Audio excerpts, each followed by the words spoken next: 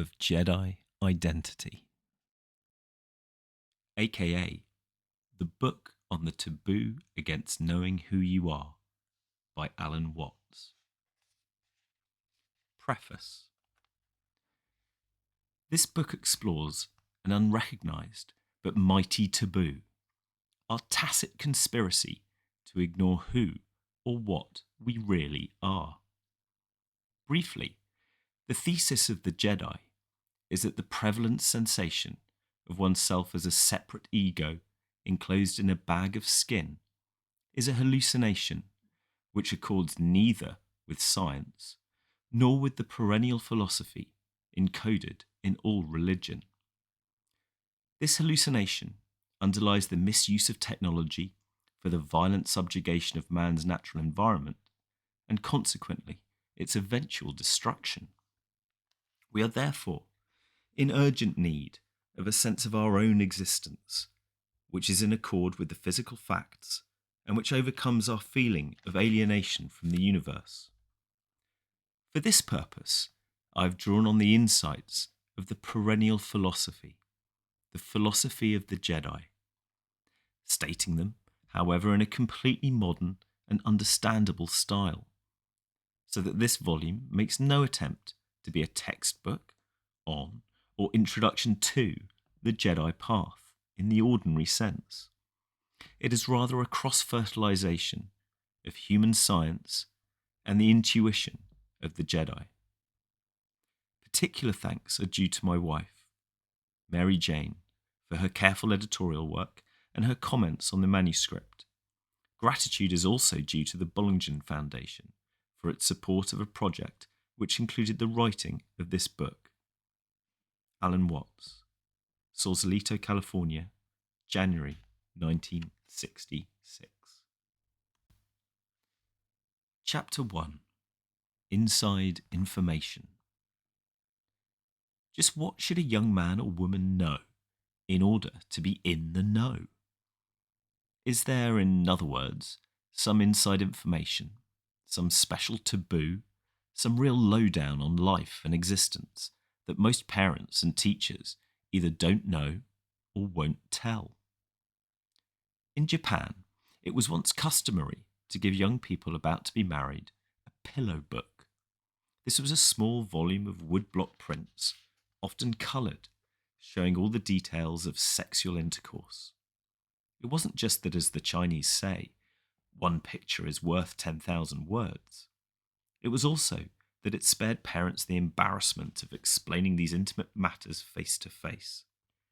But today in the West, you can get such information at any newsstand and across the internet. Sex is no longer a serious taboo. Teenagers sometimes know more about it than adults. But if sex is no longer the big taboo, what is? For there is always something taboo, something repressed, unadmitted, or just glimpsed quickly out of the corner of one's eye because a direct look is too unsettling. Taboos lie within taboos, like the skins of an onion. What, then, would be the book which fathers might slip to their sons, mothers to their daughters, and masters to their padawans, without ever admitting it openly? In some circles, there is a strong taboo on religion, even in circles where people go to church or read the Bible. Here, religion is one's own private business.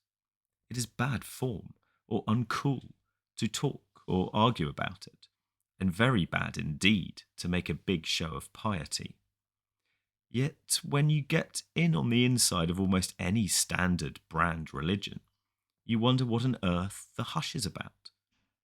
Surely the book I have in mind wouldn't be the Bible, the good book, that fascinating anthology of ancient wisdom, history, and fable, which has for so long been treated as a sacred cow that it might well be locked up for a century or two so that people could hear it again with clean ears. There are indeed secrets in the Bible, and some very subversive ones, but they are also muffled up in complications, in archaic symbols and ways of thinking that Christianity has become incredibly difficult to explain to a modern person. That is, unless you are content to water it down to being good and trying to imitate Jesus. But no one ever explains just how to do that. To do it, you must have a particular power from God, known as grace. But all that we really know about grace is that some get it and some don't. The standard brand religions, whether Jewish, Christian, Muslim, Hindu, or Buddhist, are, as now practiced, like exhausted mines, very hard to dig.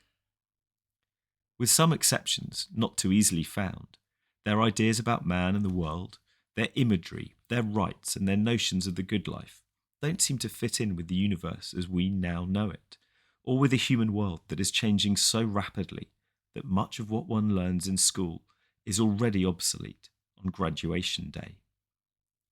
The book I am thinking about would not be religious in the usual sense, but it would have to discuss many things with which religions have been concerned.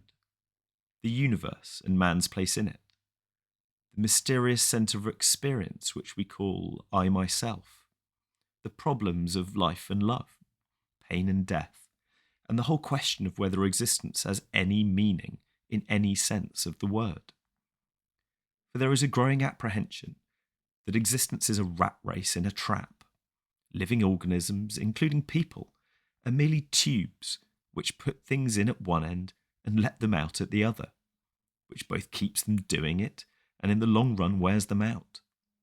So to keep the fast going, the tubes keep finding ways of making new tubes, which also put things in at one end and let them out at the other. At the input end, they even develop ganglia of nerves called brains, with eyes and ears, so that they can more easily scrounge around for things to swallow. As and when they get enough to eat, they use up their surplus energy by wiggling in complicated patterns, making all sorts of noises by blowing air in and out of the input hole, and gathering together in groups to fight with other groups.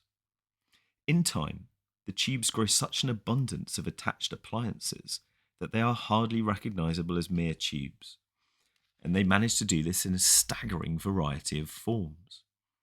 There is a vague rule not to eat tubes of your own form, but in general there is serious competition as to who is going to be the top type of tube. All of this seems marvellously futile, and yet when you begin to think about it, it begins to be more marvellous than futile. Indeed, it seems extremely odd. It is a special kind of enlightenment to have this feeling that the usual, the way things normally are, is odd, uncanny, and highly improbable.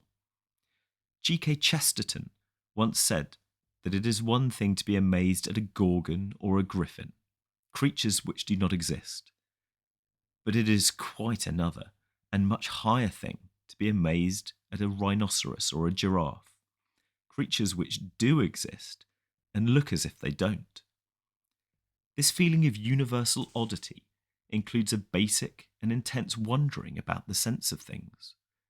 Why, of all possible worlds, this colossal and apparently unnecessary multitude of galaxies in a mysteriously curved space-time continuum, these myriads of different tube species playing frantic games of one-upmanship, these numberless ways of doing it, from the elegant architecture of the snow crystal or the diatom to the startling magnificence of the lyrebird or the peacock. Ludwig Wittgenstein and other modern logical philosophers have often tried to suppress this question by saying that it has no meaning and ought not to be asked. Most philosophical problems are to be solved by getting rid of them, by coming to the point where you see that such questions as, why this universe, are a kind of intellectual neurosis, a misuse of words, in that the question sounds sensible, but is actually as meaningless as asking, where is the universe?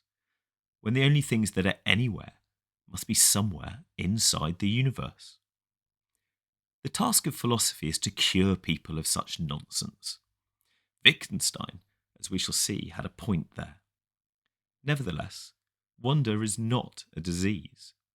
Wonder, and its expression in poetry and the arts, are among the most important things which seem to distinguish people from other animals, and intelligent and sensitive people from morons. Is there then some kind of lowdown on this astounding scheme of things? Something that never really gets out through the usual channels? For the answer, there is. It has been said again and again, but in such a fashion that we today, in this particular civilization, do not hear it. We do not realise that it is utterly subversive, not so much in the political and moral sense, as in that it turns our ordinary view of things, our common sense, inside out and upside down. It may, of course, have political and moral consequences, but as yet we have no clear idea of what they may be. Hitherto, this inner revolution of the mind has been confined to rather isolated individuals. It has never, to my knowledge, been widely characteristic of communities or societies. It has often been thought too dangerous for that. Hence the taboo. But the world is in an extremely dangerous situation, and serious diseases often require the risk of a dangerous cure, like the Pasteur serum for rabies. It is not that we simply blow up the planet with nuclear bombs, strangle ourselves with overpopulation, destroy our natural resources through poor conservation, or ruin the soil and its products with improper understood chemicals and pesticides. Beyond all these is the possibility that civilization may be a huge technological success, but through methods that most people will find baffling, frightening, and disorientating, because for one reason alone the methods will keep changing. It may be like playing a game in which the rules are constantly changed without ever being made clear, a game from which one cannot withdraw without suicide, and in which one can never return to an older form of the game. But the problem of people and techniques is almost always stated in the wrong way. It is said that humanity has evolved one-sidedly, growing in technical power without the comparable growth in moral integrity, or as some would prefer to say, without comparable progress in education and rational thinking. Yet the problem is more basic. The root of the matter is the way in which we feel and conceive ourselves as human beings, our sensation of being alive, of individual existence and identity. We suffer from a hallucination, from a false and distorted sensation of our own existence as living organisms. Most of us have the sensation that I, myself, is a separate centre of feeling and action, living inside and bounded by the physical body, a centre which confronts an external world of people and things, making contact through the senses with a universe both alien and strange. Everyday figures of speech reflect this illusion. I came into this world. You must face reality. The conquest of nature. This feeling of being lonely and very temporary visitors in the universe is in flat contradiction to everything known about people and all other living organisms in the sciences. We do not come into this world, we come out of it as leaves from a tree. As the ocean waves, the universe peoples. Every individual is an expression of the whole realm of nature, a unique action of the total universe. This fact is rarely, if ever, experienced by most individuals. Even those who know it to be true in theory do not sense it or feel it, but continue to be aware of themselves as isolated egos inside bags of skin. The first result of this illusion is that our attitude to the world outside us is largely hostile. We are forever conquering nature, space, mountains, deserts, bacteria, and insects, instead of learning to cooperate with them in a harmonious order.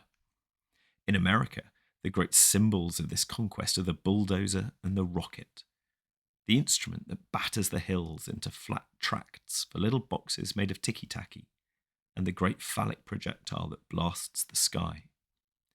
Nonetheless, we have fine architects who know how to fit houses into hills without ruining the landscape, and astronomers who know that the Earth is already way out in space, and that our first need for exploring other worlds is sensitive electronic instruments which, like our eyes, will bring the most distant objects into our own brains.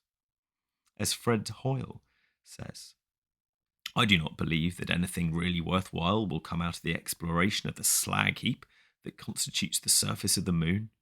Nobody should imagine that the enormous financial budget of NASA implies that astronomy is now well supported.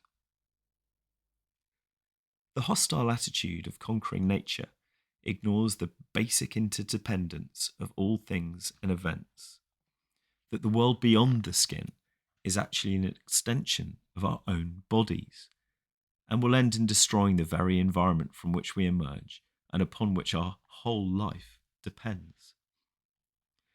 The second result of feeling that we are separate minds in an alien and mostly stupid universe is that we have no common sense, no way of making sense of the world upon which we are agreed in common.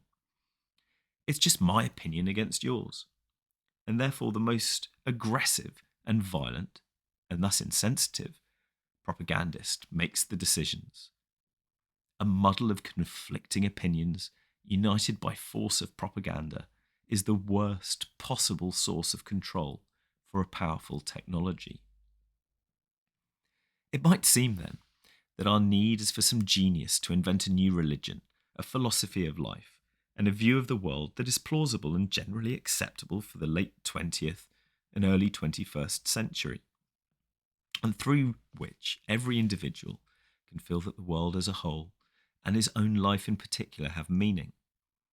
This, as history has shown repeatedly, is not enough. Religions are divisive and quarrelsome. They are a form of one-upmanship because they depend upon separating the saved from the damned, the true believers from the heretics, the in-group from the out-group. Even religious liberals play the game of we're more tolerant than you. Furthermore, as systems of doctrine, symbolism, and behaviour, religions harden into institutions that must command loyalty, be defended, and kept pure. And all because belief is fervent hope, and thus a cover-up for doubt and uncertainty. Religions must make converts. The more people who agree with us, the less nagging insecurity about our position. In the end, one is committed to being a Christian or a Buddhist, come what may, in the form of new knowledge. New and indigestible ideas have to be wangled into the religious tradition, however inconsistent with its original doctrines, so that the believer can still take his stand and assert, I am first and foremost a follower of Christ, Muhammad, Buddha, or whomever. Irrevocable commitment to any religion is not only intellectual suicide, it is positive unfaith, because it closes the mind to any new vision of the world. Faith is, above all, openness, an act of trust in the unknown. An ardent Jehovah's Witness once tried to convince me that if there were a God of love, he would certainly provide mankind with a reliable and infallible textbook for the guidance of conduct. I replied that no considerate God would destroy the human mind by making it so rigid and unadaptable as to depend upon one book, the Bible, for all the answers. For the use of words, and thus of a book, is to point beyond themselves to a world of life and experience that is not mere words or even ideas, just as money is not real, consumable wealth. Books are not life. To idolize scriptures is like eating paper currency. Therefore, the book that I would slip to my children would itself be slippery. It would slip them into a new domain, not of ideas alone, but of experience and feeling. It would be a temporary medicine, not a diet, a point of departure, not a perpetual point of reference. They would read it and be done with it, for if it were well and clearly written, they would not have to go back to it again and again for hidden meanings or clarification of obscure doctrine. We do not need a new religion or a new Bible. We need a new experience, a new feeling of what it is to be I. We need to develop the Jedi identity. The lowdown, which is of course the secret and profound view on life, is that our normal sensation of self is a hoax, or at best a temporary role that we are playing, or have been conned into playing, with our own tacit consent, just as every hypnotized person is basically willing to be hypnotized. The most strongly enforced of all known taboos is the taboo against knowing who or what you really are behind the mask of your apparently separate, independent, and isolated ego. I'm not thinking of Freud's barbarous id or unconscious as the actual reality behind the facade of personality. Freud, as we shall see, was under the influence of a 19th century fashion called reductionism, a curious need to put down human culture and intelligence by calling it a fluky byproduct of blind and irrational forces. They worked very hard then to prove that grapes can grow on thorn bushes. As is so often the way, what we have suppressed and overlooked is something startlingly obvious. The difficulty is that it is so obvious and basic that one can hardly find the words for it. The Germans call it a Hintergedanke, an apprehension lying tacitly in the back of our minds, which we cannot easily admit, even to ourselves. The sensation of I, as a lonely and isolated centre of being, is so powerful and commonsensical, and so fundamental to our modes of speech and thought, to our laws and social institutions, that we cannot experience selfhood except as something superficial in the scheme of the universe. I seem to be a brief light that flashes but once in all the aeons of time, a rare, complicated, and all too delicate organism on the fringe of biological evolution, where the wave of life bursts into individual, sparkling, and multicoloured drops that gleam for a moment only to vanish forever. Under such conditioning, it seems impossible and even absurd to realise that my self does not reside in the drop alone, but in the whole surge of energy which ranges from the galaxies to the nuclear fields in my body. At this level of existence, I am immeasurably old. My forms are infinite, and their comings and goings are simply the pulses or vibrations of a single and eternal flow of energy. From now on, we will call this eternal flow of energy the Force. The difficulty in recognizing the Force to be so is that conceptual thinking cannot grasp it. It is as if the eyes were trying to look at themselves directly, or as if one were trying to describe the colour of a mirror in terms of colours reflected in the mirror.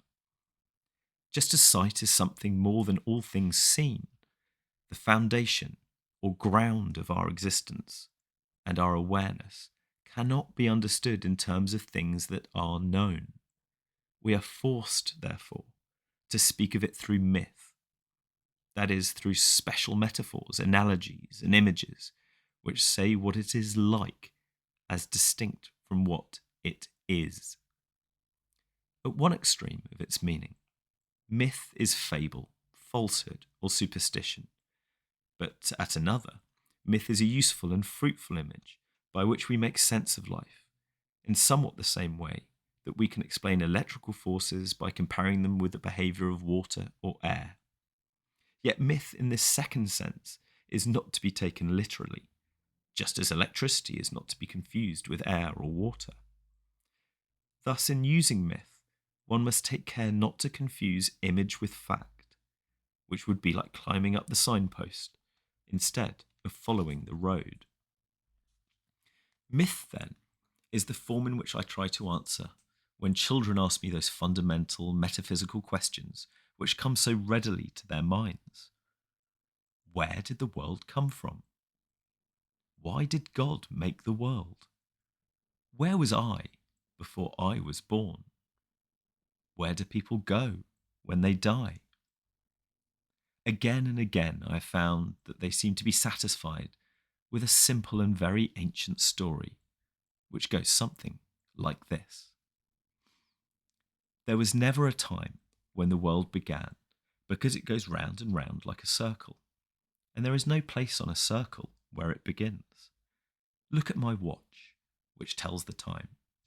It goes round, and so the world repeats itself again and again.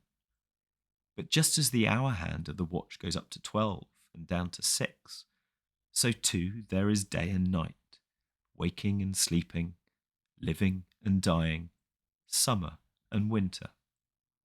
You can't have any one of these without the other, because you wouldn't be able to know what black is unless you had seen it side by side with white, or white unless side by side with black. In the same way, there are times when the world is, and times when it isn't.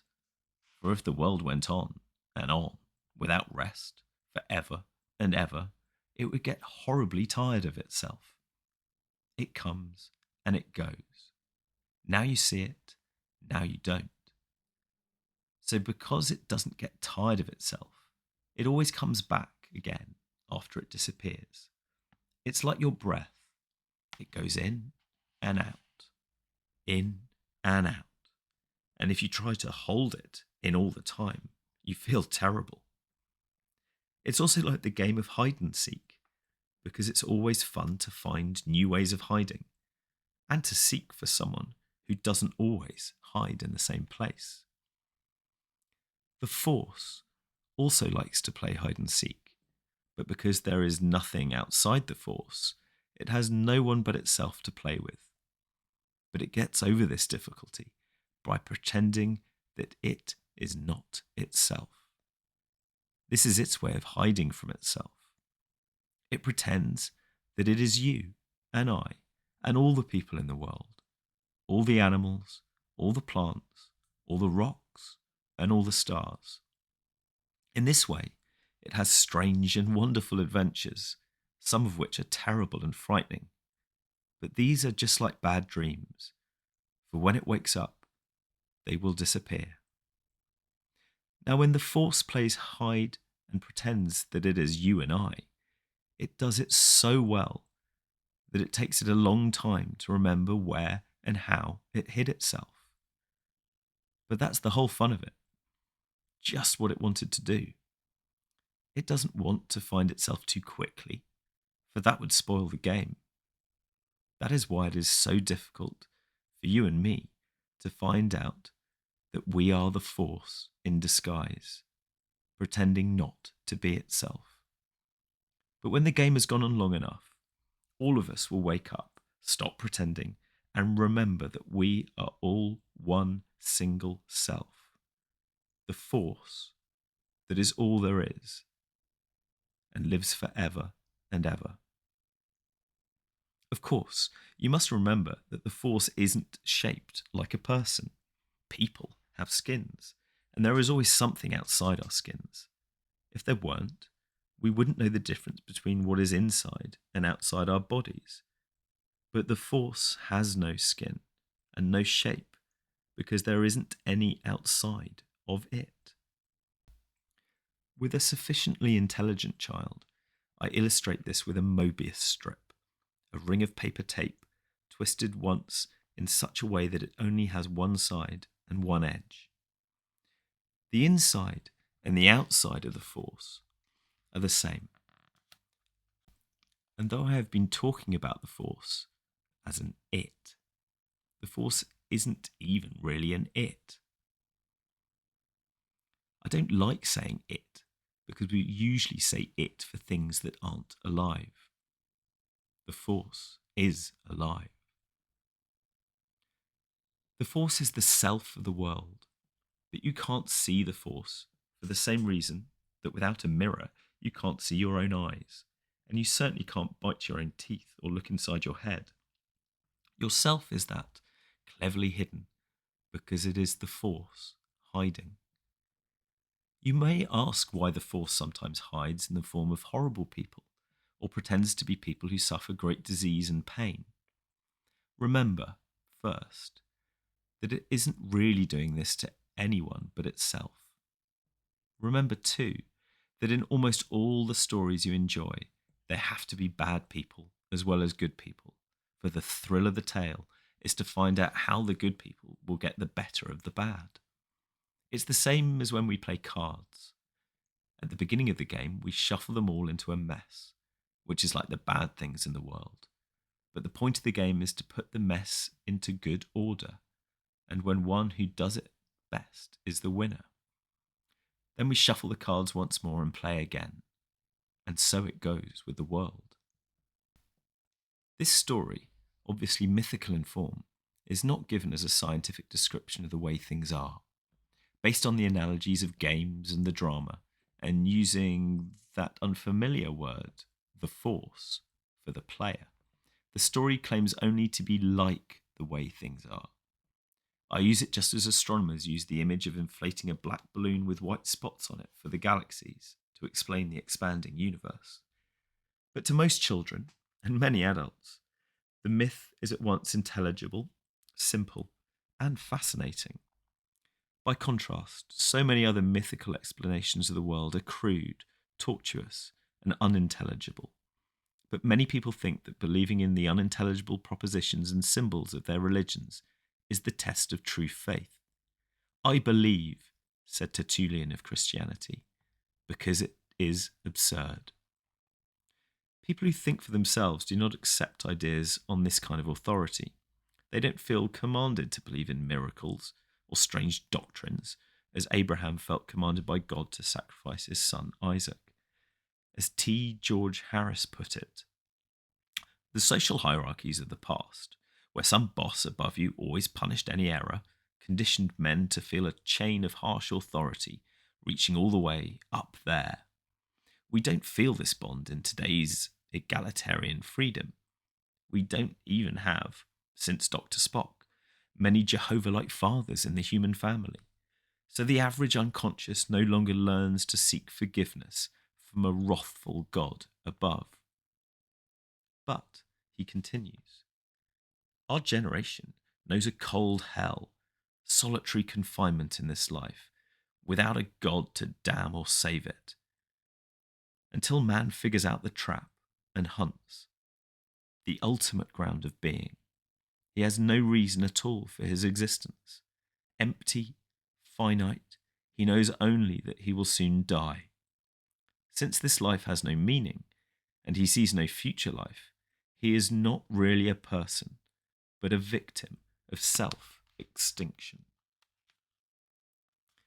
The ultimate ground of being is Paul Tillich's decontaminated term for God, and would also do for the self of the world, as I put it in my story for children. But the secret which my story slips over to the child is that the ultimate ground of being, the Force, is you. Not, of course, the everyday you, which the ground is assuming or pretending to be, but that inmost self, which escapes inspection because it's always the inspector. This, then, is the taboo of taboos. You're it. You are the Force. Yet in our culture, this is the touchstone of insanity, the blackest of blasphemies, and the wildest of delusions. This, we believe, is the ultimate in megalomania, an inflation of the ego to complete absurdity. For though we cultivate the ego with one hand, we knock it down with the other. From generation to generation, we kick the stuffing out of our children to teach them to know their place and to behave, think, and feel with proper modesty as befits one little ego among many. As my mother used to say, you're not the only pebble on the beach. Anyone in their right mind who believes that they are God should be crucified or burned at the stake. Though now we take the more charitable view that no one in his right mind could believe such nonsense. Only a poor idiot could conceive themselves as the omnipotent ruler of the world and expect everyone else to fall down and worship. But this is because we think of God as the king of the universe, the absolute technocrat, who personally and consciously controls every detail of his cosmos. And that is not the kind of God in my story. In fact, it isn't my story at all. For any student of the history of religions will know that it comes from the perennial philosophy and is the mythical way of explaining the inner truth of all religious and spiritual experience. The perennial philosophy is the basis on which all religions, through time immemorial, are based. Sophisticated theologians, and indeed the Jedi, do not think of the Force as a special and separate super person who rules the world from above, like a monarch. The Force is underneath, rather than above, everything, and it plays the world from the inside. One might say that if religion is the opium of the people, the Jedi have the inside dope. What is more, no Jedi can realize that they are the Force in disguise without seeing it at the same time that this is true of everyone and everything else. In the perennial philosophy, nothing exists except the Force. There seem to be other things than the Force, but only because it is dreaming them up and making them its disguises to play hide and seek with itself. The universe of seemingly separate things is therefore real only for a while, not eternally real, for it comes and goes as the Force hides and seeks itself. But the perennial philosophy is much more than the idea or the belief that this is so. It is centrally and above all the experience, the immediate knowledge of it being so. And for this reason, such a complete subversion of our ordinary way of seeing things. It turns the world inside out and outside in. Likewise, a saying attributed to Jesus runs, "When you make the two one, and when you make the inner as the outer, and the outer as the inner, and the above as the below, then shall you enter the kingdom. I am the light that is above them all. I am the all. The all came forth from me, and the all attained to me.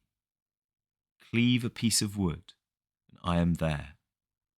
Lift up the stone, and you will find me there." Today, the perennial philosophy comes down to us after centuries of involvement with all the forms, attitudes, and symbols across all religious cultures in their flowering. As often set forth, the perennial philosophy rings few bells in modern people and attracts mostly the fastidiously spiritual and diaphanous kind of people for whom incarnation in a physical body is just too disgusting to be borne. But it is possible to state its essentials in a present-day idiom. And when this is done without exotic trappings, Sanskrit terminology, and excessive postures of spirituality, the message is not only clear to people with no special interest in religion, it is also the very jolt that we need to kick ourselves out of our isolated sensation of self. But this must not be confused with our usual ideas of the practice of unselfishness, which is the effort to identify with others and their needs, while still under the strong illusion of being no more than a skin-contained ego. Such unselfishness is apt to be a highly refined egotism, comparable to the in-group which plays the game of we're more tolerant than you. The Vedanta was not originally moralistic. It did not urge people to ape the saints without sharing their real motivations, or to ape motivations without sharing the knowledge which sparks them. For this reason, the book I would pass to my children would contain no sermons, no shoulds or oughts. Genuine love comes from knowledge, not from a sense of duty or guilt. My wish would be to tell not how things ought to be, but how they are, and how and why we ignore them as they are. You cannot teach an ego to be anything but egotistic, even though egos have the subtlest ways of pretending to be reformed. The basic thing is therefore to dispel, by experiment and experience, the illusion of oneself as a separate ego. The consequences may not be behaviour along the lines of conventional morality. It may well be as the squares said of Jesus, "Look at him, a glutton and a drinker, a friend of tax gatherers and sinners." Furthermore, on seeing through the illusion of the ego, it is impossible to think of oneself as better than or superior to others for having done so. In every direction, there is just the one self, the force, playing its myriad games of hide and seek. Birds are not better than the eggs from which they have broken. Indeed, it could be said that a bird is one egg's way of becoming other eggs. Egg is ego, and bird is the liberated self. There is a Hindu myth of the self as a divine swan which laid the egg from which the world was hatched. Thus, I am not even saying that you ought to break out of your shell. Sometime, somehow, you, the real you, the self, the force, will do it anyhow. But it is not impossible that the play of the self will be to remain unawakened in most of its human disguises, and so bring the drama of life on earth to its close in a vast explosion. Another Hindu myth says that as time goes on, life in the world gets worse and worse, until at last the destructive aspect of the self, the god Shiva, dances a terrible dance which consumes everything in fire. There follow, says the myth, 4,320,000 years of total peace, during which the self is just itself and does not play hide. And then the game begins again, starting off as a universe of perfect splendour, which begins to deteriorate only after 1,728,000 years. And every round of the game is so designed that the forces of darkness present themselves for only 1/3 of the time, enjoying at the end a brief but quite illusory triumph. Today, we calculate the life of this planet alone in much vaster periods. But of all ancient civilizations, the Hindus had the most imaginative vision of cosmic time. Yet remember, this story of the cycles of the world's appearance and disappearance is myth, not science, parable rather than prophecy. It is a way of illustrating the idea that the universe is like the game of hide and seek. If, then, I am not saying that you ought to awaken from the ego illusion and help save the world from disaster, why this book? Why not sit back and let things take their course? Simply that it is part of things taking their course that I write. As a human being, it is just my nature to enjoy and share philosophy. I do this in the same way that some birds are eagles, and some doves, some flowers lilies, and some roses. I realise too that the less I preach, the more likely I am to be heard.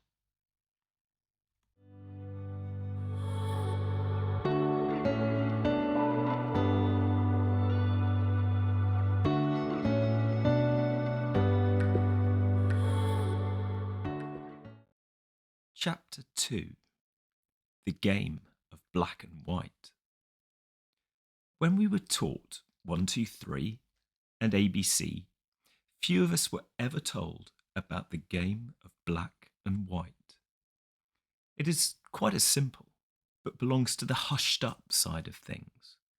Consider first that all your 5 senses are differing forms of one basic sense, something like touch. Seeing is highly sensitive touching.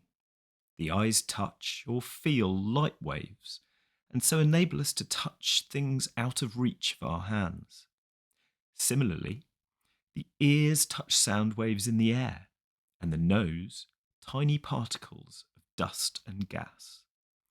But the complex patterns and chains of neurons which constitute these senses are composed of neuron units which are capable of changing between just 2 states, on and off. To the central brain, the individual neuron signals either yes or no. That's all.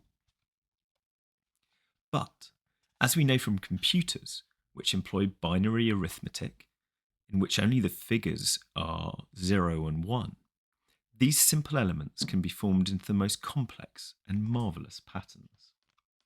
In this respect, our nervous system and 0-1 computers are much like everything else, for the physical world is essentially vibration.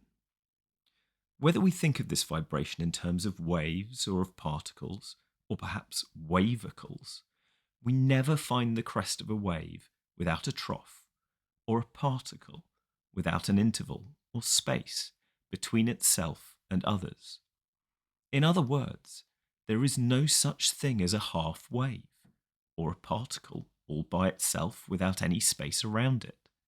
There is no on without off, no up without down. Although sounds of high vibration seem to be continuous, to be pure sound, they are not. Every sound is actually sound silence, or the ear does not register this consciously when the alteration is too rapid. The silences appear only in, say, the lowest audible notes of an organ.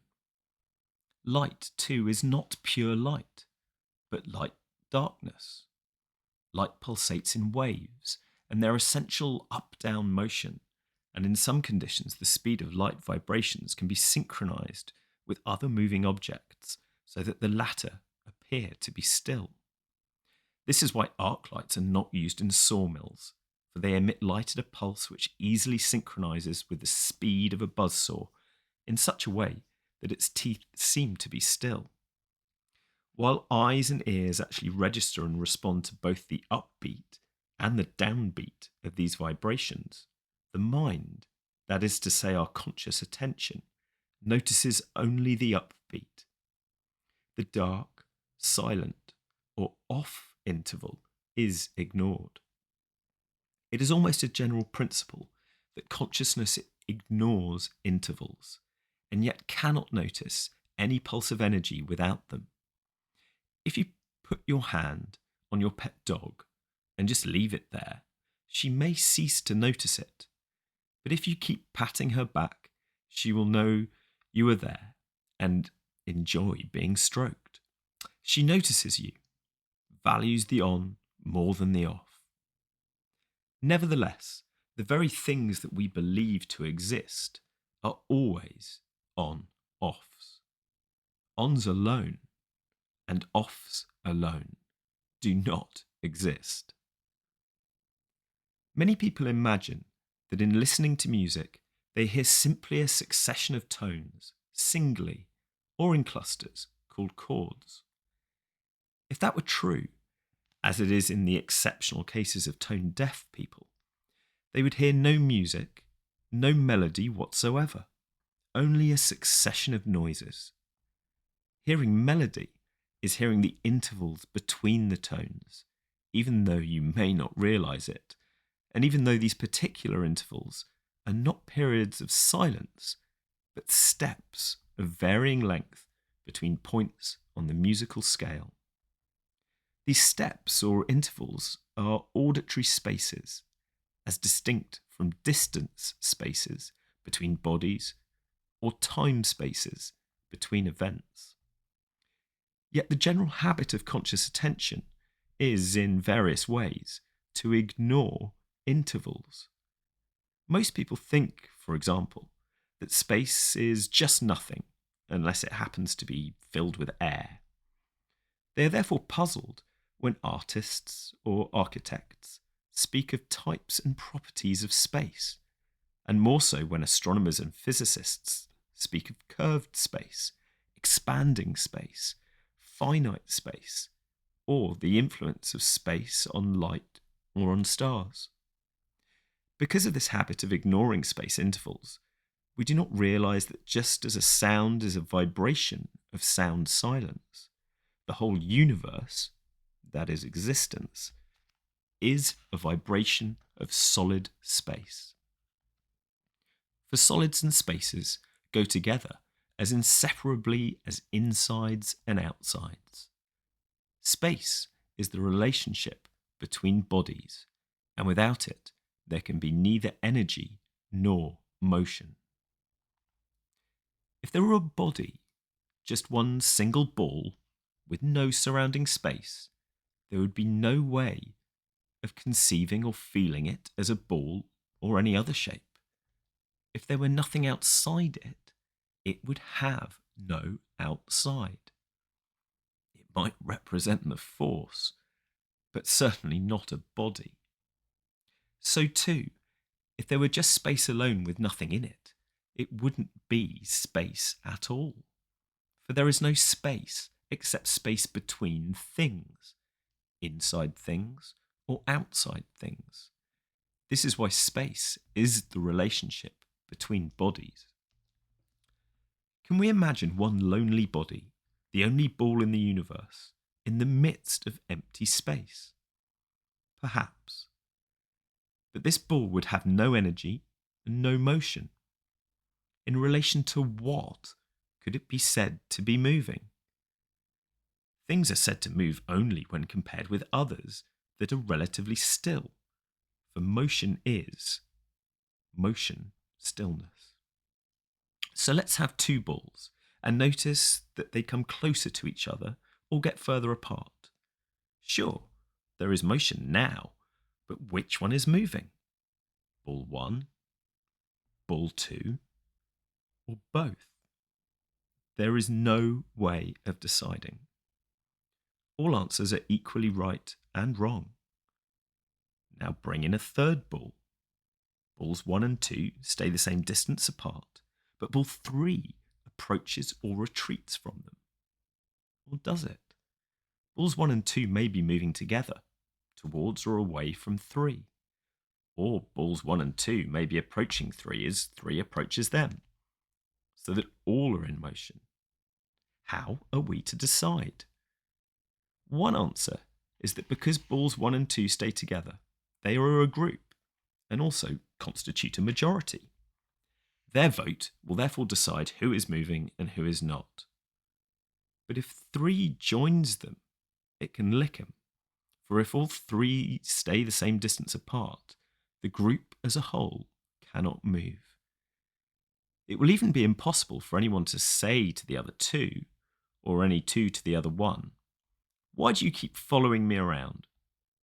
For the group as a whole will have no point of reference to know whether it is moving or not. Note that whereas 2 balls alone can move only in a straight line, 3 balls can move within a surface, but not in 3 dimensions. The moment we add a 4th ball, we get the 3rd dimension of depth, and now it would seem that our 4th ball can stand apart from the other 3, take an objective view of their behaviour, and act as the referee. Yet when we have added the 4th, which one is it? Any one of them can be in the 3rd dimension with respect to the other 3. This might be called a first lesson in relativity, for the principle remains the same no matter how many balls are added, and therefore applies to all celestial bodies in this universe, and to all observers of their motion, wheresoever located. Any galaxy any star, any planet, or any observer can be taken as the central point of reference, so that everything is central in relation to everything else. Now, in all this discussion, one possibility has been overlooked. Suppose that the balls don't move at all, but that the space between them moves. After all, we speak of a distance, i.e., space, increasing or decreasing as if it were a thing that could do something. This is the problem of the expanding universe. Are the other galaxies moving away from ours, or ours from them, or all from each other? Astronomers are trying to settle the problem by saying that space itself is expanding. But again, who is to decide? What moves? The galaxies or the space? The fact that no decision can be reached is itself the clue to the answer. Not just that both the galaxies and space are expanding, as if they were two different agents, but that something which we must clumsily call galaxy space or solid space is expanding. The problem comes up because we ask the question in the wrong way. We supposed that solids were one thing and space quite another, or just nothing whatever. Then it appeared that space was no mere nothing, because solids couldn't do without it. But the mistake in the beginning was to think of solids and space as two different things, instead of as two aspects of the same thing. The point is that they are different but inseparable, like the front end and the rear end of a cat. Cut them apart and the cat dies. Take away the crest of the wave and there is no trough. A similar solution applies to the ancient problem of cause and effect. We believe that everything and every event must have a cause, that is, some other thing or event, and that it will in its turn be the cause of other effects. So how does a cause lead to an effect? To make it much worse, if all that I think or do is a set of effects, then there must be causes for all of them going back into the indefinite past. If so, I can't help what I do. I am simply a puppet pulled by strings that go back into times far beyond my vision. This is the so-called problem of free will. Again, this is a problem which comes from asking the wrong question. Here is someone who has never seen a cat. He is looking through a narrow slit in a fence, and on the other side a cat walks by. He sees first the head, then the less distinctly shaped furry trunk, and then the tail. Extraordinary! The cat turns round and walks back, and again he sees the head, and a little later the tail. This sequence begins to look like something regular and reliable. Yet again, the cat turns round, and he witnesses the same regular sequence. First the head, and later the tail. Thereupon he reasons that the event head is the invariable and necessary cause of the event tail, which is the head's effect. This absurd and confusing gobbledygook comes from his failure to see that the head and tail go together. They are all one cat. The cat wasn't born as a head, which sometime later caused a tail. It was born all of a piece, a head-tailed cat. Our observer's trouble was that he was watching it through a narrow slit and couldn't see the whole cat at once. The narrow slit in the fence is much like the way in which we look at life by conscious attention, for when we attend to something, we ignore everything else. Attention is narrowed perception.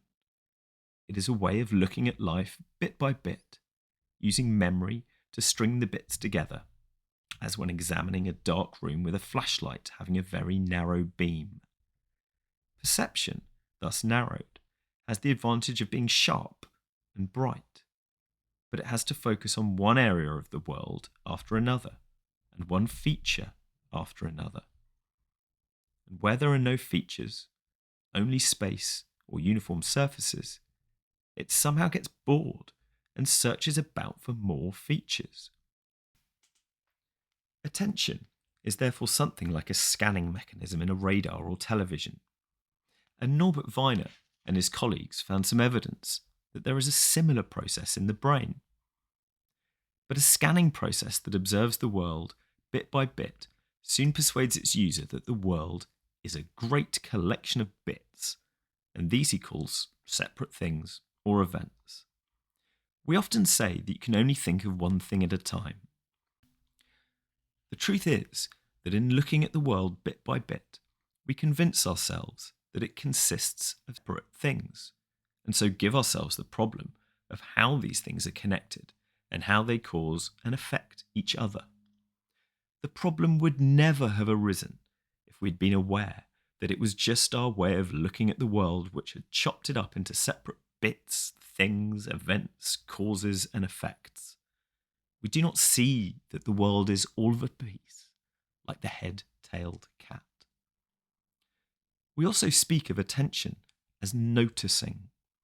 To notice is to select, to regard some bits of perception or some features of the world as more noteworthy, more significant than others. To these we attend, and the rest we ignore, for which reason conscious attention is at the same time ignorance, i.e., ignorance, despite the fact that it gives us a vividly clear picture of whatever we choose to notice. Physically, we see, hear, smell, taste, and touch innumerable features that we never notice. You can drive 30 miles, talking all the time to a friend.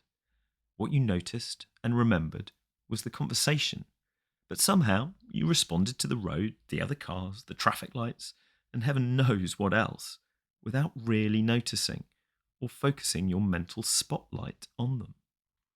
So too, you can talk to someone at a party without remembering, for immediate recall, what clothes he or she was wearing, because they were not noteworthy or significant to you.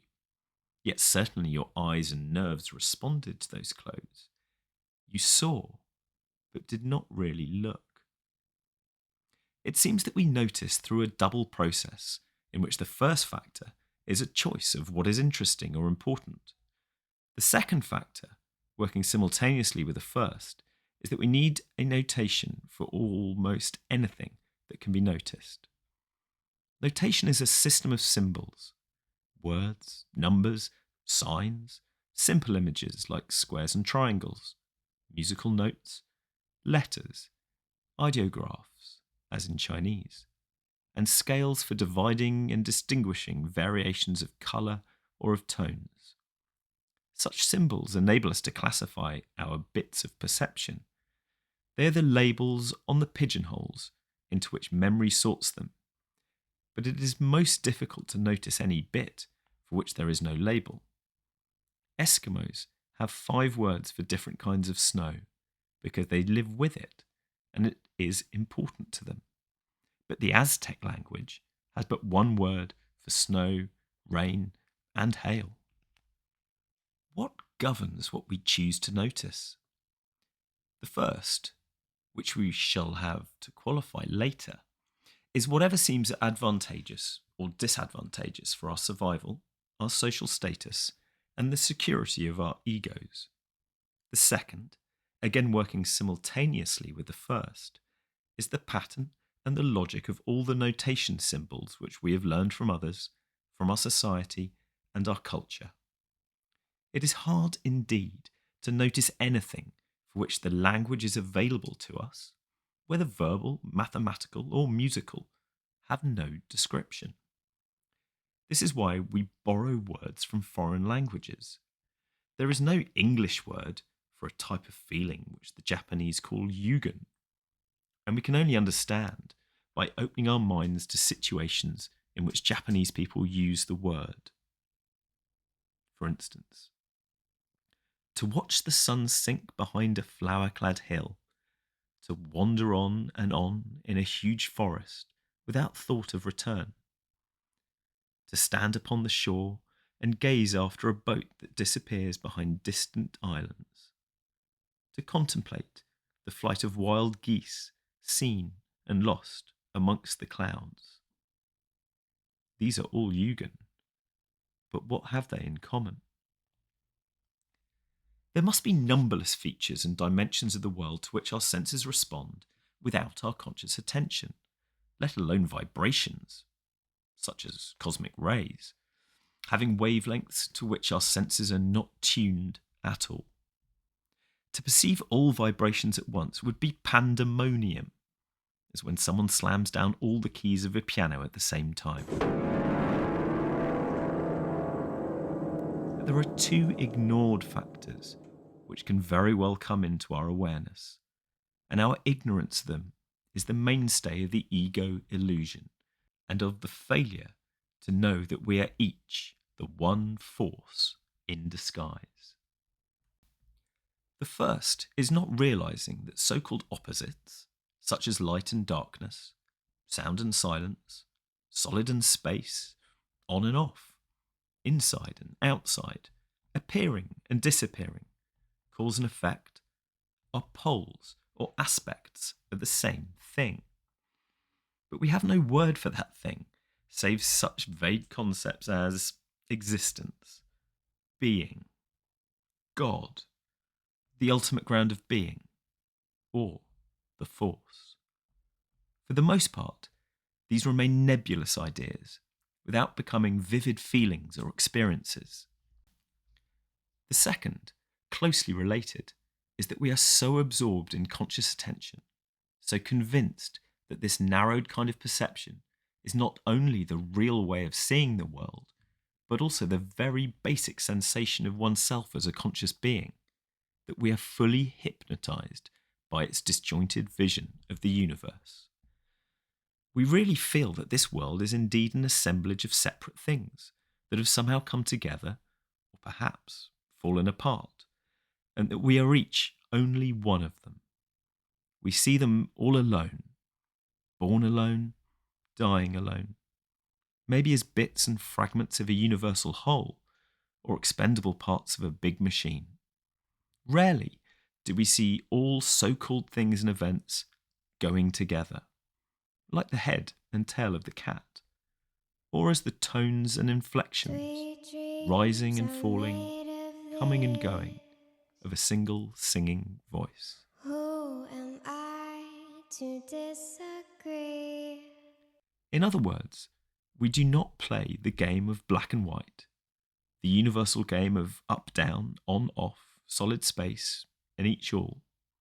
Instead, we play the game of black versus white, or more usually, white versus black. For especially when rates of vibration are slow, as with day and night, or life and death, we are forced to be aware of the black or negative aspect to the world. Then, not realizing the inseparability of the positive and negative poles of the rhythm, we are afraid that black may win the game. It is a fight haunted by a sense of chronic frustration, because we are doing something as crazy as trying to keep the mountains and get rid of the valleys. The principal form of this fight is life versus death, the so-called battle for survival, which is supposed to be the real, serious task of all living creatures. This illusion is maintained, A, because the fight is temporarily successful. We go on living until we don't. And B, because living requires effort and ingenuity, though this is also true of games, as distinct from fights. So far as we know, animals do not live in a constant anxiety about sickness and death as we do, because they live in the present. Nevertheless, they will fight when in hunger or when attacked. We must, however, be careful of taking animals as models of perfectly natural behaviour.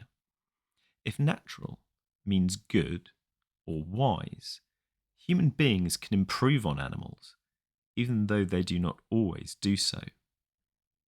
But human beings especially in so-called advanced civilizations, make death the great bogey. This has something to do with the popular Christian belief that death will be followed by the dread last judgment, when sinners will be consigned to the temporary horrors of purgatory or the everlasting agony of hell. More usual today is the fear that death will take us into everlasting nothingness, as if that could be some sort of experience like being buried alive forever. No more friends, no more sunlight and birdsong, no more love or laughter, no more ocean and stars, only darkness without end. Do not go gentle into that good night. Rage, rage against the dying of the light. Imagination cannot grasp simple nothingness, and must therefore fill the void with fantasies, as in the experiments with sensory deprivation, where subjects are suspended weightlessly in sound and light-proof rooms. When death is considered the final victory of black over white in the deadly serious battle of white must win, the fantasies which fill the void are largely ghoulish. Even our popular fantasies of heaven are on the grim side, because the usual image of God is of a very serious and awesome grandfather, enthroned in a colossal church. And, of course, in church one may decorously rejoice, but not have real, rip-roaring fun. Oh, what their joy and their glory must be, those endless Sabbaths the blessed ones see. Who wants to be stuck in church, wearing a surplice, and singing Alleluia forever? Of course, the images are strictly symbolic, but we all know how children feel about the old-time Protestant Sabbath, and God's good book bound in black with its terrible typography. Intelligent Christians outgrow this bad imagery, but in childhood it has seeped into the unconscious, and it continues to contaminate our feelings about death. Individual feelings about death are conditioned by social attitudes, and it is doubtful that there is any one natural and inborn emotion connected with dying. For example, it used to be thought that childbirth should be painful, as a punishment for original sin, or for having had so much fun conceiving the baby. For God had said to Eve and all her daughters, "In sorrow thou shalt bring forth children." Thus, when everyone believed that in having a baby it was a woman's duty to suffer, women did their duty, and many still do. We were much surprised, therefore, to find women in so-called primitive societies who could just squat down and give birth while working in the fields, bite the umbilical cord, wrap up the baby, and go on their way. It wasn't that their women were tougher than ours, but just that they had a different attitude. For our own gynecologists have recently discovered that many women can be conditioned psychologically for natural and painless childbirth. The pains of labour are renamed tensions, and the mother-to-be is given preparatory exercises in relaxing to tension and cooperating with it. Birth, they are told, is not a sickness. One goes to hospital just in case anything should go wrong, though many gynecologists will let their patients give birth at home now. Premature death may come as a result of sickness, but, like birth, death as such is not a sickness at all. It is the natural and necessary end of human life, as natural as leaves falling in the autumn. Perpetual leaves are, as we know, made of plastic, and there may come a time when surgeons will be able to replace all of our organs with plastic substitutes, so that you will achieve immortality by becoming a plastic model of yourself. Physicians should therefore explore the possibility of treating death and its pangs as they have treated labour and its pains. Death is, after all, a great event. So long as it is not imminent, we cling to ourselves and our lives in chronic anxiety. however pushed into the back of the mind. But when the time comes where clinging is no longer of the least avail, the circumstances are ideal for letting go of oneself completely. When this happens, the individual is released from his ego prison.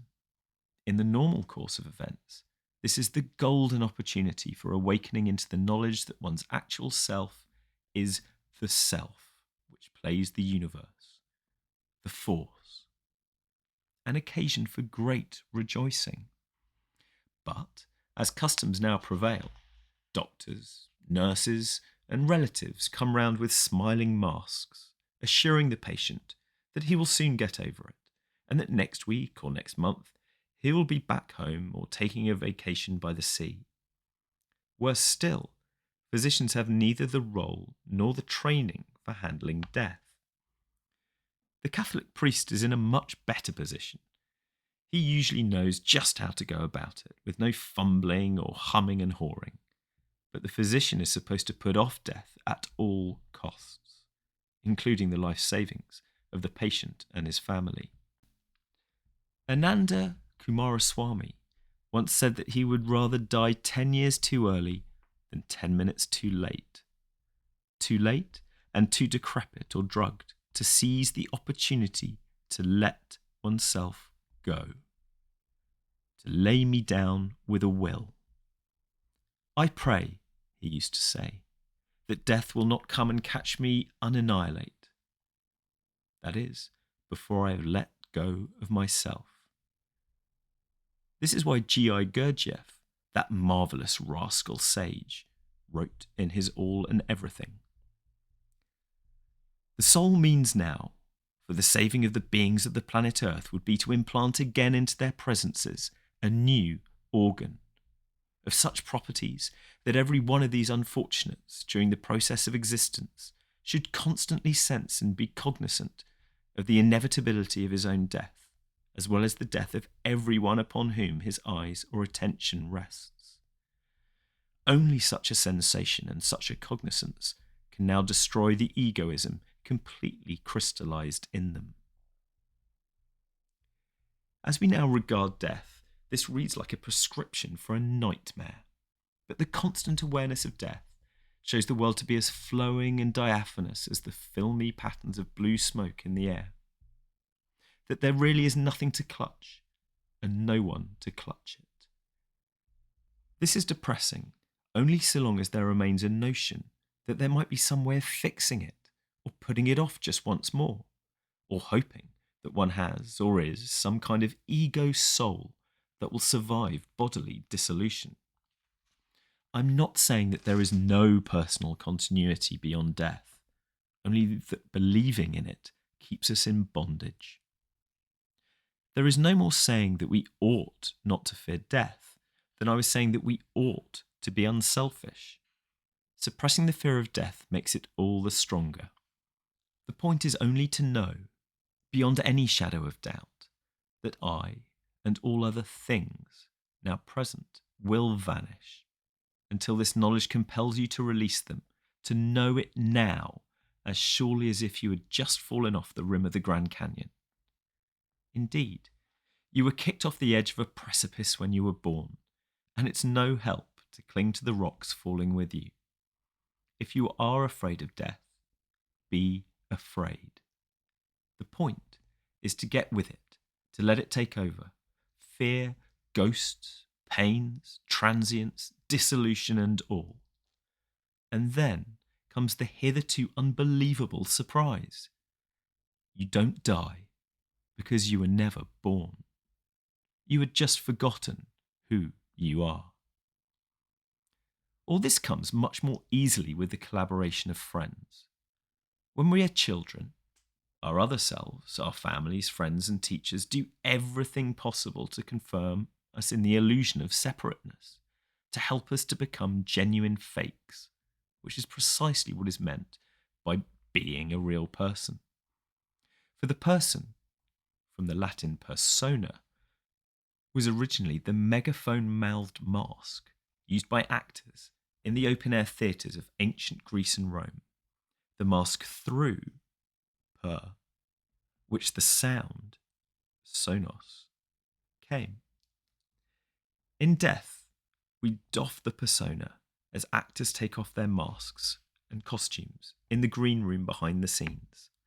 And just as their friends come behind the stage to congratulate them on the performance, so one's own friends should gather at the deathbed to help one out of one's mortal role, to applaud the show, and even more, to celebrate with champagne or sacraments, according to taste, the great awakening of death. There are many other ways in which the game of black and white has switched into the game of white must win. And like the battle for survival, they depend upon ignoring or screening out of consciousness the interdependence of the two sides. In a curious way, this is of course part of the game of black and white itself, because forgetting or ignoring their interdependence is hide in the game of hide and seek. Hide and seek is, in turn, the game of black and white. By way of illustration, we can take an excursion into an aspect of science fiction which is very rapidly becoming science fact.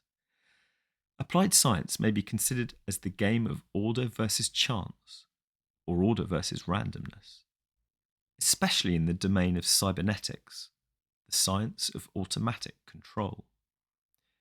By means of scientific prediction and its technical applications, we are trying to gain maximum control over our surroundings and ourselves. In medicine, communications, industrial production, transportation, finance, commerce, housing, education, psychiatry, criminology, and law, we are trying to make foolproof systems to get rid of the possibility of mistakes.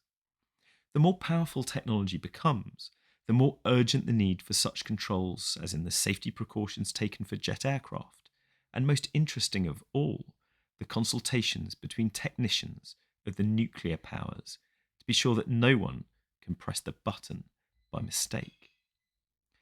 The use of powerful instruments, with their vast potentialities for changing man and his environment, requires more and more legislation, licensing and policing, and thus more and more complex procedures for inspection and keeping records. Great universities, for example, have vice presidents in charge of relations with the government and large staffs of secretaries to keep up with the mountains of paperwork involved. At times, the paperwork recording what has been done seems to become more important than what it records. Students' records in the registrar's office are often kept in safes and vaults, but not so the books in the library, unless extremely rare or dangerous. So, too, the administration building becomes the largest and most impressive structure on the campus, and faculty members find that more and more of their time for teaching and research must be devoted to committee meetings and form filling to take care of the mere mechanics of the running of the institution. For the same reasons, it is ever more difficult to operate a small business which cannot afford to take care of the financial and legal red tape which the simplest enterprises must now respect. The ease of communication through such mass media as television, radio, books, and periodicals enables a single, articulate individual to reach millions. Yet the telephone and the post office enable a formidable fraction of those millions to talk back, which can be flattering and pleasing, except that there is no way of giving individual replies, especially when correspondents seek advice for personal or specialised problems. Only the president or the prime minister or the heads of huge corporations can afford the staff and machinery to cope with so much feedback. The speed and efficiency of transportation by superhighway and air in many ways restricts freedom of travel. It is increasingly difficult to take a walk, except in such reservations for wanderers as state parks. But the nearest state park to my home has, at its entrance, a fence plastered with a long line of placards saying, "No fires, no dogs, no hunting, no camping, smoking prohibited, no horse riding, no swimming, no washing." I never did get that one. Picnics restricted to designated areas. Miles of what used to be free and easy beaches are now state parks, which close at 6 p.m, so that one can no longer camp there for a moonlight feast. Nor can one swim outside a 100-yard span watched by a guard, nor venture more than a few hundred feet into the water. All in the cause of safety first and foolproof living. Just try taking a stroll after dark in a nice American residential area. If you can penetrate the wire fences along the highways and then wander along a pleasant lane, you may well be challenged from a police car. Where are you going? Aimless strolling is suspicious and irrational. You are probably a vagrant or a burglar. You are not even walking the dog. How much money are you carrying? Surely you could have afforded to take the bus, and if you have little or no cash, you are clearly a bum and a nuisance. Any competent housebreaker would approach his quarry in a Cadillac. Orderly travel now means going at the maximum speed for safety from point to point, but most reachable points are increasingly cluttered with people and parked cars, so less worth going to see. And for similar reasons, it is ever more inconvenient to do business in the centres of our greatest cities. Real travel requires a maximum of unscheduled wandering. There is no other way of discovering surprises and marvels, which, as I see it, is the only good reason for not staying at home. As already suggested, fast intercommunication between points is making all points the same point. Waikiki Beach is just a mongrelized version of Atlantic City, Brighton, and Miami. Despite the fact that more accidents happen in the home than anywhere else, increasing efficiency of communication and of controlling human behaviour can, instead of liberating us into the air like birds, fix us to the ground like toadstools.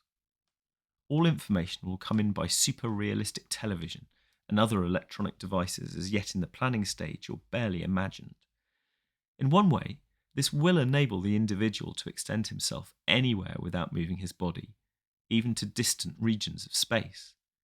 But this will be a new kind of individual, an individual with a colossal external nervous system reaching out and out into infinity. And this electronic nervous system will be so interconnected with all individuals plugged in, will tend to share the same thoughts, the same feelings, and the same experiences. There may be specialized types, just as there are specialized cells and organs in our bodies, for the tendency will be for all individuals to coalesce into a single bioelectronic body.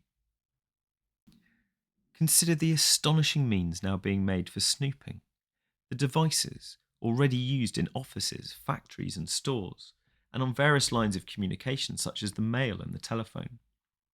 Through the transistor and miniaturization techniques, these devices become ever more invisible and ever more sensitive to faint electrical impulses. The trend of all of this is towards the end of individual privacy, to an extent where it may even be impossible to conceal one's own thoughts. At the end of the line, no one is left with a mind of his own. There is just a vast and complex community mind, endowed, perhaps, with such fantastic powers of control and prediction that it will already know its own future for years and years to come. Yet the more surely and vividly you know the future, the more it makes sense to say that you've already had it. When the outcome of a game is certain, we call it quits and begin another. This is why many people object to having their fortunes told. Not that fortune telling is mere superstition or that the predictions would be horrible, but simply that the more surely the future is known, the less surprise and the less fun in living it.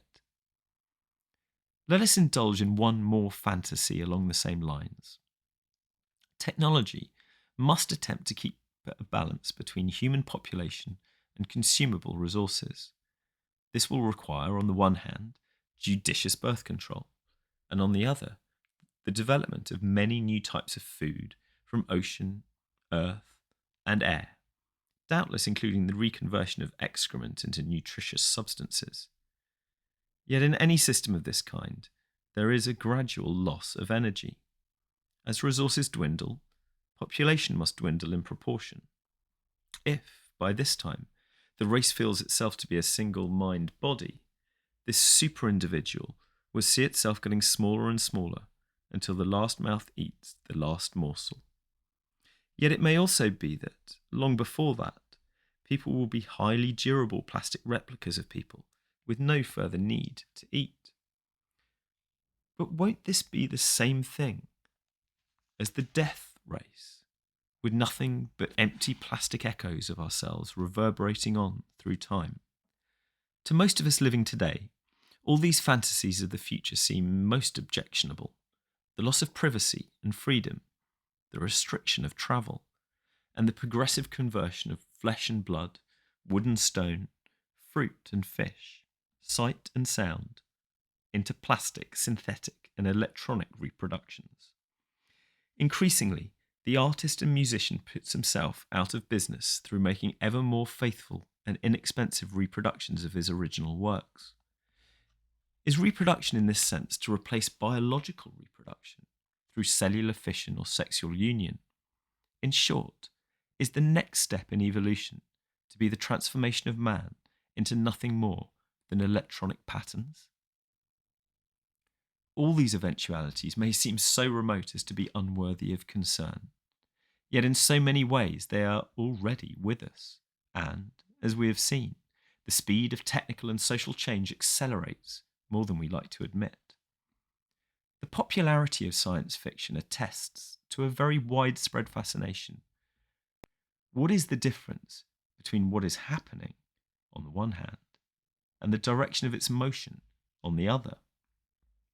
If I'm flying from London to New York, I am moving westwards even before leaving the British coast. The science fiction in which we have just been indulging has then two important morals. The first is that if the game of order versus chance is to continue as a game, order must not win. As prediction and control increase, so, in proportion, the game ceases to be worth the candle. We look for a new game with an uncertain result. In other words, we have to hide again, perhaps in a new way, and then seek in new ways, since the two together make up the dance and the wonder of existence. Contrariwise, chance must not win either, and probably cannot, because the order-chance polarity appears to be of the same kind as the on-off and up-down. Some astronomers believe that our universe began with an explosion that hurled all the galaxies into space, where through negative entropy it will dissolve forever into featureless radiation. I cannot think this way. It is, I suppose, my basic metaphysical axiom, my leap of faith, that what happened once can always happen again. Not so much that there must be time before the first explosion and time after the final dissolution, but that time, like space, curves back on itself. This assumption is strengthened by the second moral of these fantasies, which is the more startling. Here applies the French proverb, plus ça change, plus c'est la même chose. The more it changes, the more it's the same thing. Change is in some sense an illusion, for we are always at the point where any future can take us. If the human race develops an electronic nervous system outside the bodies of individual people, thus giving us all one mind and one global body, this is almost precisely what has happened in the organisation of cells which compose our own bodies. We have already done it. Furthermore, our bodily cells and their smallest components appear and disappear much as light waves vibrate and as people go from birth to death. A human body is like a whirlpool. There seems to be a constant form, called the whirlpool, but it functions for the very reason that no water stays in it. The very molecules and atoms of the water are also whirlpools, patterns of motion containing no constant and no irreducible stuff. Every person is the form taken by a stream, a marvellous torrent of milk, water, bread, beefsteak, fruit, vegetables, air, light, radiation, all of which are streams in their own turn. So with our institutions. There is a constant, called the University of California, in which nothing stays put. Students, faculty, administrators, and even buildings come and go, leaving the university itself only as a continuing process, a pattern of behaviour. As to powers of prediction and control, the individual organism has already accomplished these in a measure which must have astounded the neurons when they first learned the trick. And if we reproduce ourselves in terms of mechanical, plastic, and electronic patterns, this is not really new. Any evolving species must look with misgivings on those of its members who first show signs of change, and will surely regard them as dangerous or crazy. Moreover, this new and unexpected type of reproduction is surely no more weird than many of the great variety of methods already found in the biological world. The startling transformation of caterpillar into butterfly, or the arrangement between bees and flowers, or the unpleasant but marvellously complex system of the Anopheles mosquito. If all this ends with the human race leaving no more trace of itself in the universe than a system of electronic patterns, why should that trouble us? For that is exactly what we are now. Flesh or plastic, intelligence or mechanism, nerve or wire, biology or physics, it all seems to come down to this fabulous electronic dance, which at the macroscopic level presents itself to itself as the whole gamut of forms and substances. But the underlying problem of cybernetics, which makes it an endless success-failure, is to control the process of control itself. Power is not necessarily wisdom. I may have virtual omnipotence in the government of my body and my physical environment, but how am I to control myself so as to avoid folly and error in its use? Geneticists and neurologists may come to the point of being able to produce any type of human character to order, but how will they be able to know what types of character will be needed? The situation of a pioneer culture calls for tough and aggressive individualists, whereas urban industrial culture requires sociable and cooperative team workers. As social change increases in speed, how are geneticists to foresee the adaptations of taste, temperament, and motivation that will be necessary 20 or 30 years ahead? Furthermore, every act of interference with the course of nature changes it in unpredictable ways. A human organism, which has absorbed antibiotics, is not quite the same kind of organism than it was before, because the behaviour of its microorganisms has been significantly altered. The more one interferes, the more one must realise an ever-growing volume of detailed information about the results of interference on a world whose infinite details are inextricably interwoven.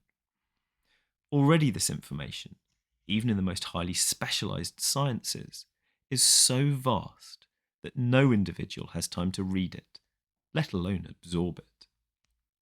In solving problems, technology creates new problems, and we seem, as in Through the Looking Glass, to have kept running faster and faster to stay where we are.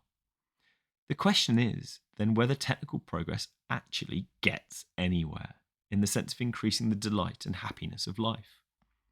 There is certainly a sense of exhilaration or relief at the moment of change, at the first few uses of telephone, radio, television, jet aircraft, miracle drug, or calculating machine. But all too soon, these new contrivances are taken for granted, and we find ourselves oppressed with the new predicaments which they bring with them. A successful college president once complained to me, "I'm so busy that I'm going to have to get a helicopter." "Well," I answered, "you'll be ahead so long as you're the only president who has one. But don't get it. Everyone will expect more out of you." Technical progress is certainly impressive from the short-run standpoint of the individual. Speaking as an old man in the 1960s, Sir Cedric Hardwicke said that his only regret was that he could not have lived in the Victorian age with penicillin. I'm still grateful that I do not have to submit to the doctoring and dentistry of my childhood, yet I realise that advances in one field are interlocked with advances in all others. I could not have penicillin or modern anaesthesia without aviation, electronics, mass communications, superhighways, and industrial agriculture, not to mention the atomic bomb and biological warfare. Taking, therefore, a longer and wider view of things, the entire project of conquering nature appears more and more of a mirage, an increase in the pace of living without fundamental change of position, just as the Red Queen suggested. But technical progress becomes a way of stalling faster and faster because of the basic illusion that man and nature, the organism and the environment, the controller and the controlled, are quite different things. We might conquer nature if we could first, or at the same time, conquer our own nature. Though do we not see that human nature and outside nature are all of a piece? In the same way, we do not see that I, as the knower and controller, and the same fellow as myself as something to be known and controlled.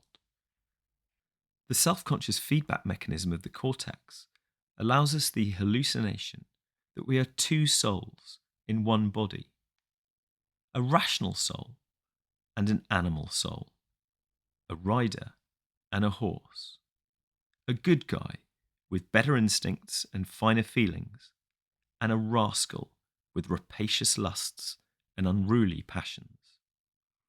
Hence the marvellously involved hypocrisies of guilt and penitence, and the frightful cruelties of punishment, warfare, and even self-torment in the name of taking the side of the good soul against the evil. The more it sides with itself, the more the good soul reveals its inseparable shadow, and the more it disowns its shadow, the more it becomes it. Thus, for thousands of years, human history has been a magnificently futile conflict, a wonderfully staged panorama of triumphs and tragedies based on the absolute taboo against admitting that black goes with white. Nothing, perhaps, ever got nowhere with so much fascinating ado as when Tweedledum and Tweedledee agreed to have a battle. The essential trick of the game of black and white is a most tacit conspiracy for the partners to conceal their unity and to look as different as possible. It is like a stage fight, so well acted that the audience is ready to believe it a real fight. Hidden behind their explicit differences is the implicit unity of what the Jedi call the Force, the one without a second, the what there is and the all that there is, which conceals itself in the form of you. If then there is this basic unity between self and other, individual and universe, how have our minds become so narrow that we don't know it?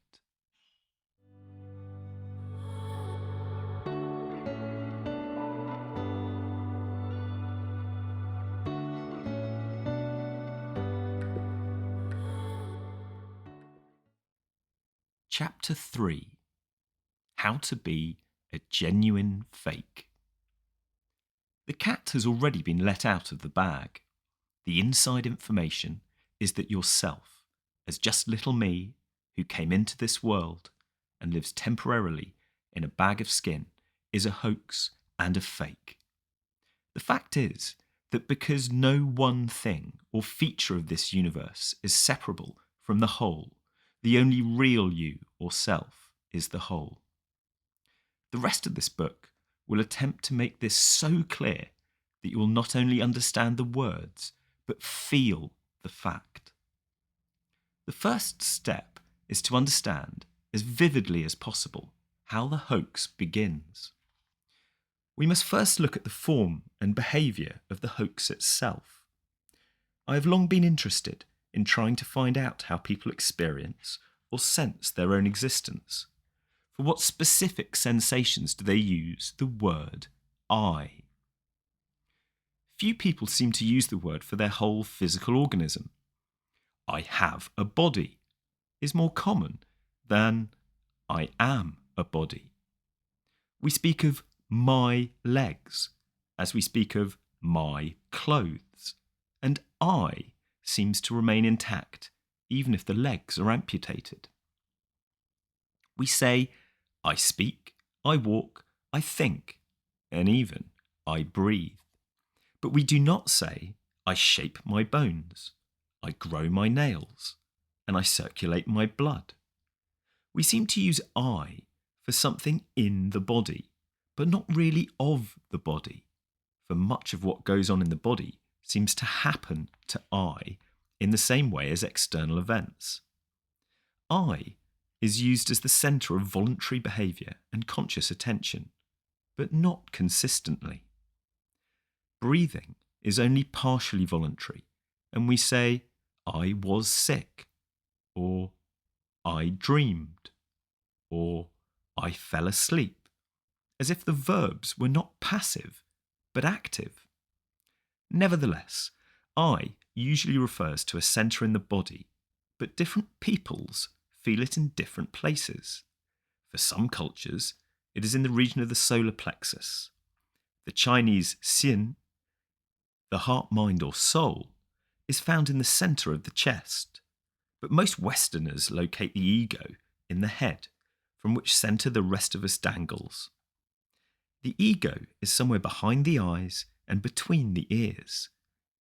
It is as if there sat beneath the dome of the skull a controlling officer who wears earphones wired to the ears and watches a television screen wired to the eyes. Before him stands a great panel of dials and switches connected with all other parts of the body that yield conscious information or respond to the officer's will. This controlling officer sees sights, hears sounds, feels feelings, and has experiences. These are common but redundant ways of talking, for seeing a sight is just seeing, hearing a sound is just hearing, and feeling a feeling is just feeling. Having an experience is just experiencing. The fact these redundant phrases are so commonly used shows that most people think of themselves as separate from their thoughts and experiences. All this can get marvellously complicated when we begin to wonder whether our officer has another officer inside his head, and so ad infinitum. There was a young man who said, "Though it seems that I know, what I would like to see is the I that knows me when I know that I know that I know." One of the most important items in our officer's equipment is his recording and filing system, the memory, which he constantly consults so as to know how to interpret and respond to his sensory input. Without this equipment, he could have no sensation of constancy, of being the same officer as he was seconds ago. Although memory records are much more fluid and elusive than photographic film or magnetic tape, the accumulation of memories is an essential part of the ego's sensation. It gives the impression of oneself, the officer, as something that remains while life goes by, as if the conscious self were a stable mirror reflecting a passing procession. This further exaggerates the feeling of separateness, of oneself changing at a pace so much slower than outside events, and inside thoughts that you seem to stand aside from them as an independent observer. But memories persist as the whirlpool persists. Conscious attention seems to scan them as computers scan their ever-cycling tapes or other storage mechanisms. Memory is an enduring pattern of motion, like the whirlpool. Rather than an enduring substance like a mirror, a wax tablet, or a sheet of paper. If memories are stored in neurons, there is no standing aside from the stream of events, for neurons flow along in the same stream as events outside the skull. After all, your neurons are part of my external world, and mine of yours. All our insides are outside. They're in the physical world. But conversely, the outside world has no colour, shape, weight, heat, or motion without inside brains. It has these qualities only in relation to brains, which are in turn members of itself. Wherever people may feel that the ego is located, and however much or little of the physical body is identified with it, almost all agree that I am not anything outside my skin. As Shakespeare's King John says to Hubert, "Within this wall of flesh there is a soul counts thee her creditor." The skin is always considered as a wall, barrier, or boundary which definitively separates oneself from the world, despite the fact that this is covered with pores breathing air and with nerve ends relaying information. The skin informs us just as much as it outforms. It is as much a bridge as a barrier. Nevertheless, it is our firm conviction that beyond this wall of flesh lies an alien world, only slightly concerned with us, so that much energy is required to command or attract its attention, or to change its behaviour. It was there before we were born, and it will continue after we die. We live in it temporarily as rather unimportant fragments, disconnected and alone. This whole illusion has its history in ways of thinking, in the images, models, myths and language systems which we have used for thousands of years to make sense of the world. These have had an effect on our perceptions, which seems to be strictly hypnotic. It is largely by talking that a hypnotist produces illusions and strange behavioural changes in his subjects. Talking, coupled with relaxed fixation of the subject's conscious attention. The stage magician, too, performs most of his illusions by patter and misdirection of attention. Hypnotic illusions can be vividly sensuous and real to the subject, even after he has come out of the so-called hypnotic trance. It is then as if the human race has hypnotised or talked itself into the hoax of egocentricity. There is no one to blame but ourselves. We are not victims of a conspiracy arranged by an external god or some secret society of manipulators.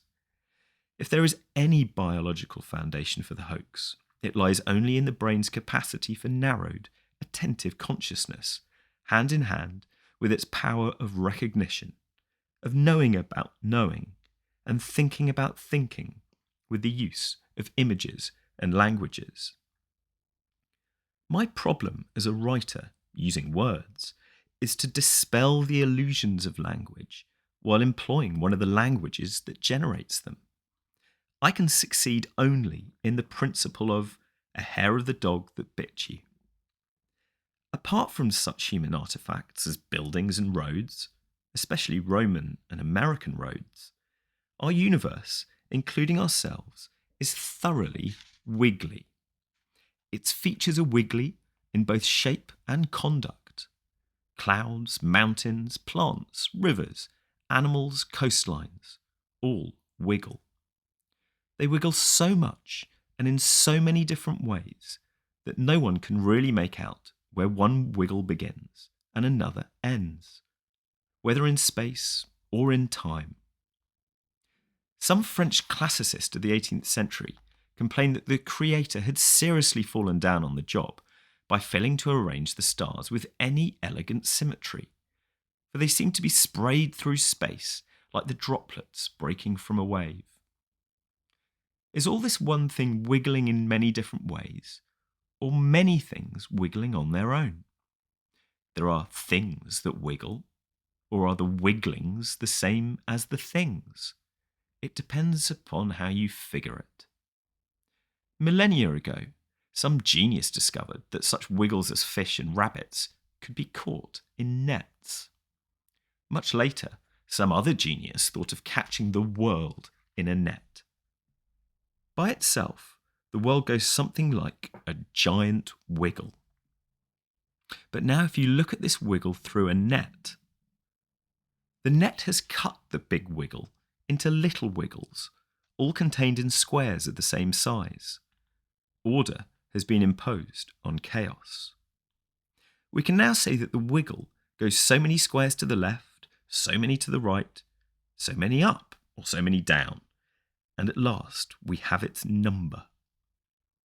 Centuries later, the same image of the net was imposed upon the world as the lines of both celestial and terrestrial latitude and longitude, as graph paper for plotting mathematical wiggles, as pigeonholes for filling, and as the ground plan for cities. The net has thus become one of the presiding images of human thought. But it is always an image, and just as no one can use the equator to tie up a package, the real wiggly world slips like water through our imaginary nets. However much we divide, count, sort, or classify this wiggling into particular things and events, this is no more than a way of thinking about the world. It is never actually divided. Another powerful image is the ceramic model of the universe, in which we think of it as so many forms of one or more substances, as pots are forms of clay, and as the Abrahamic God is said to have created Adam from the dust. This has been an especially troublesome image, bewildering philosophers and scientists for centuries with such idiotic questions as, how does form influence matter? What is matter? What happens to form when it leaves matter? How is it that mere matter has come to be arranged in orderly forms? What is the relationship between mind and body? Problems that remain persistently insoluble should always be suspected as questions asked in the wrong way, like the problem of cause and effect. Make a spurious division of one process into two, forget that you've done it, and then puzzle for centuries as to how to get the two back together. So with form and matter. Because no one ever discovered a piece of formless matter or an immaterial form, it should have been obvious that there was something wrong with the ceramic model. The world is no more formed out of matter than trees are made of wood. The world is neither form nor matter, for these are two clumsy terms for the same process, known vaguely as the world, or existence, or the force. Yet the illusion that every form consists of, or is made of, some kind of basic stuff is deeply embedded in our common sense. We have quite forgotten that both matter and meter are alike derived from the Sanskrit root matra, to measure, and that the material world means no more than the world as measured or measurable, by such abstract images as nets or matrices, inches, seconds, grams, and decibels. The term material is often used as a synonym for the word physical, from the Greek physis, nature, and the original Indo-European bou, to become. There is nothing in the words to suggest that the material or physical world is made of any kind of stuff according to the ceramic model, which must henceforth be called the crackpot model.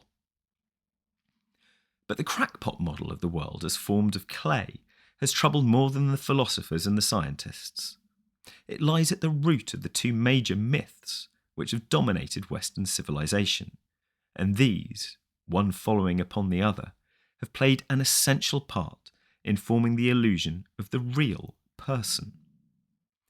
If the world is basically mere stuff, like clay, it is hard to imagine that such inert dough can move and form itself. Energy, form, and intelligence must therefore come into the world from outside. The lump must be leavened. The world is therefore conceived as an artifact, like a jar, a statue, a table, or a bell. And if it is an artifact, someone must have made it, and someone must also have been responsible for the original stuff. That too must have been made. In Genesis, the primordial stuff, without form and void, is symbolized as water. And as water does not wave without wind, nothing can happen until the Spirit of God, or the Force, moves upon its face. The forming and moving of matter is thus attributed to intelligent spirit, to a conscious force or energy in forming matter so that its various shapes come and go, live and die. Yet in the world as we know it, many things are clearly wrong, and one hesitates to attribute this to the astonishing mind capable of making this world in the beginning.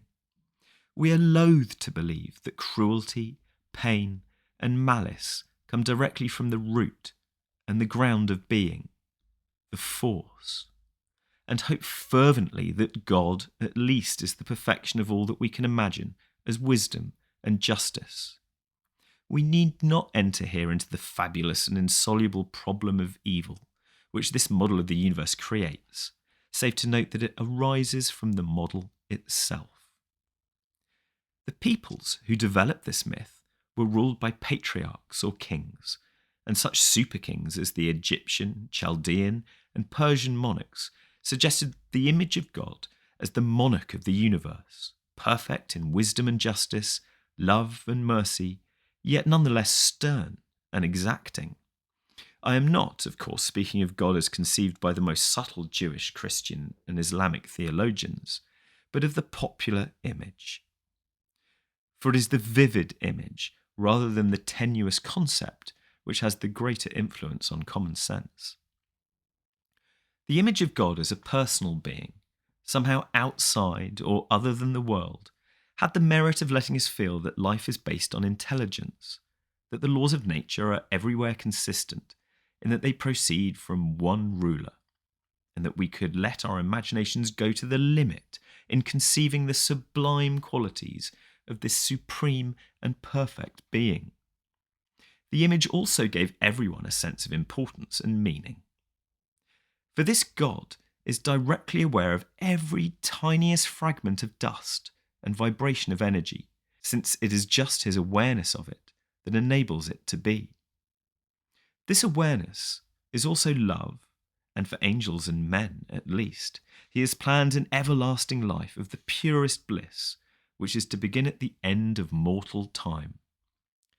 But of course there are strings attached to this reward, and those who purposely and relentlessly deny or disobey the divine will must spend eternity in agonies as intense as the bliss of good and faithful subjects. The problem with this personal image of God was that it became too much of a good thing. Children working at their desks in school are almost always put off when even a kindly and respected teacher watches over their shoulders. How much more disconcerting to realise that each single deed, thought, and feeling is watched by the teacher of teachers, that nowhere on earth or in heaven is there any hiding place from the eye which sees all and judges all. To many people, it was therefore an immense relief when Western thinkers began to question this image and to assert the hypothesis of God was of no help in describing or predicting the course of nature. If everything, they said, was the creation and the operation of God, the statement had no more logic than everything is up. But as so often happens, when one tyrant is dethroned, a worse takes his place. The crackpot myth was retained without the potter. The world was still understood as an artifact, but on the model of an automatic machine. The laws of nature were still there, but no lawmaker. According to the deists, the Lord had made this machine and set it going, but then went to sleep or off on vacation. But according to the atheists, naturalists and agnostics, the world was fully automatic. It had constructed itself, though not on purpose. The stuff of matter was supposed to consist of atoms like minute billiard balls, so small as to permit no further division or analysis. Allow these atoms to wiggle around in various permutations and combinations for an indefinitely long time, and at some time, in virtually infinite time, they will fall into the arrangement that we have now as the world. It's the old story of the monkeys and typewriters. In this fully automatic model of the universe, shape and stuff survived as energy and matter. Human beings, mind and body included, were parts of the system, and thus they were possessed of intelligence and feeling as a consequence of the same interminable gyrations of atoms. But the trouble about the monkeys with the typewriters is that when at last they get round to typing the Encyclopaedia Britannica, they may at any moment relapse into gibberish. Therefore, if human beings want to maintain their fluky status and order, they must work with full fury to defeat the merely random processes of nature. It is most strongly emphasised in this myth that matter is brute and energy blind, that all nature outside human and some animal skins is a profoundly stupid and insensitive mechanism. Those who continued to believe in someone up there who cares were ridiculed as woolly-minded wishful thinkers, poor weaklings unable to face man's grim predicament in a heartless universe where survival is the sole privilege of the tough guys. If the all too intelligent personal God was disconcerting, relief in getting rid of him was short-lived. He was replaced by the cosmic idiot, and people began to feel more estranged from the universe than ever. This situation merely reinforced the illusion of the loneliness and separateness of the ego, now a mental mechanism. And people calling themselves naturalists began the biggest war on nature ever waged. In one form or another, the myth of the fully automatic model has become extremely plausible, and in some scientific and academic disciplines, it is as much a sacrosanct dogma as any theological doctrine of the past, despite contrary trends in physics and biology. For there are fashions in myth, and the world-conquering West of the 19th century needed a philosophy of life in which realpolitik, victory for the tough people who faced the bleak facts, was the guiding principle. Thus, the bleaker the facts you face, the tougher you seem to be. So we vied with each other to make the fully automatic model of the universe as bleak as possible. Nevertheless, it remains a myth, with all the positive and negative features of myth as an image used for making sense of the world. It is doubtful whether Western science and technology would have been possible unless we had tried to understand nature in terms of mechanical models. According to Joseph Needham, the Chinese, despite all their sophistication, made little progress in science because it never occurred to them to think of nature as mechanism, as composed of separable parts and obeying logical laws. Their view of the universe was organic. It was not a game of billiards in which the balls knocked each other around in a cause and effect series. What were causes and effects to us were to them correlatives, events that arose mutually, like back and front. The parts of the universe were not separable, but as fully interwoven as the act of selling with the act of buying. Until the middle of the 17th century, Chinese and European scientific theories were about on a par, and only thereafter did European thought begin to move ahead so rapidly. But though it marched under the banner of Cartesian Newtonian mechanism, that viewpoint could not permanently suffice for the needs of science. The time came when it was imperative to look upon physics as the study of the smaller organisms, and biology as the study of the larger organisms. When the time came, Europe, or rather by then the world, was able to draw up a model of thinking very old, very wise, and not characteristically European at all. A made universe, whether of the crackpot or fully automatic model, is made of bits, and the bits are basic realities of nature. Nature is therefore to be understood by microscopy and analysis, to find out what the bits are and how they are put together.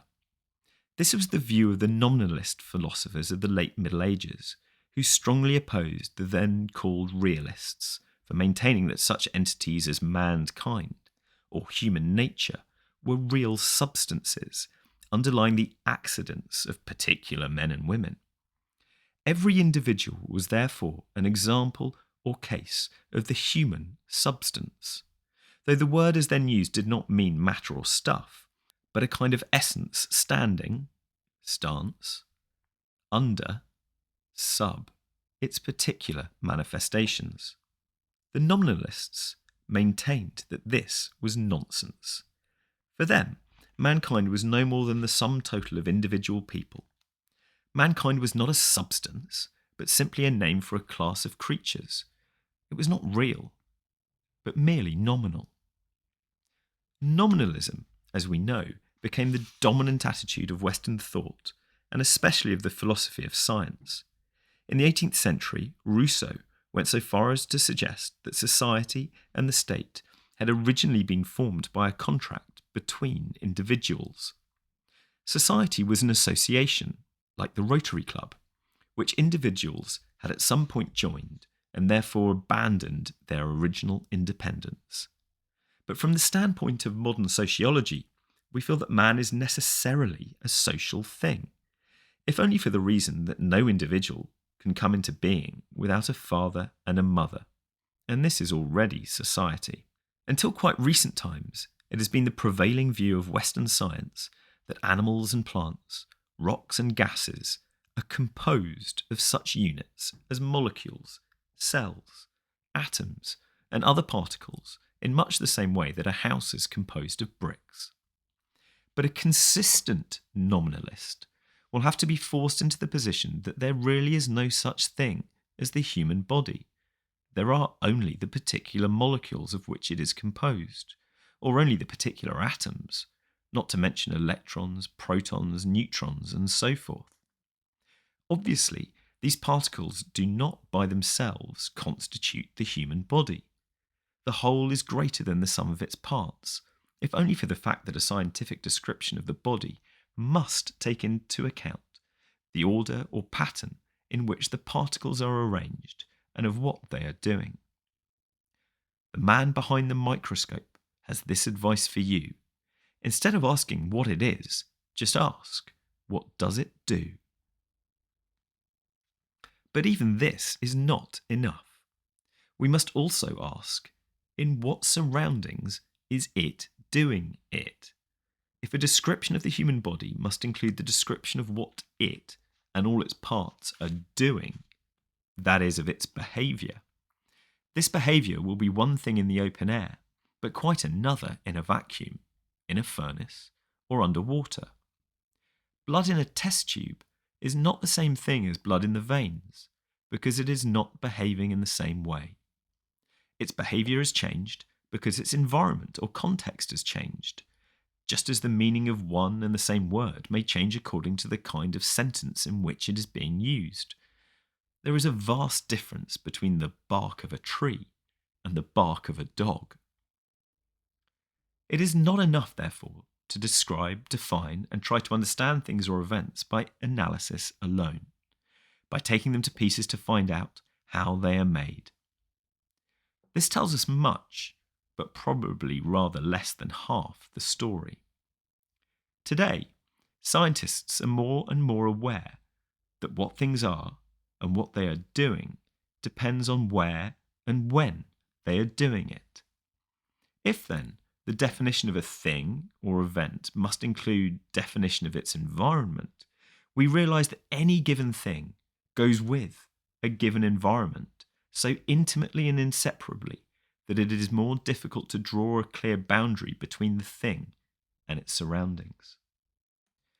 This, then, was the grain of truth in the primitive and unreliable science of astrology, as there were also grains of truth in alchemy, herbal medicine, and other primitive sciences. For when the astrologer draws a picture of a person's character or soul, he draws a horoscope. That is, a very rough and incomplete picture of the whole universe as it stood at the moment of that person's birth. But this is at the same time a vivid way of saying that your soul, or rather your essential self, is the whole cosmos as it is centered around the particular time, place, and activity called John Doe. Thus the soul is not in the body, but the body in the soul. And the soul is the entire network of relationships and processes which make up your environment, and apart from which you are nothing. A scientific astrology, if it could ever be worked out, would have to be a thorough description of the individual's total environment: social, biological, botanical, meteorological, and astronomical, throughout every moment of their life. But as things are, we define, and so come to feel, the individual in the light of our narrowed spotlight consciousness, which largely ignores the field or environment in which it is found. Individual is the Latin form of the Greek atom, that which cannot be cut or divided any further into separate parts. We cannot chop off a person's head or remove his heart without killing him. But we can kill him just as effectively by separating him from his proper environment. This implies that the only true atom is the universe, that total system of interdependent thing events which can be separated from each other only in name. For the human individual is not built as a car is built. He does not come into being by assembling parts, by screwing a head onto a neck, by wiring a brain to a set of lungs, or by welding veins to a heart. Head, neck, heart, lungs, brain, veins, muscles and glands are separate names, but not separate events, and these events grow into being simultaneously and interdependently. In precisely the same way, the individual is separate from his universal environment only in name. When this is not recognised, you have been fooled by your name. Confusing names with nature, you come to believe that having a separate name makes you a separate being. This is, rather literally, to be spellbound. Naturally, it isn't the mere fact of being named that brings about the hoax of being a real person. It is all that goes with it. The child is tricked into the ego feeling by the attitudes, words, and actions of the society which surrounds him. His parents, relatives, teachers, and above all his similarly hoodwinked peers. Other people teach us who we are. Their attitudes to us are the mirror in which we learn to see ourselves, but the mirror is distorted. We are perhaps rather dimly aware of the immense power of our social environment. We seldom realise, for example, that our most private thoughts and emotions are not actually our own. For we think in terms of languages and images which we did not invent, but which were given to us by our society. We copy emotional reactions from our parents, learning from them that excrement is supposed to have a disgusting smell, and that vomiting is supposed to be an unpleasant sensation. The dread of death is also learned from their anxieties about sickness and from their attitudes to funerals and corpses. Our social environment has this power just because we do not exist apart from society. Society is our extended mind and body. Yet the very society from which the individual is inseparable is using its whole irresistible force to persuade the individual that he is indeed separate. Society, as we now know it, is therefore playing a game with self-contradictory rules. Just because we do not exist apart from the community is able to convince us that we do, that each one of us is an independent source of action with a mind of its own. The more successfully the community implants this feeling, the more trouble it has in getting the individual to cooperate, with the result that children raised in such an environment are almost permanently confused. This state of affairs is known technically as the double bind. A person is put in a double bind by a command or request which contains a concealed contradiction. Stop being self-conscious. Try to relax. Or the famous prosecuting attorney's question to the man accused of cruelty to his wife: have you stopped beating your wife yet? Answer yes or no. This is a damned if you do and damned if you don't situation, which arises constantly in human, and especially family, relations. A wife complains to her husband, "Do you realise that since we were married 2 years ago, you haven't once taken me to the movies? It wasn't that way when you were courting. I think you're beginning to take me for granted." When the penitent husband returns from work the following evening, he says, "Darling, what about going to the movies after dinner?" And she replies, "You're only suggesting it because I complained." Society, as we now have it, pulled this trick on every child from earliest infancy. In the first place, the child is taught that he is responsible, that he is a free agent, an independent origin of thoughts and actions, a sort of miniature first cause. He accepts this make-believe for the very reason that it is not true. He can't help accepting it, just as he can't help accepting membership in the community where he was born. He has no way of resisting this kind of social indoctrination. It is constantly reinforced with rewards and punishments. It is built into the basic structure of the language he is learning. It is rubbed in repeatedly with such remarks as, "It isn't like you to do a thing like that," or "Don't be a copycat, be yourself." Or, when one child imitates the mannerisms of another child whom he admires, "Johnny, that's not you, that's Peter." The innocent victim of this indoctrination cannot understand the paradox. He is being told that he must be free. An irresistible pressure is being put on him to make him believe that no such pressure exists. The community of which he is necessarily a dependent member defines him as an independent member. In the second place, he is thereupon commanded, as a free agent, to do things which will be acceptable only if done voluntarily. "You really ought to love us," say parents, aunts, uncles, brothers and sisters. All nice children love their families and do things for them without having to be asked. In other words, we demand that you love us because you want to, and not because we say you ought to.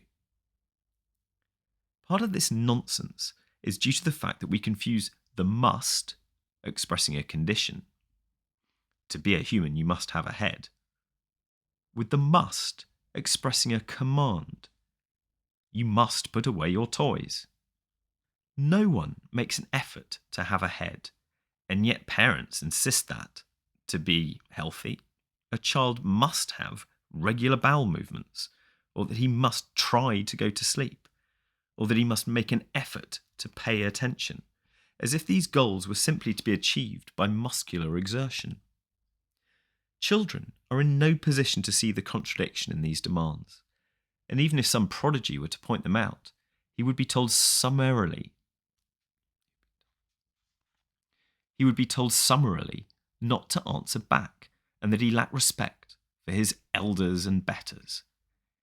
Instead of giving our children clear and explicit explanations of the game rules of the community, we befuddle them hopelessly because we, as adults, were once so befuddled, and remaining so, do not understand the game we are playing. A double-bind game is a game with self-contradictory rules, a game doomed to perpetual self-frustration, like trying to invent a perpetual motion machine in terms of Newtonian mechanics, or trying to trisect any given angle with a straight edge and a compass. The social double-bind game can be phrased in several ways. The first rule of this game is that it is not a game. Everyone must play.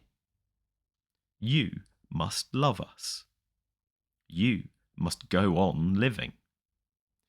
Be yourself, but play a consistent and acceptable role. Control yourself and be natural. Try to be sincere. Essentially, this game is a demand for spontaneous behaviour of certain kinds.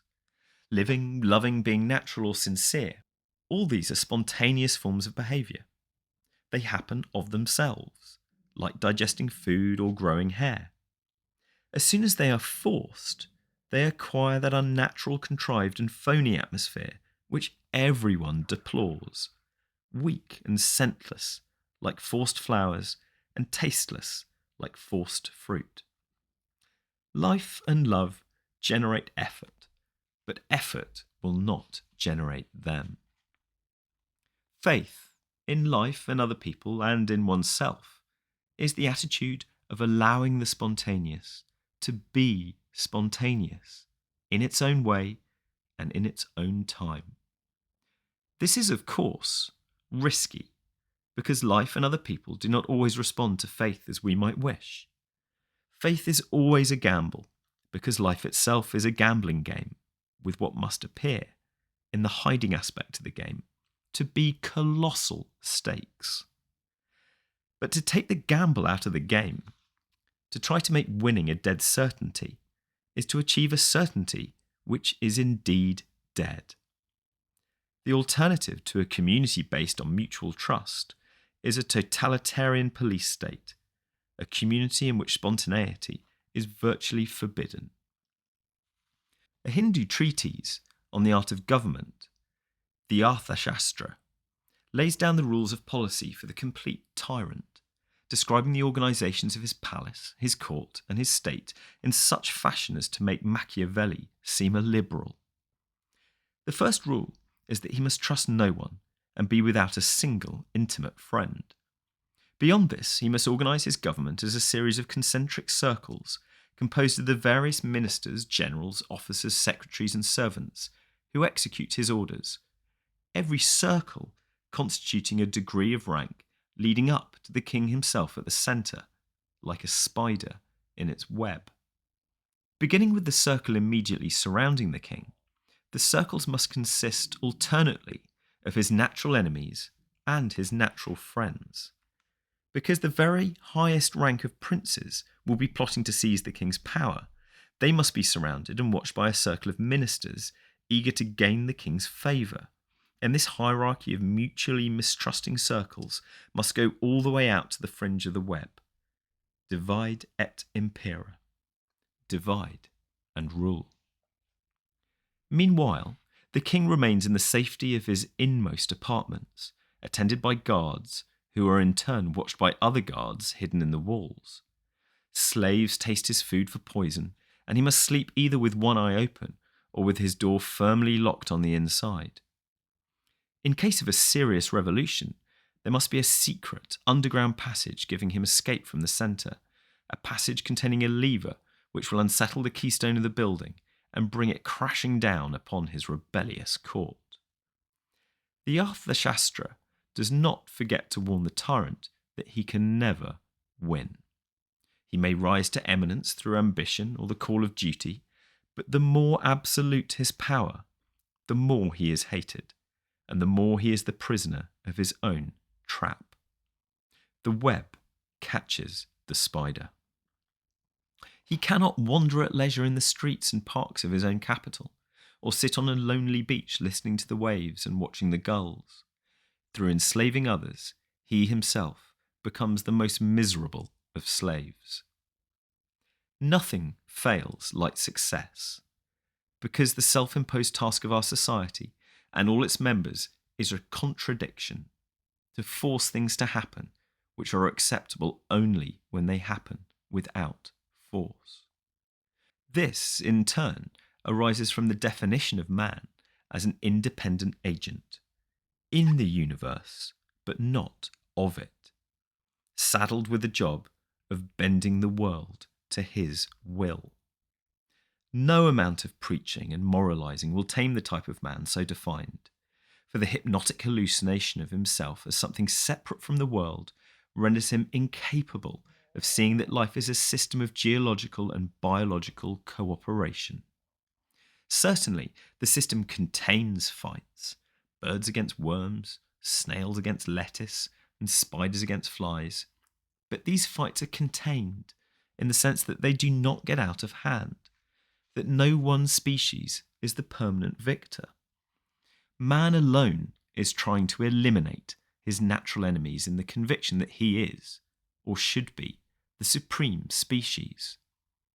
Just as we cultivate vegetables, cattle, and chickens for food in the realization that we depend upon these creatures for our life, we should also realize that enemy creatures which prey upon man, insects, bacteria, and various fungi, are in fact enemy friends.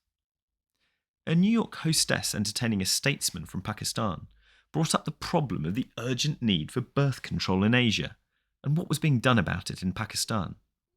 She was utterly nonplussed with the reply that all the propaganda about birth control was merely the white man's attempt to maintain his superiority over the coloured races. I told her that she should have answered, "No, indeed, we only want to help you to prune your beautiful fruit trees." For the enemy friends of man are his pruners. They prevent him from destroying himself by excess fertility, so that a person who dies of malaria or tuberculosis should be honoured at least as much as one who has died for his country in battle. He has made room for the rest of us, and the bacteria which killed him should be saluted with proper chivalry as an honourable foe. The point is not that we should forthwith abandon penicillin or DDT. It is that we should fight to check the enemy, not to eliminate them. We must learn to include ourselves in the round of cooperations and conflicts, of symbiosis and preying, which constitutes the balance of nature. For a permanently victorious species destroys not only itself, but all other life in its environment. The obvious objection to an argument against wiping out such natural enemies of man as cancer or mosquitoes is our sympathy for the individuals who get caught. It is all very well to reason, in the abstract, that the human population has to be pruned, but when disease puts its finger on me, I run for the doctor. What would be the success of a call for volunteers for pruning? In Western civilization, we do not abandon sickly babies, shoot the insane, let the hungry starve, or leave diseased people to die in the streets. At least not in our better moments. For the most sacred ideal of our culture is the right of every individual to justice, health, and wealth, or life, liberty, and the pursuit of happiness. To suggest that the personal ego is a hallucination seems to be an attack on this most sacred value, without which civilized people would fall back to the level of zombies or ants to become an organised mass where the particular person is expendable. During World War II, a friend of mine used to fly Chinese labourers over the hump to work on the south end of the Burma Road. The long flight was, of course, ideal for gambling, but since there was not enough cash between them to make the game interesting, the stakes were that the final loser should jump off the plane. No parachute. Our natural reaction is that such people aren't fully human. Like the families and servants of ancient kings who were buried alive with their deceased lord, they seem, as Thomas Mann suggested, to be faces with no back to their heads, mere masks, mere roles of no further use or meaning, bees without a queen. Whatever villainies the British may have committed in India, their Christian consciences balked at the practice of sati, which required a widow to commit suicide at her husband's funeral. Truly civilized people are, we feel, not faces on the sky, but fully enclosed heads containing souls, each one of infinite value in the sight of God. At one extreme, then, we have the sacred individual, the unique personal ego, separate from both nature and God, defined as such by a society which, almost in the same breath, commands him to be free and commands him to conform. At the other extreme is the zombie, the cog in the industrial collectivist machine, or the mere hand, as the factory worker is often called. If one believes that the personal ego is a natural endowment of all people, as distinct from a social convention, then the lot of the zombie is bleak indeed. For one sees him as a repressed and frustrated person, though his own society may never have defined him as such. However, there is a third possibility. The individual may be understood neither as an isolated person nor as an expendable humanoid working machine. He may be seen instead as one particular focal point at which the whole universe expresses itself, as an incarnation of the self, of the Godhead, of the Force, or whatever one may choose to call it. This view retains, and indeed amplifies, our apprehension that the individual is in some way sacred. At the same time, it dissolves the paradox of the personal ego, which is to have attained the precious state of being a unique person at the price of perpetual anxiety for one's survival. The hallucination of separateness prevents one from seeing that to cherish the ego is to cherish misery. We do not realise that our so-called love and concern for the individual is simply the other face of our own fear of death or rejection. In their exaggerated valuation of separate identity, the personal ego is soaring off the branch on which it is sitting, and then getting more and more anxious about the coming crash. Let it be clear, furthermore, that the ego fiction is in no way essential to the individual, to the total human organism, in fulfilling and expressing its individuality. For every individual is a unique manifestation of the whole force, as every branch is a particular outreaching of the tree. To manifest individuality, every branch must have a sensitive connection with the tree, just as our independently moving and differentiated fingers must have a sensitive connection with the whole body.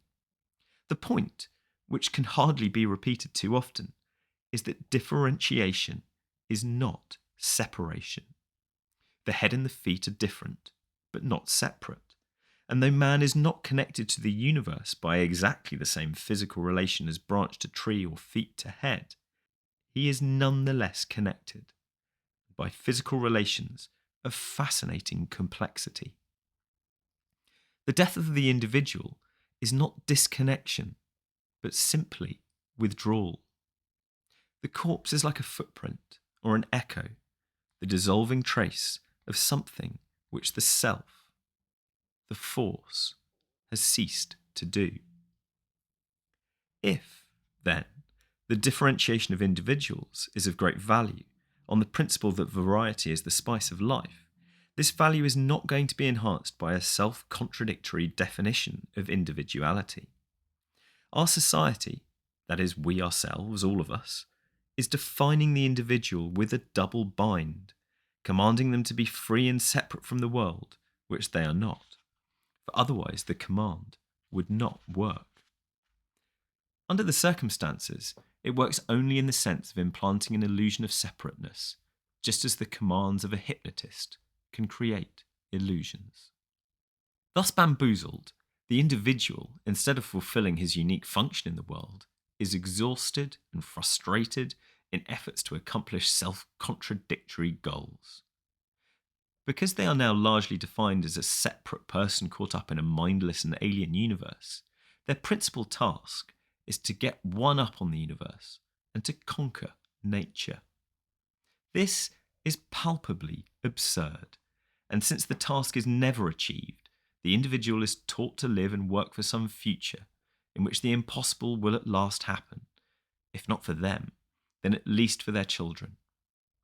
We are thus breeding a type of human being incapable of living in the present, and that is, of really living at all.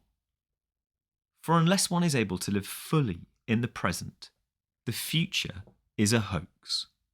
There is no point whatever in making plans for a future which you will never be able to enjoy.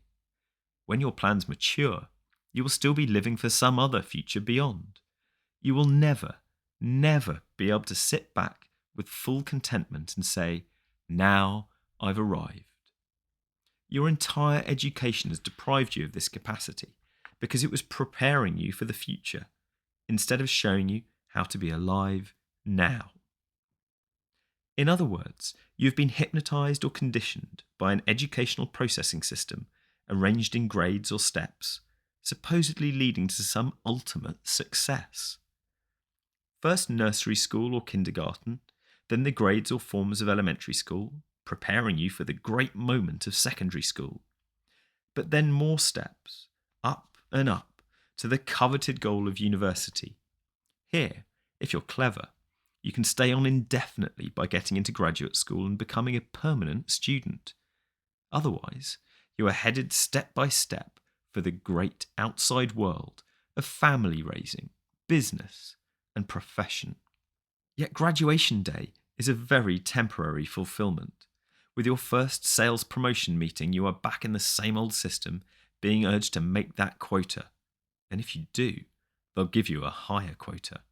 And so progress up the ladder to sales manager, vice president, and at last president of your own show, about 40 to 45 years old. In the meantime, the insurance and investment people have been interested in your plans for retirement. That really ultimate goal of being able to sit back and enjoy the fruits of all your labours. But when that day comes, your anxieties and exertions will have left you with a weak heart, false teeth, prostrate trouble, sexual impotence, fuzzy eyesight, and a vile digestion. All this might have been wonderful if, at every stage, you'd been able to play it as a game, finding your work as fascinating as poker, chess, or fishing. But for most of us, the day is divided into work time and playtime, the work consisting largely of tasks which others pay us to do because they are abysmally uninteresting. We therefore work, not for the work's sake, but for money. And money is supposed to get us what we really want in our hours of leisure and play. In the United States, even poor people have lots of money compared with the wretched and skinny millions of India, Africa, and China, while our middle and upper income groups are as prosperous as princes. Yet, by and large, they have but slight taste for pleasure. Money alone cannot buy pleasure, although it can help. For enjoyment is an art and a skill for which we have little talent or energy. I live close to a harbour packed with sailing boats and luxurious cruisers, which are seldom used, because seamanship is a difficult though rewarding art, which their owners have no time to practice. They bought the boats either as status symbols or as toys, but on discovering that they were not toys as advertised, they lost interest. The same is true of the entire and astounding abundance of pleasure goods that we can buy. Foodstuffs are prolific, but few know how to cook.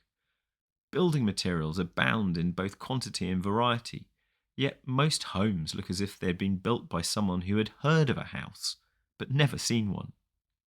Silks, linens, wools and cottons are available in colours and patterns galore, and yet most men dress like divinity students or undertakers, while women are slaves to the fashion game, with its basic rule, "I have conformed sooner than you." The market for artists and sculptors has thrived as never before in history, but the paintings look as if they had been made with excrement or scraps from billboards, and the sculptures like mangled typewriters or charred lumber from a burned down outhouse. This is not to be taken as a rejection of modern art in general, but only of that rather dominant aspect of it, which claims that the artist should represent his time. And since this is the time of junkyards, billboards, and expensive slums, many artists, otherwise bereft of talent, make a name for themselves by the tasteful framing or pedestaling of objets trouvés from the city dump. We have untold stacks of recorded music from every age and culture, and the most superb means of playing it. But who actually listens? Maybe a few pot smokers. This is perhaps a Henry Millerish exaggeration.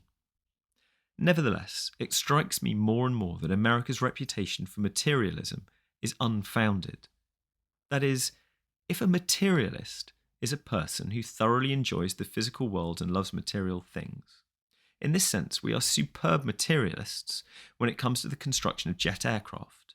But when we decorate the inside of these magnificent monsters for the comfort of passengers, it is nothing but frippery. The explanation is simple. Most of our products are being made by people who do not enjoy making them, whether as owners or workers. Their aim in the enterprise is not the product, but money, and therefore every trick is used to cut the cost of production and hoodwink the buyer by colouring and packaging chicanery into the belief that the product is well and truly made. The only exceptions are those products which simply must be excellent for reasons of safety or high cost of purchase. Aircraft, computers, space rockets, scientific instruments, and so forth. But the whole scheme is a vicious circle. For when you have made the money, what will you buy with it? Other pretentious fakes made by other money-mad manufacturers? The few real luxuries on the market are imports from countries where craftsmen still take pride in their work. For example, the state of Oaxaca in Mexico produces some of the finest blankets in the world, and American buyers have been trying to import them in huge quantities. But no amount of money will give the relatively few craftsmen who weave them time to fill the order. If they want the order, they must begin to cheat and produce inferior blankets. The only solution would be to train hundreds of new craftsmen. But Oaxaca is just getting television and has for some time had public education, so what up-and-coming young person would want to waste his days weaving blankets? The poets and sages have, indeed, been saying for centuries that success in this world is vanity. The worldly hope men set their hearts upon turns ashes. Or, as we might put it in a more up-to-date idiom, just when our mouth was watering for the ultimate goodies, it turns out to be a mixture of plaster of Paris, papier-mâché, and plastic glue. Comes in any flavour. I've thought of putting this on the market as a universal substance, a prima materia for making anything and everything. Houses, furniture, flowers, bread, they use it already, apples, and even people. The world, they are saying, is a mirage. Everything is forever falling apart, and there's no way of fixing it.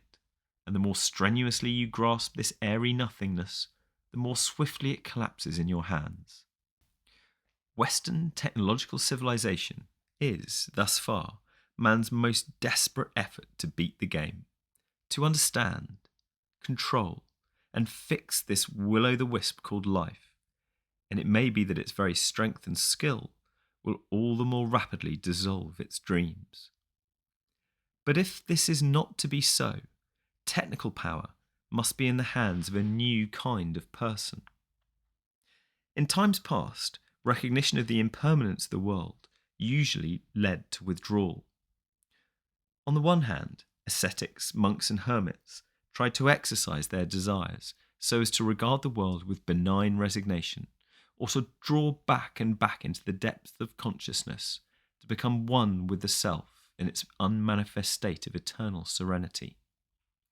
On the other hand, others felt that the world was a state of probation, where material goods were to be used in a spirit of stewardship, as loans from the Almighty, and where the main work of life is loving devotion to God and to man. Yet both these responses are based on the initial supposition that the individual is the separate ego, and because this supposition is the work of a double bind, any task undertaken on this basis, including religion, will be self-defeating. Just because it is a hoax from the beginning, the personal ego can make only a phony response to life. For the world is an ever-elusive and ever-disappointing mirage only from the standpoint of someone standing aside from it, as if it were quite another than themselves, and then trying to grasp it. Without birth and death, and without the perpetual transmutation of all the forms of life, the world would be static, rhythmless, undancing, mummified. But a third response is possible. Not withdrawal, not stewardship on the hypothesis of a future reward, but the fullest collaboration with the world as a harmonious system of contained conflicts, based on the realization that the only real I is the whole, endless process of the force. This realization is already in us, in the sense that our bodies know it, our bones and nerves and sense organs. We do not know it only in the sense that the thin ray of conscious attention has been taught to ignore it, and taught so thoroughly that we are very genuine fakes indeed.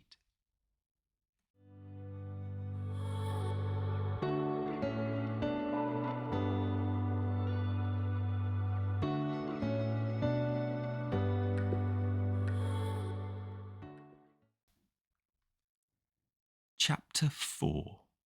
The world is your body. We have now found out that many things which we felt to be basic realities of nature are social fictions arising from commonly accepted or traditional ways of thinking about the world.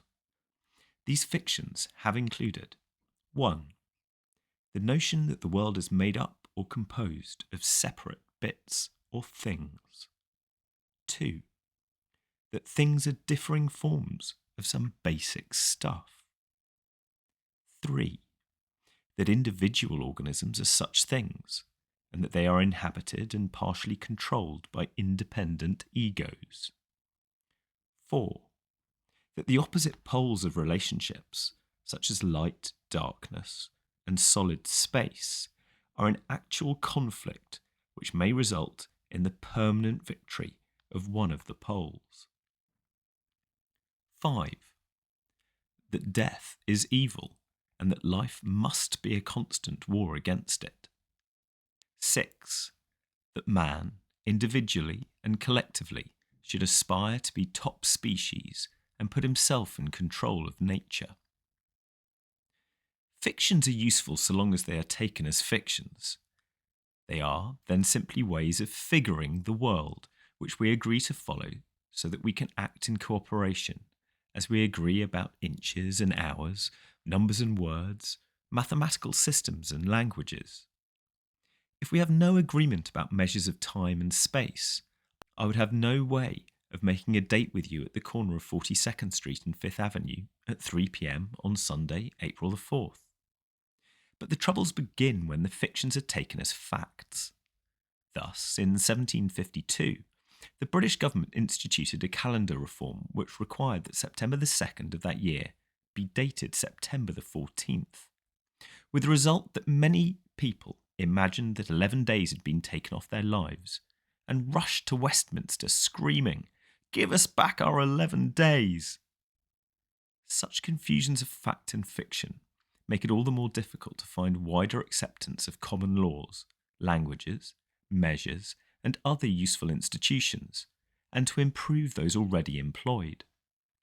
But as we have seen, the deeper troubles arise when we confuse ourselves and our fundamental relationships to the world with fictions or figures of thought, which are taken for granted, unexamined, and often self-contradictory.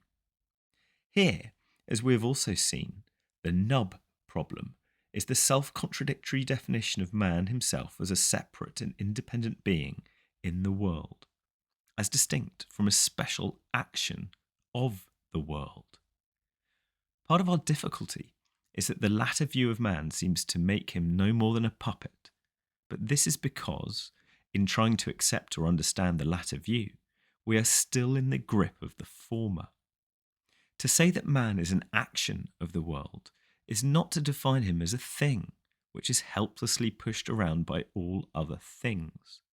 We have to get beyond Newton's vision of the world as a system of billiard balls, in which every individual ball is passively knocked about by all the rest.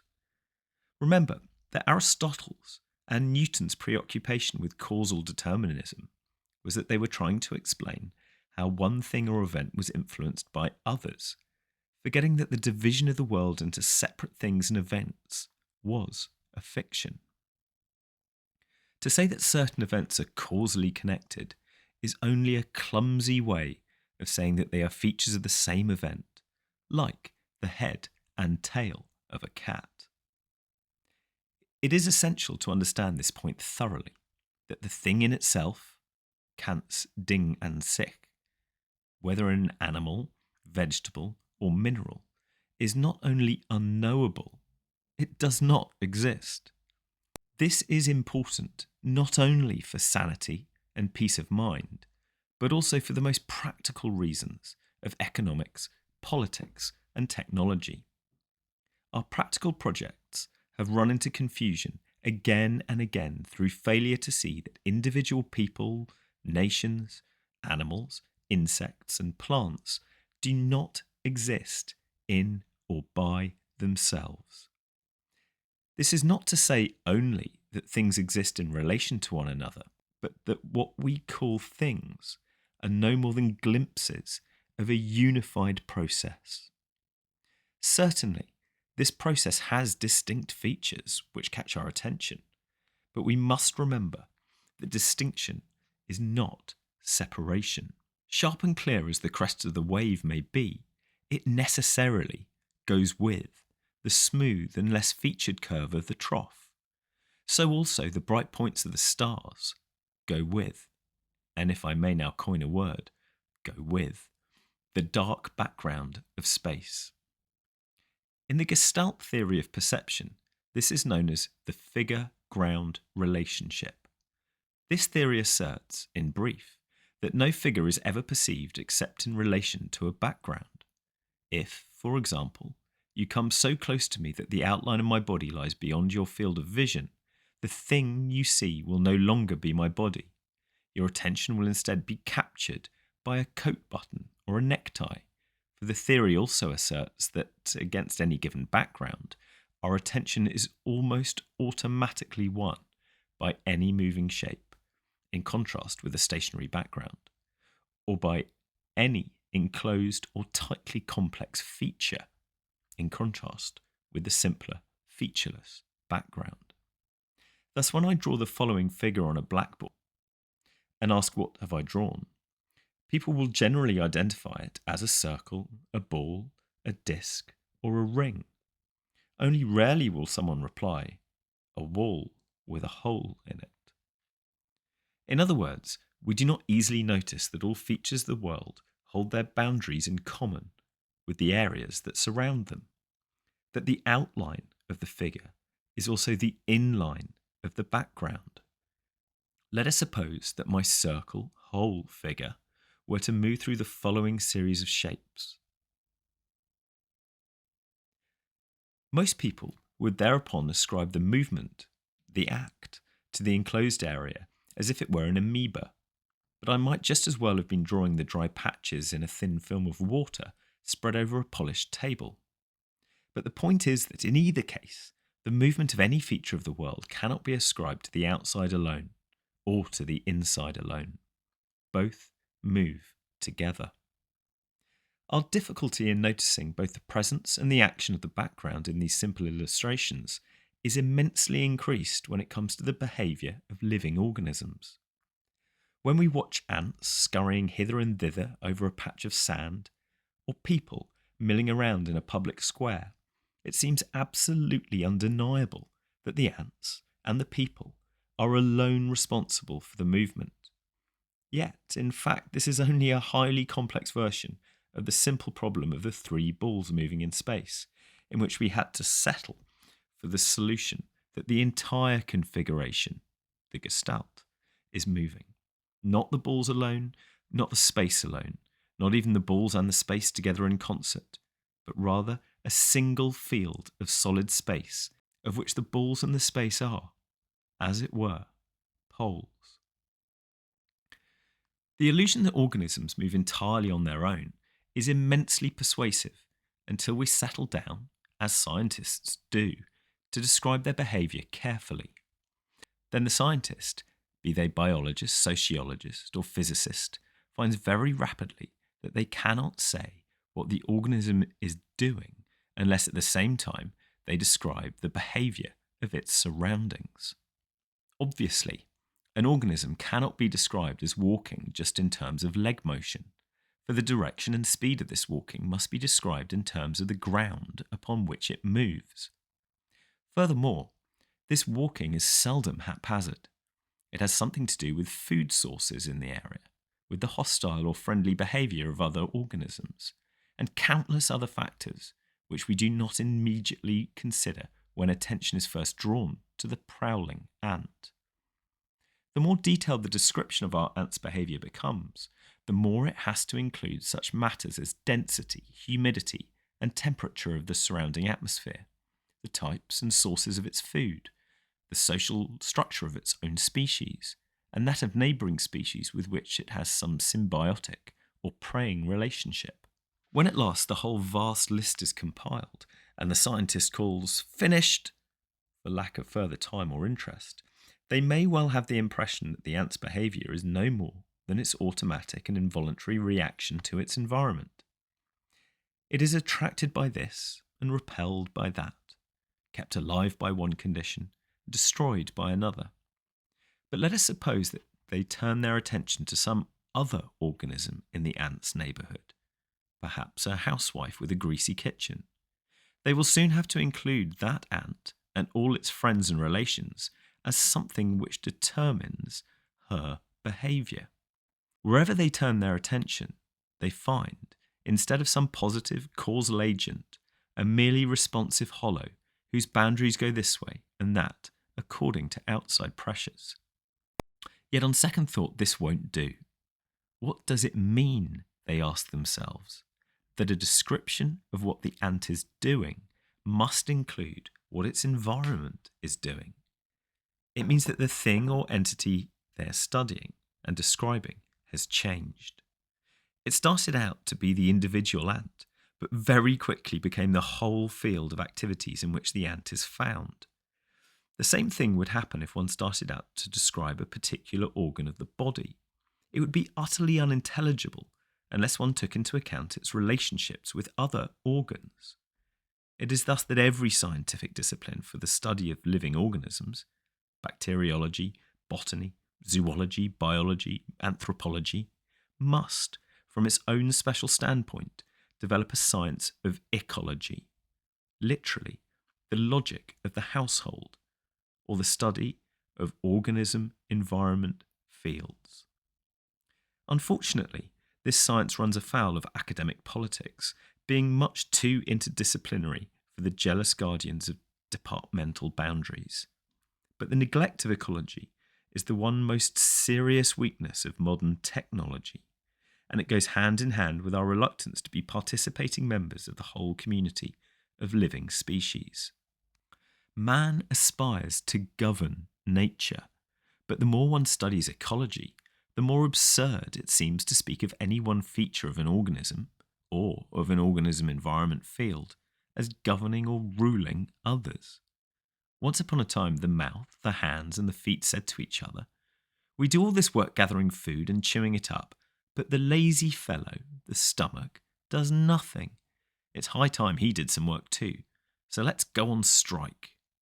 Whereupon they went many days without working, but soon found themselves feeling weaker and weaker, until at last each of them realised that the stomach was their stomach, and that they would have to go back to work to remain alive.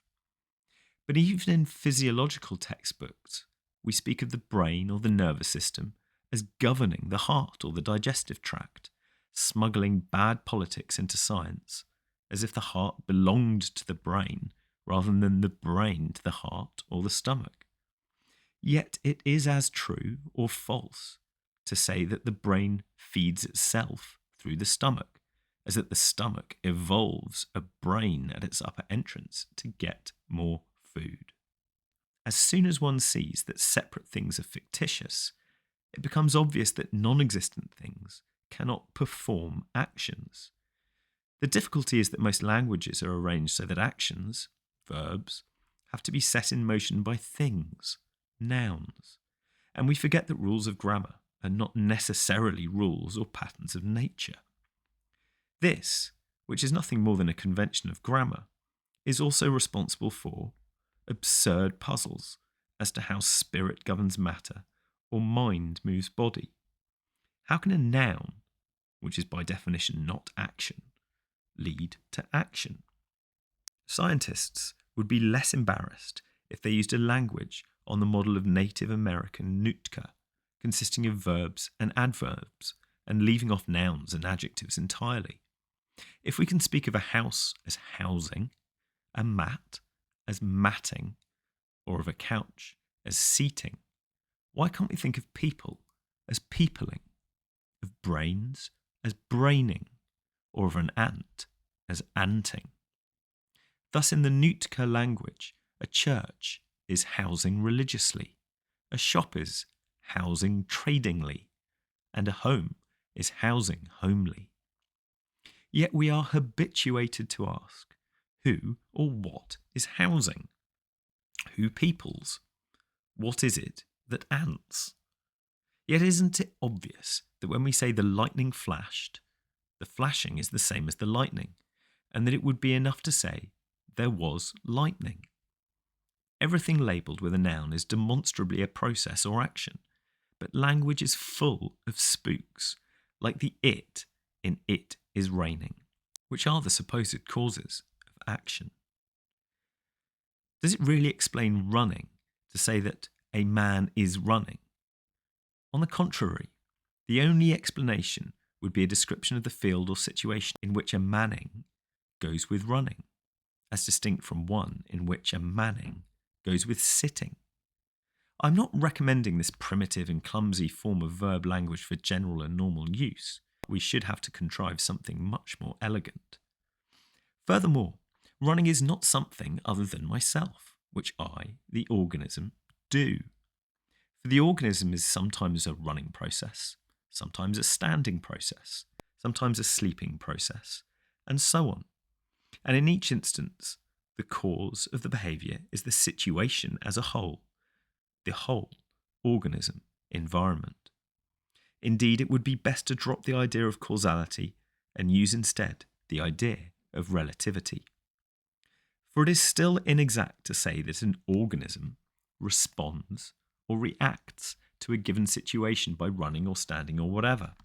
This is still the language of Newtonian billiards. It is easier to think of situations as moving patterns, like organisms themselves.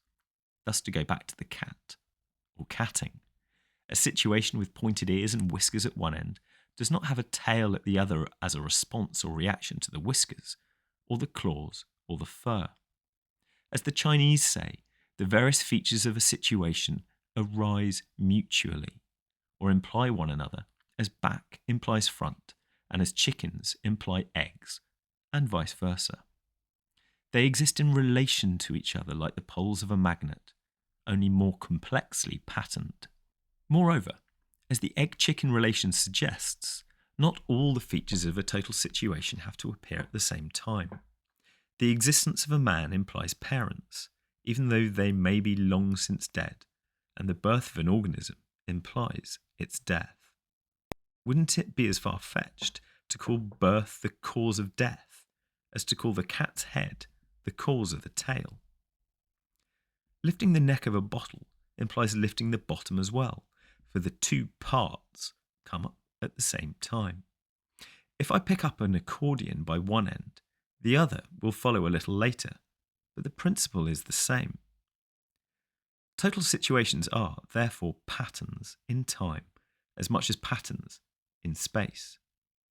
And right now is the moment to say that I am not trying to smuggle in the total situation as a new disguise for the old things which were supposed to explain behaviour or action. The total situational field is always open-ended. For little fields have big fields upon their backs to bite 'em, and big fields have bigger fields, and so ad infinitum.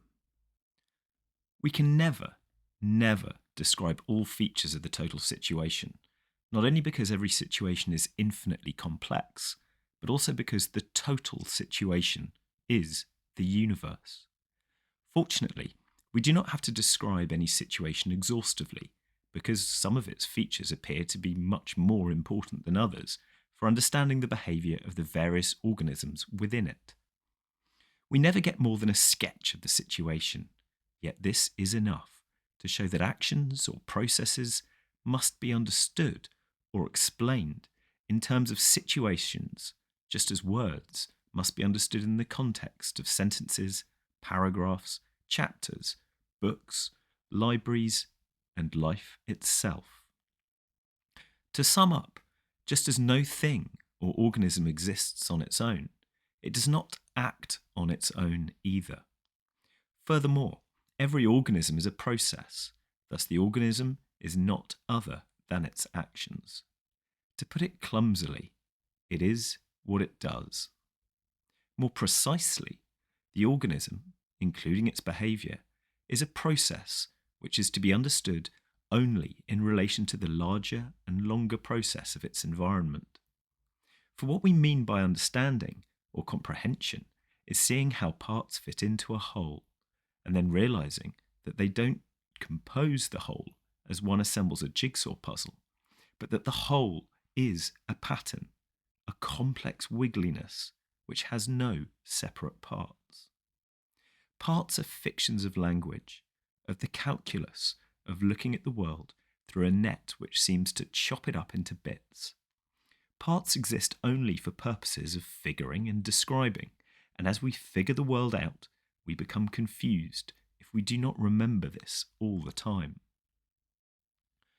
Once this is clear, we have shattered the myth of the fully automatic universe, where human consciousness and intelligence are a fluke in the midst of boundless stupidity. For if the behaviour of an organism is intelligible only in relation to its environment, intelligent behaviour implies an intelligent environment. Obviously, if parts do not really exist, it makes no sense to speak of an intelligent part of an unintelligent whole. It is easy enough to see that an intelligent human being implies an intelligent human society, for thinking is a social activity, a mutual interchange of messages and ideas based on such social institutions as languages, sciences, libraries, universities, and museums. But what about the non-human environment in which human society flourishes? Ecologists often speak of the evolution of environments over and above the evolution of organisms. For man did not appear on Earth until the Earth itself, together with all its biological forms, had evolved to a certain degree of balance and complexity. At this point of evolution, the Earth implied man, just as the existence of man implies that sort of a planet at that stage of evolution. The balance of nature, the harmony of contained conflicts, in which man thrives, is a network of mutually independent organisms of the most astounding subtlety and complexity.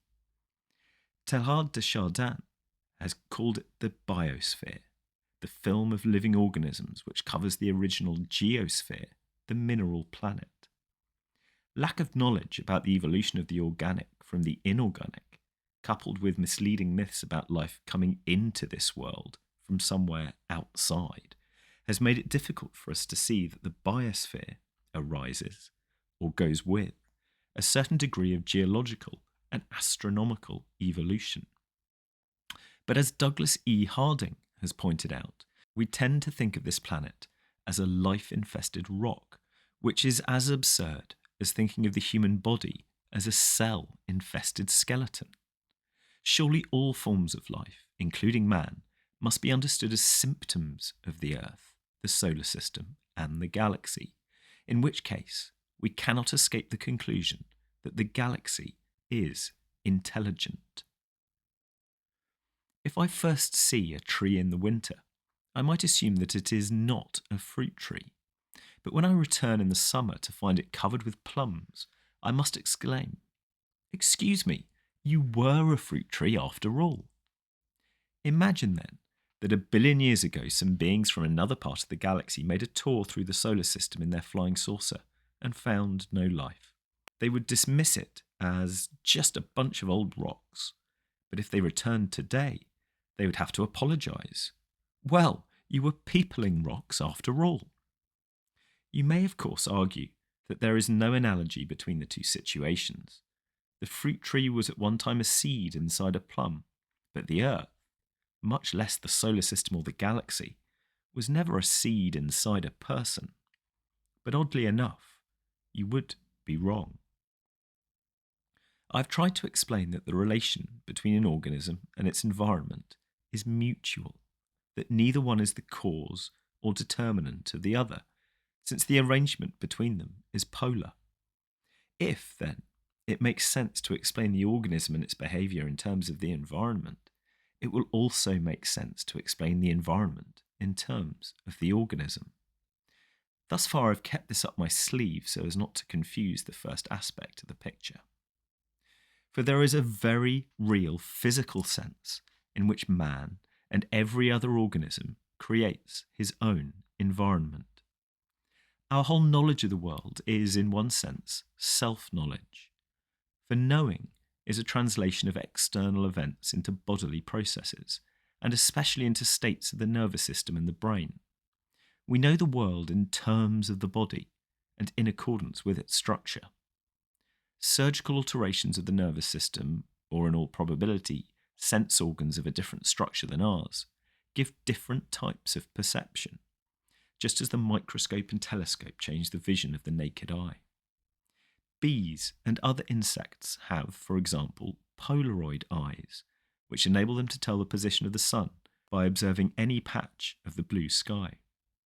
In other words, because of the different structure of their eyes, the sky that they see is not the sky that we see. Bats and homing pigeons have sensory equipment analogous to radar, and in this respect see more reality than we do without our special instruments. From the viewpoint of your eyes, your own head seems to be an invisible blank, neither dark nor light, standing immediately behind the nearest thing you can see. But in fact, the whole field of vision, out there in front, is a sensation in the lower back of your head, where the optical centres of the brain are located. What you see out there is, immediately, how the inside of your head looks or feels. So too, everything that you hear, touch, taste and smell is some kind of vibration interacting with your brain, which translates that vibration into what you know as light, colour, sound, hardness, roughness, saltiness, heaviness or pungence. Apart from your brain, all these vibrations would be like the sound of one hand clapping or of sticks playing on a skinless drum. Apart from your brain, or some brain, the world is devoid of light, heat, weight, solidity, motion, space-time, or any other imaginable feature. All these phenomena are interactions or transactions of vibrations with a certain arrangement of neurons. Thus, vibrations of light and heat from the sun do not actually become light or heat until they interact with a living organism, just as no light beams are visible in space unless reflected by particles of atmosphere or dust. In other words, it takes two to make anything happen. As we saw, a single ball in space has no motion, whereas two balls give the possibility of linear motion, three balls motion in a plane, and four balls motion in 3 dimensions. The same is true for the activation of an electrical current. No current will flow through a wire until the positive pole is connected with the negative. Or to put it more simply, no current will start unless it has a point of arrival.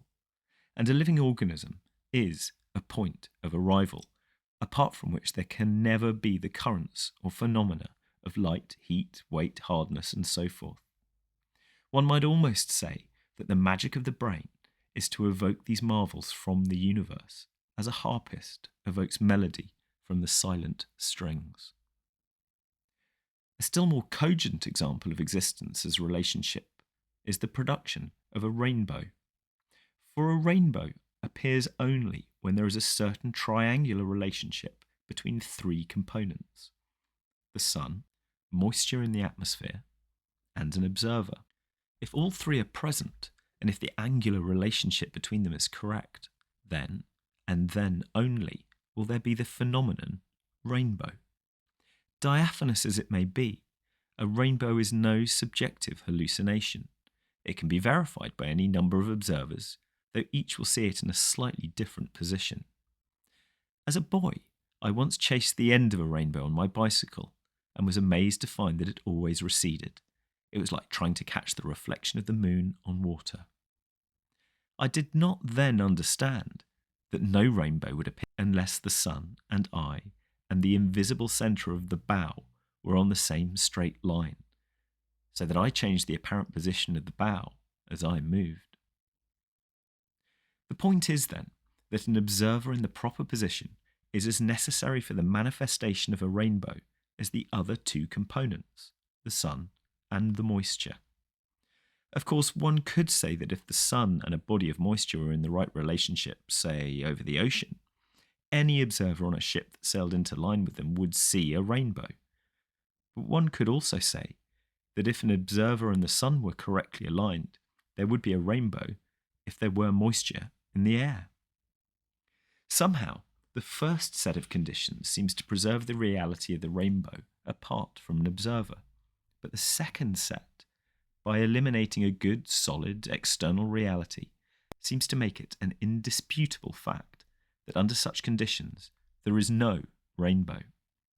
The reason is only that it supports our current mythology to assert that things exist on their own, whether there is an observer or not. It supports the fantasy that man is not really involved in the world, that he makes no real difference to it, and that he can observe reality independently without changing it. For the myth of this solid and sensible physical world, which is there, whether we see it or not, goes hand in hand with the myth that every observer is a separate ego, confronted with a reality quite other than themselves. Perhaps we can accept this reasoning without too much struggle when it concerns things like rainbows and reflections, whose reality status was never too high in the first place.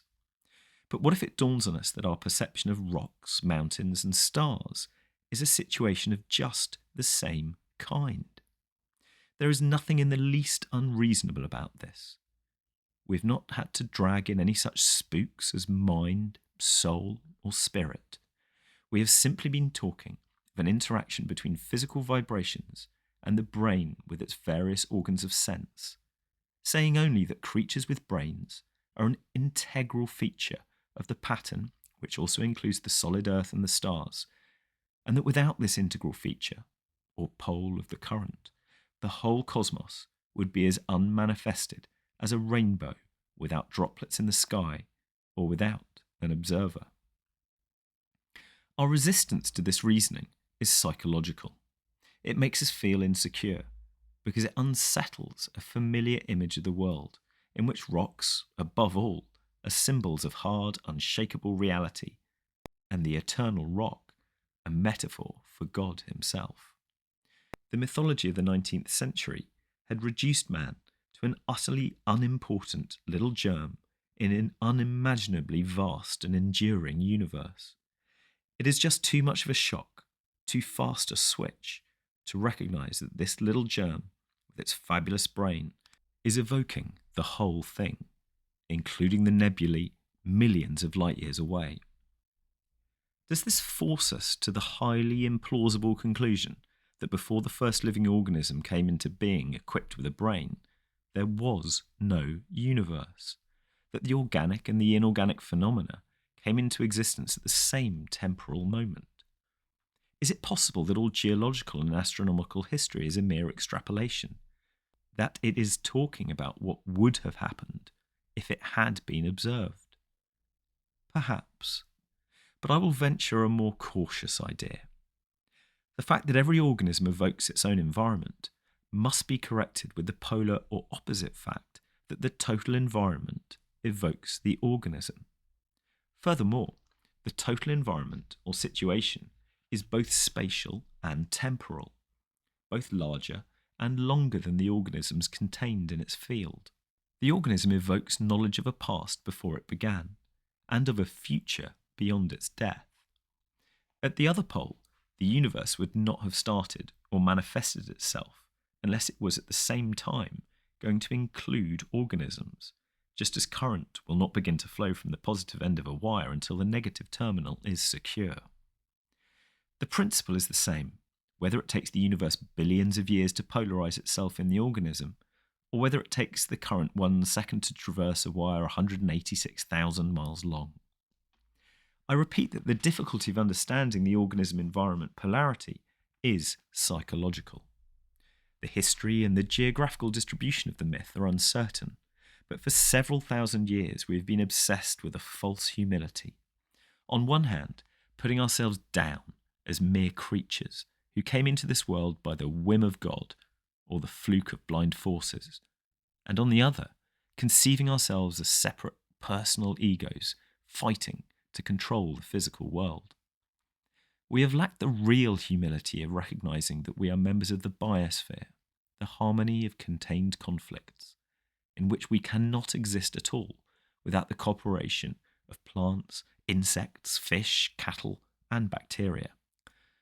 In the same measure, we have lacked the proper self-respect of recognizing that I, the individual organism, am a structure of such fabulous ingenuity that it calls the whole universe into being. In the act of putting everything at a distance, so as to describe and control it, we have orphaned ourselves, both from the surrounding world and from our own bodies, leaving I as a discontented and alienated spook, anxious, guilty, unrelated, and alone. We have attained a view of the world and a type of sanity which is dried out like a rusty beer can on the beach. It is a world of objects, of nothing buts as ordinary as formica table with chromium fittings. We find it immensely reassuring, except that it won't stay put, and must therefore be defended, even at the cost of scouring the whole planet back to a nice clean rock. For life is, after all, a rather messy and gooey accident in our basically geographical universe. If a man's son asks for bread, will he give him a stone? The answer is probably yes. Yet this is no quarrel with scientific thinking, which as of this date has gone far, far beyond Newtonian billiards and the myth of the fully automatic mechanical universe of mere objects. That was where science really got its start, but in accordance with William Blake's principle that the fool who persists in his folly will become wise, the persistent scientist is the first to realise the obsolescence of old models of the world. Open a good, standard textbook on quantum theory. The world cannot be analysed correctly into distinct parts. Instead, it must be regarded as an indivisible unit in which separate parts appear as valid approximations only in the classical, i.e. Newtonian, limit. Thus, at the quantum level of accuracy, an object does not have any intrinsic properties, for instance wave or particle, belonging to itself alone. Instead, it shares all its properties mutually and indivisibly with the systems with which it interacts. Moreover, because a given object, such as an electron, interacts at different times with different systems that bring out different potentialities, it undergoes continual transformation between the various forms, for instance wave or particle form, in which it can manifest itself. Although such fluidity and dependence of form on the environment have not been found before the advent of quantum theory, at the level of elementary particles in physics, they are not uncommon, in fields such as biology, which deals with complex systems. Thus, under suitable environmental conditions, a bacterium can develop into a spore stage, which is completely different in structure, and vice versa. David Bohm, Quantum Theory, 1958. Then there is the other, complementary side of the picture, as presented by the eminent biophysicist Erwin Schrödinger. It is not possible that this unity of knowledge, feeling and choice, which you call your own, should have sprung into being from nothingness at a given moment not so long ago. Rather, this knowledge, feeling and choice are essentially eternal and unchangeable and numerically one in all people, nay, in all sensitive beings, but not in this sense that you are a part, a piece of an eternal infinite being, an aspect or modification of it, as in Spinoza's pantheism. For we should have the same baffling question: which part, which aspect are you? What objectively differentiates it from the others? No, but inconceivable as it seems to ordinary reason, you, and all other conscious beings as such, are all in all. Hence this life of yours, which you are living, is not merely a piece of the entire existence, but it is in a certain sense the whole. Only this whole is not so constituted that it can be surveyed in one single glance. The universe implies the organism, and each single organism implies the universe. Only the single glance of our spotlight, narrowed attention, which has been taught to confuse its glimpses with separate things, must somehow be opened to the full vision, which Schrödinger goes on to suggest. Thus you can throw yourself flat on the ground, stretched out upon Mother Earth, with the certain conviction that you are one with her, and she with you. You are as firmly established, as invulnerable as she, indeed 1,000 times firmer and more invulnerable. As surely as she will engulf you tomorrow, so surely she will bring you forth anew to a new striving and suffering. And not merely some day. Now, today, every day she is bringing you forth, not once, but thousands upon thousands of times, just as every day she engulfs you 1,000 times over. For eternally and always there is only now, one and the same now. The present is the only thing that has no end.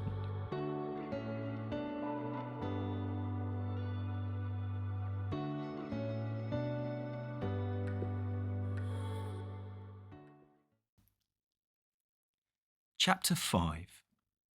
So what? To have spoken of a new vision is to be asked in the next breath, what good will it do? When you come to think of it, this is astonishing. But it is invariably true in speaking with people brought up in the environment of Protestantism. Catholics, Hindus, Buddhists, Muslims, and Taoists understand that vision or contemplation is good in itself, even the supreme good, in the sense of the beatific vision, where all beings are eternally absorbed in the knowledge and love of the force.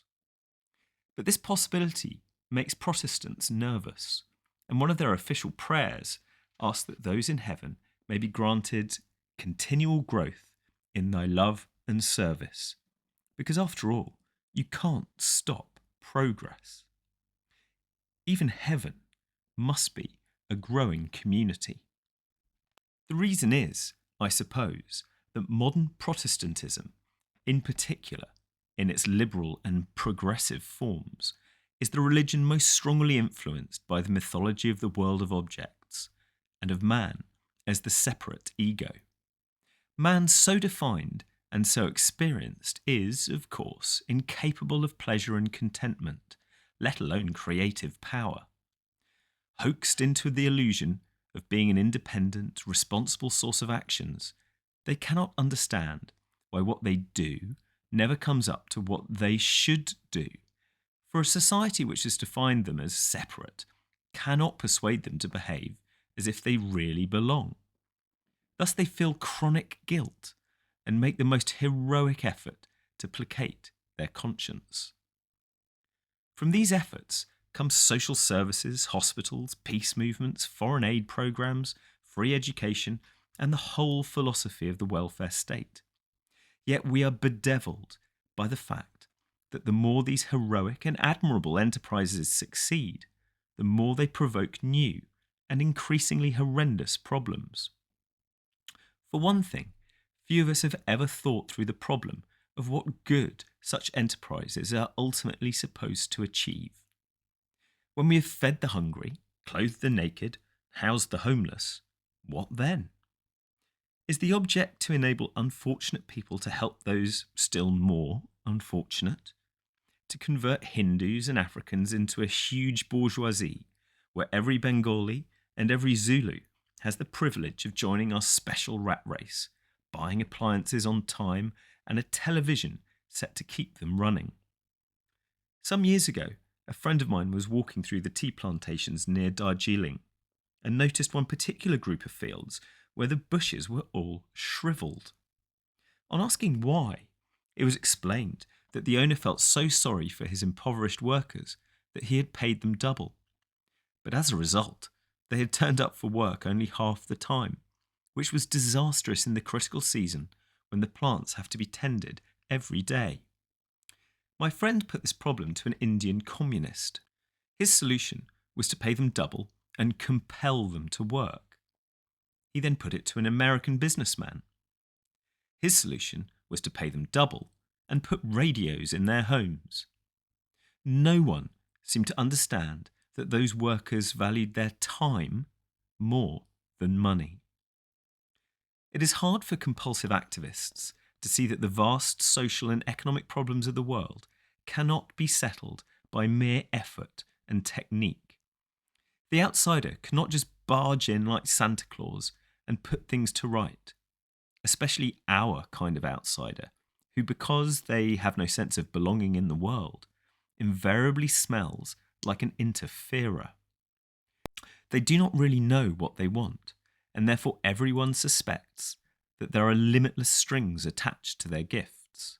For if you know what you want and will be content with it, you can be trusted. But if you do not know, your desires are limitless, and no one can tell how to deal with you. Nothing satisfies an individual incapable of enjoyment. I'm not saying that American and European corporations are run by greedy villains who live off the fat of the land at everyone else's expense. The point becomes clear only as one realises, with compassion and sorrow, that many of our most powerful and wealthy people are miserable dupes and captives in a treadmill, who, with the rarest exceptions, have not the ghost of a notion how to spend or to enjoy money. If I had been a heathen, I'd have praised the purple vine. My slaves would dig the vineyards, and I would drink the wine. But Higgins is a heathen, and his slaves grow lean and grey, that he may drink some tepid milk, exactly twice a day. G.K. Chesterton, The Song of the Strange Ascetic, 1932.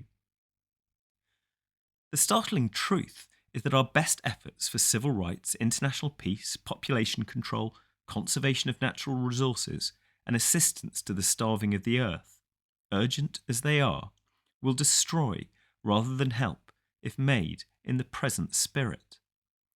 For as things stand, we have nothing to give.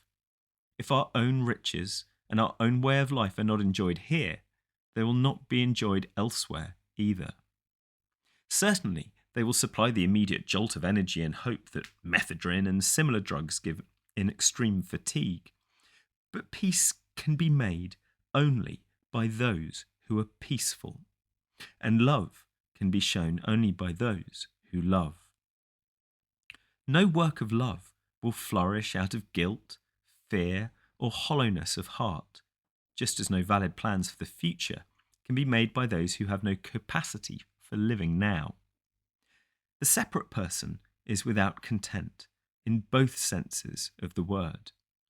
They live perpetually on hope, on looking forward to tomorrow, having been brought up this way from childhood, when their uncomprehending rage at double binds was propitiated with toys. If you want to find a true folk religion in our culture, look at the rites of Santa Claus. Even before the beginning of Advent, which was supposed to be a 3 to 4 week fasting period in preparation for the feast, the streets are decorated for Christmas. The shops glitter with tinsel and festive displays of gifts, and public address systems warble electronic carols so that one is sick to death of Venite Adoramus long before Christmas Day. Trees are already baubled and illumined in most homes, and as the big build-up proceeds, they are surrounded by those shiny packages with shimmering ribbons which look as if they held gifts for princes. By this time, Christmas parties have already been held in schools and offices before closing for the actual holiday, so that by Christmas Eve, the celebrations have just about blown their top. But there are still those packages under the tree and stockings by the fireplace. When at last the day comes, the children are frantic. Hardly able to wait for breakfast, and not having slept most of the night, they tear those gold and silver parcels to shreds as if they contain nothing less than the elixir of life or the philosopher's stone. By noon, the living room looks as if a waste paper truck had crashed into a dime store, leaving a wreck of mangled cartons, excelsior, wrapping paper, and writhing ribbons. Neckties, upended dolls, half-assembled model railroads, spacesuits, plastic atom bombs, and scattered chocolate bars. Hundreds of Tinker Toy pieces, crushed tree ornaments, miniature sports cars, water pistols, bottles of whiskey, and balloons. An hour later, the children are blubbering or screaming and have to be shooed out of doors while the mess is shoved together to make room for Christmas dinner. Thereafter, the 12 days of Christmas are spent with upset stomachs, colds and influenza, and on New Year's Eve the adults get stoned to forget the whole thing. Well, it was fun describing it, but the point is that intense expectation fizzled. The girl was gorgeous, but the guy was impotent. But since there must be something somewhere, expectation is kindled again to keep us going for all that golden, voluptuous goody at the end of the line. What could it be? The children knew it well until they got caught in the rat race. One of the best Christmas presents I ever had was a cheap ring with a glass diamond. It was quite incidental, something that came out of a snapper at a party. But I sat down in front of the fireplace with this enchanted object and turned it to catch the different colours of light which blazed inside it. I knew that I had found the ring of Solomon, with which he summoned jinns and afrits with wings of brass. And it wasn't that I wanted them to do anything for me, for it was just enough to be in that atmosphere, to watch these magical beings come into life in the flames of the fire, and to feel that I was in touch with the timeless paradise world. Now, it is symptomatic of our rusty beer can type of sanity that our culture produces very few magical objects. Jewellery is slick and uninteresting. Architecture is almost totally bereft of exuberance, obsessed with erecting glass boxes. Children's books are written by serious ladies with 3 names and no imagination. And as for comics, have you ever looked at the furniture in Dagwood's home? The potentially magical ceremonies of the Catholic Church are either gabbled away at top speed or rationalised with the aid of a commentator. Drama, or ritual in everyday behaviour, is considered affectation and bad form, and manners have become indistinguishable from mannerisms, where they exist at all. We produce nothing comparable to the great Oriental carpets, Persian glass, tiles and illuminated books, Arabian leatherwork, Spanish marquetry, Hindu textiles, Chinese porcelain and embroidery, Japanese lacquer and brocade, French tapestries, or Inca jewellery, though incidentally there are certain rather small electronic devices that come unwittingly close to fine jewels. The reason is not just that we are too much in a hurry and have no sense of the present, not just that we cannot afford the type of labour that such things would now involve, nor just that we prefer money to materials. The reason is that we have scrubbed the world clean of magic. We have lost even the vision of paradise, so that our artists and craftsmen can no longer discern its forms. This is the price that must be paid for attempting to control the world from the standpoint of an I for whom everything that can be experienced is a foreign object and a nothing but.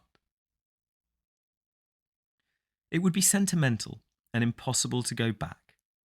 Children are in touch with paradise to the extent that they have not fully learned the ego trick, and the same is true of cultures which, by our standards, are more primitive and, by analogy, childlike. If then, after understanding, at least in theory, that the ego trick is a hoax, and that beneath everything, I and the universe are one, you ask, so what? What is the next step, the practical application? I will answer that the absolutely vital thing is to consolidate your understanding to become capable of enjoyment, of living in the present, and of the discipline which this involves. Without this, you have nothing to give to the cause of peace or racial integration, to starving Hindus and Chinese, or even to your closest friends. Without this, all social concern will be muddlesome meddling, and all work for the future will be planned disaster. But the way is not back. Just as science overcame its purely atomistic and mechanical view of the world through more science, the ego trick must be overcome through intensified self-consciousness. For there is no way of getting rid of the feeling of separateness by a so-called act of will, by trying to forget yourself, or by getting absorbed in some other interest. This is why moralistic preaching is such a failure. It breeds only cunning hypocrites, people sermonized into shame, guilt, or fear, who thereupon force themselves to behave as if they actually loved others, so that their virtues are often more destructive and arouse more resentment than their vices. A British social services project run by earnest and rather formidable ladies, called the Charity Organisation Society, COS for short, used to be known among the poor as cringe or starve. The Taoist philosopher Chuang-Tzu describes such efforts to be egoless as beating a drum in search of a fugitive, or, as we might put it, driving to a police raid with the sirens on. Or, as the Hindus say, it is like trying not to think of a monkey while taking medicine, on the basis of the popular superstition that thinking of a monkey will make the medicine ineffective. All that such efforts can teach us is that they do not work. For the more we try to behave without greed or fear, the more we realise that we are doing this for greedy or fearful reasons.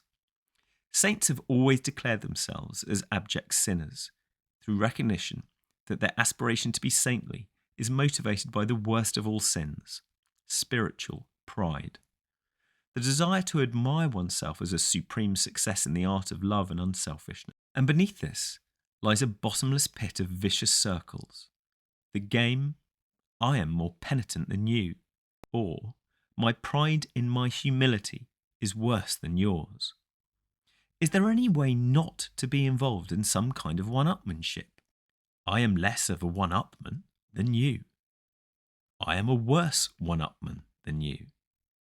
I realise more clearly than you that everything we do is one-upmanship. The ego trick seems to affirm itself endlessly in posture after posture.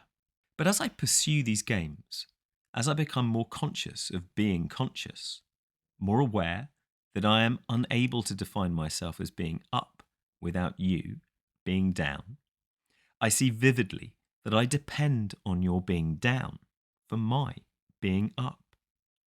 I would never be able to know that I belong to the in-group of nice or saved people without the assistance of an out-group of nasty or damned people.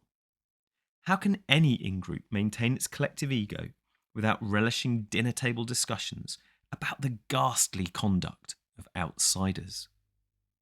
The very identity of racist Southerners depends upon contrasting themselves with people of colour. But conversely, the out-groups feel that they are really and truly in, and nourish their collective ego with relishingly indignant conversation about squares, au faits, wasps, philistines, and the blasted bourgeoisie.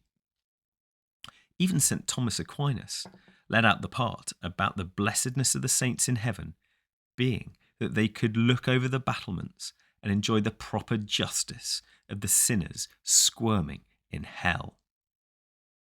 All winners need losers. All saints need sinners, and all sages need fools. That is, so long as the major kick in life is to amount to something, or to be someone as a particular and separate godlet. But I define myself in terms of you. I know myself only in terms of what is other, no matter whether I see the other as below me or above me in any ladder of values.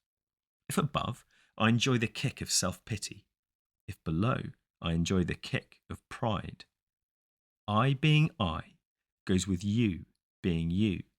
Thus, as a great Hasidic rabbi put it, if I am I because you are you, and if you are you because I am I, then I am not I, and you are not you. Instead, we are both something in common between what Martin Buber has called I and thou and I and it, the magnet itself which lies between the poles, between I myself and everything sensed as other. There it is, a theoretically undeniable fact. But the question is how to get over the sensation of being locked out from everything other, of being only oneself, an organism flung into unavoidable competition and conflict with almost every object in its experience. There are innumerable recipes for this project, almost all of which have something to recommend them. There are the practices of yoga meditation, dervish dancing, psychotherapy, Zen Buddhism, Ignatian, Salesian, and hesychast methods of prayer, the use of consciousness-changing chemicals such as LSD and mescaline, psychodrama, group dynamics, sensory awareness techniques, Quakerism, Gurdjieff exercises, relaxing therapies, the Alexander method, autogenic training and self-hypnosis. The difficulty with every one of these disciplines is that the moment you are seriously involved, you find yourself boxed in some special in-group which defines itself, often with the most elegant subtlety, by the exclusion of an out-group. In this way, every religion or cult is self-defeating, and this is equally true of projects which define themselves as non-religions or universally inclusive religions, playing the game of I am less exclusive than you. It is thus that religions and non-religions, all established in the name of brotherhood and universal love, are invariably divisive and quarrelsome. What, for example, is more quarrelsome in practical politics than the project for a truly classless and democratic society? Yet the historical origin of this movement is mystical. It goes back to Jesus and St. Paul, to Eckhart and Tolle, to the Anabaptists, Levellers, and Brothers of Free Spirit, and their insistence that all people are equal in the sight of God. It seems almost as if to be is to quarrel, or at least to differ, to be in contrast with something else. If so, whoever does not put up a fight has no identity. Whoever is not selfish has no self. Nothing unites a community so much as common cause against an external enemy. Yet, in the same moment, that enemy becomes the essential support of social unity. Therefore, larger societies require larger enemies, bringing us in due course to the perilous point of our present situation, where the world is virtually divided into two huge camps. But if high officers on both sides have any intelligence at all, they make a secret agreement to contain the conflict, to call each other the worst names, but to refrain from dropping bombs.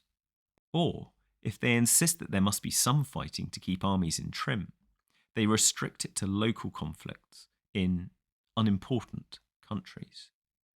Voltaire should have said that if the devil did not exist, it would be necessary to invent him. Nevertheless, the more it becomes clear that to be is to quarrel and to pursue self-interest, the more you are compelled to recognise your need for enemies to support you. In the same way, the more resolutely you plumb the question, who or what am I, the more unavoidable is the realisation that you are nothing at all apart from everything else. Yet again, the more you strive for some kind of perfection or mastery, in morals, in art, or in spirituality, the more you see that you are playing a rarefied and lofty form of the old ego game, and that your attainment of any height is apparent to yourself and to others only by contrast with someone else's depth or failure. This understanding is at first paralysing. You are in a trap, in the worst of all double binds, seeing that any direction you take will imply and so evoke its opposite. Decide to be a Christ, and there will be a Judas to betray you and a mob to crucify you. Decide to be a devil, and men will unite against you in the closest brotherly love. Your first reaction may simply be to hell with it. The only course may seem to be to forget the whole effort and become absorbed in trivialities, or to check out of the game by suicide or psychosis and spend the rest of your days blabbering in an asylum. But there is another possibility. Instead of checking out, let us ask what the trap means. What is implied in finding yourself paralysed, unable to escape from a game in which all the rules are double binds and all moves are self-defeating? Surely this is a deep and intense experience of the same double bind that was placed upon you in infancy when the community told you that you must be free, responsible and loving, and when you were helplessly defined as an independent agent. The sense of paralysis is therefore the dawning realization that this is nonsense and that your independent ego is a fiction. It simply isn't there, either to do anything or to be pushed around by external forces, to change things or to submit to change. The sense of I, which should have been identified with the whole universe of your experience, was instead cut off and isolated as a detached observer of that universe. In the preceding chapter, we saw that this unity of organism and environment is a physical fact. But when you know for sure that your separate ego is a fiction, you actually feel yourself as the whole process and pattern of life. Experience and experiencer become one experiencing, known and knower one knowing. Each organism experiences this from a different standpoint and in a different way. For each organism is the universe experiencing itself in endless variety. One need not then fall into the trap which this experience holds for believers in an external all-powerful God. The temptation to feel I am God in that sense, and to expect to be worshipped and obeyed by all other organisms. Remember, above all, that an experience of this kind cannot be forced or made to happen by any act of your own fictitious will, except insofar as repeated efforts to be one up on the universe may eventually reveal their futility. Don't try to get rid of the ego sensation. Take it, so long as it lasts, as a feature or play of the total process, like a cloud or wave, or like feeling warm or cold, or anything else that happens of itself. Getting rid of one's ego is the last resort of invincible egoism. It simply confirms and strengthens the reality of the feeling. But when this feeling of separateness is approached and accepted like any other sensation, it evaporates, like the mirage it is. This is why I am not overly enthusiastic about the various spiritual exercises in meditation or yoga, which some consider essential for release from the ego. For when practiced in order to get some kind of spiritual illumination or awakening, they strengthen the fallacy that the ego can toss itself away by a tug at its own bootstraps. But there is nothing wrong with meditating just to meditate, in the same way that you listen to music just for the music. If you go to concerts to get culture or to improve your mind, you will sit there as deaf as a doorpost.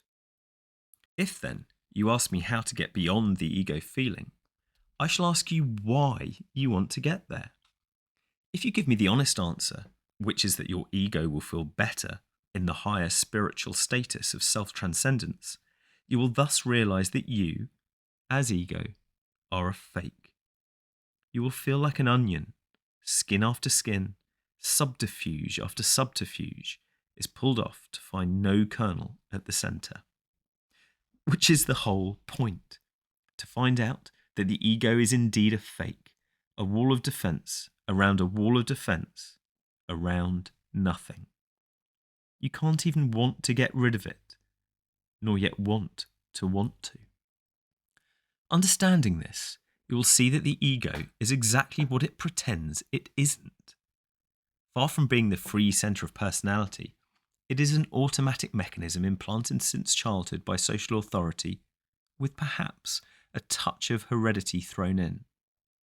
This may give you the temporary feeling of being a zombie or a puppet dancing irresponsibly on strings that lead away to unknown forces. At this point, the ego may reassert itself with insidious, "I can't help myself" play, in which the ego splits itself into two and pretends that it is its own victim. "See, I'm only a bundle of conditioned reflexes, so you mustn't get angry with me for acting just as I feel." To which the answer could be, "Well, we're just zombies too, so you shouldn't complain if we get angry." But who is it that mustn't get angry or shouldn't complain? As if there was still some choice in the matter. The ego is still surviving as the I, which must passively endure the automatic behaviour of myself and others. Again, as if there was some choice which the witnessing self can make between putting up with things and attacking them violently. What has happened is that the frustrated ego has withdrawn into its last stronghold of independence, retaining its identity as a mere watcher or sufferer of all that goes on. Here, it pities itself or consoles itself as a puppet of fate. But if this is seen as yet another subterfuge, we are close to the final showdown. A line of separation is now drawn between everything that happens to me, including my own feelings, on the one side, and on the other, I myself as the conscious witness.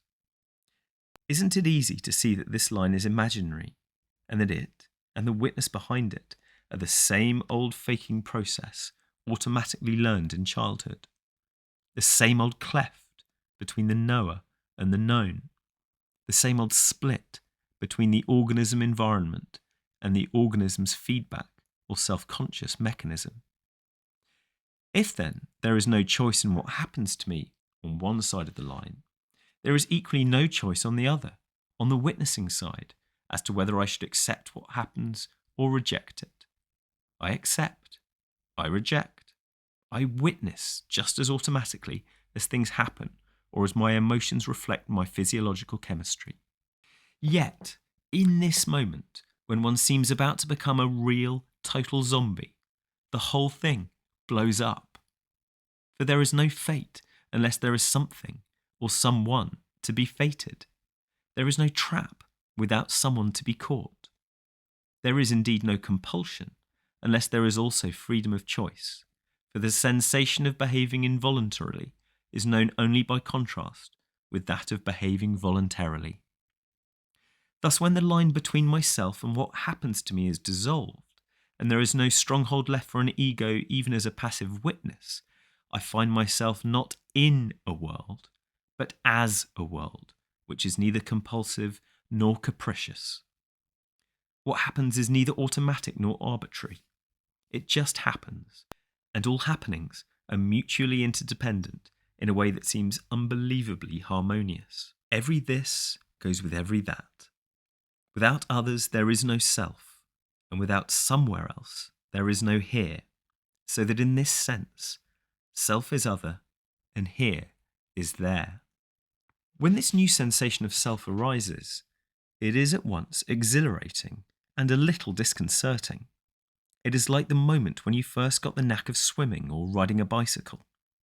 There is the feeling that you are not doing it yourself, but that it is somehow happening on its own, and you wonder whether you will lose it, as indeed you may if you try forcibly to hold on to it. In immediate contrast to the old feeling, there is indeed a certain passivity to the sensation, as if you were a leaf blown along by the wind, until you realise that you are both the leaf and the wind. The world outside your skin is just as much you as the world inside. They move together inseparably, and at first you feel a little out of control because the world outside is so much faster than the world inside. Yet you soon discover that you are able to go ahead with ordinary activities, to work and make decisions as ever, though somehow this is less of a drag. Your body is no longer a corpse which the ego has to animate and lug around. There is a feeling of the ground holding you up and of hills lifting you when you climb them. Air breathes itself in and out of your lungs, and instead of looking and listening, light and sound come to you on their own. Eyes see and ears hear as wind blows and water flows. All space becomes your mind. Time carries you along like a river, but never flows out of the present. The more it goes, the more it stays, and you no longer have to fight or kill it. You do not ask what is the value or what is the use of this feeling. Of what use is the universe? What is the practical application of 1,000,000 galaxies? Yet just because it has no use, it has a use, which may sound like a paradox, but it isn't. What, for instance, is the use of playing music? If you play to make money, to outdo some other artist, to be a person of culture, or to improve your mind, you are not really playing. For your mind is not on the music. You don't swing. When you come to think of it, playing or listening to music is a pure luxury, an addiction, a waste of valuable time and money for nothing more than making elaborate patterns of sound. Yet what would we think of a society which had no place for music, which did not allow for dancing, or for any activity not directly involved with the practical problems of survival? Obviously, such a society would be surviving to no purpose, unless it could somehow make a delight out of the essential tasks of farming, building, soldering, manufacturing, or cooking. But in that moment, the goal of survival is forgotten. The tasks are being done for their own sake, whereupon farms begin to look like gardens. Sensible living boxes sprout interesting roofs and mysterious ornaments. Arms are engraved with curious patterns. Carpenters take time to finish their work, and cooks become gourmets. A Chinese philosophical work called The Secret of the Golden Flower says that when purpose has been used to achieve purposelessness, the thing has been grasped.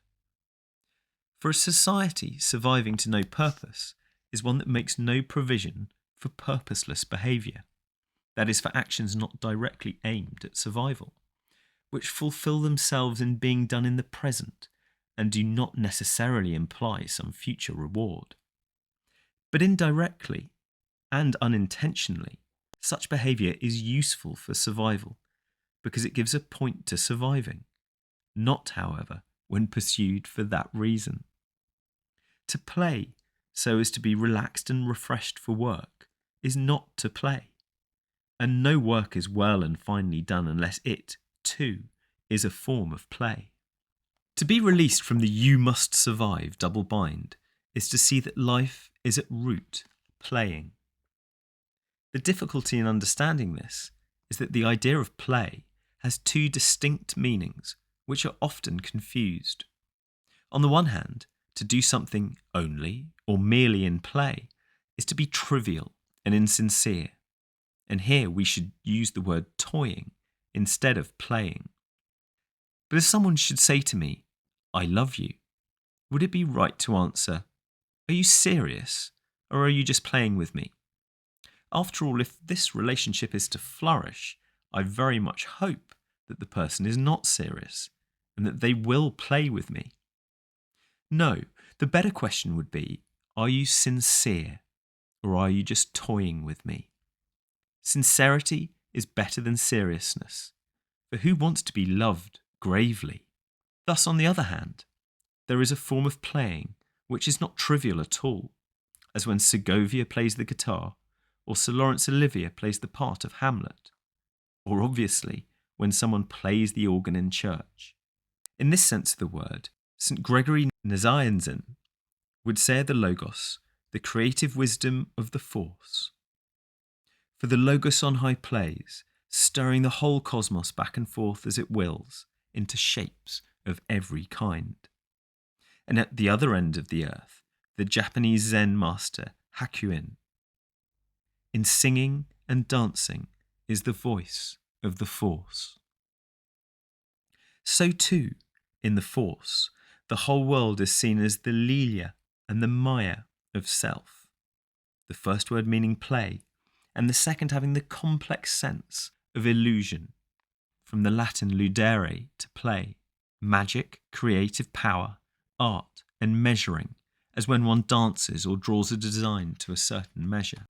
From this point of view, the universe in general, and playing in particular, are, in a special sense, meaningless. That is, they do not, like words and symbols, signify or point to something beyond themselves.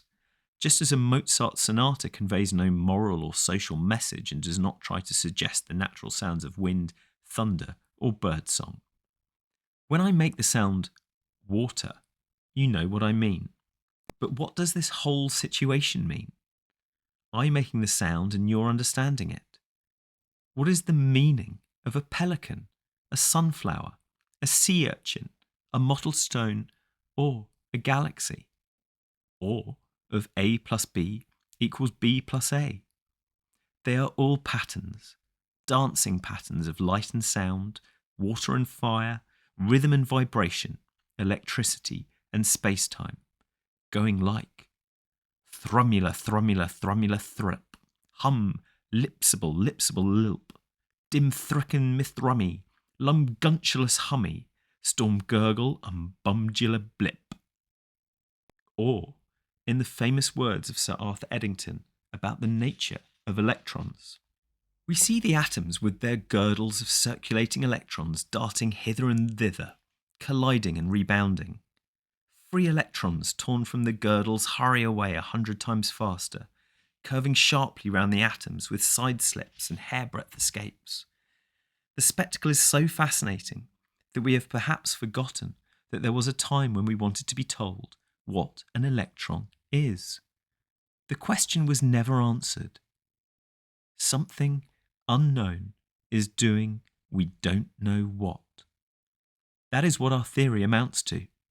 It does not sound a particularly illuminating theory. I have read somewhere like it elsewhere. The slivy toads did gyre and gimble in the wabe. There is the same suggestion of activity. There is the same indefiniteness as to the nature of the activity and of what it is that is acting. The point is that spectacle is so fascinating, for the word is a spell, in Latin, fascinum, an enchantment, being thrilled by a chant, an amazement, being lost in a maze, an arabesque of such stunning rhythm and a plot so intriguing that we are drawn by its web into a state of involvement where we forget that it is a game. We become fascinated to the point where the cheering and the booing are transformed into intense love and hate, or delight and terror, ecstatic organism or screaming memes, all made out of on and off, or black and white, pulsed, stuttered, diagrammed, mosaicked, syncopated, shaded, jolted, tangoed, and lilted through all possible measures and dimensions. It is simultaneously the purest nonsense and the utmost artistry. Listen intently to a voice singing without words. It may charm you into crying, force you to dance, fill you with rage, or make you jump for joy. You can't tell where the music ends and the emotions begin, for the whole thing is a kind of music, the voice playing on your nerves as the breath plays on a flute. All experience is just that, except that its music has many more dimensions than sound. It vibrates in the dimensions of sight, touch, taste and smell, and in the intellectual dimension of symbols and words, all evoking and playing upon each other. But at root, this is a negative way of something highly positive. It is nothing more than the mysterious utterance of the old man of Spithead, who opened the window and said, "Fill jumble, fill jumble, fill rumble come tumble." Bach states it more elegantly but with just as little external meaning. Once you have seen this, you can return to the world of practical affairs with a new spirit. You have seen that the universe is at root a magical illusion and a fabulous game, and that there is no separate you to get something out of it, as if life were a bank to be robbed.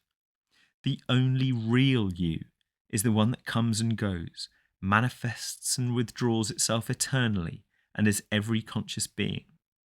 For you is the universe, looking at itself from billions of points of view, points that come and go, so that the vision is forever new.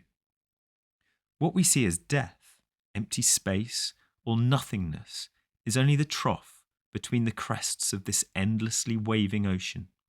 It is all part of the illusion that there should seem to be something to be gained in the future, and that there is an urgent necessity to go on until we get it.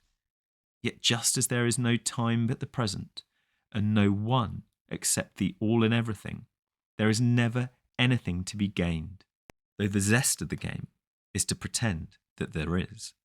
Anyone who brags about knowing this doesn't understand it, for he is only using the theory as a trick to maintain his illusion of separateness, a gimmick in a game of spiritual one-upmanship.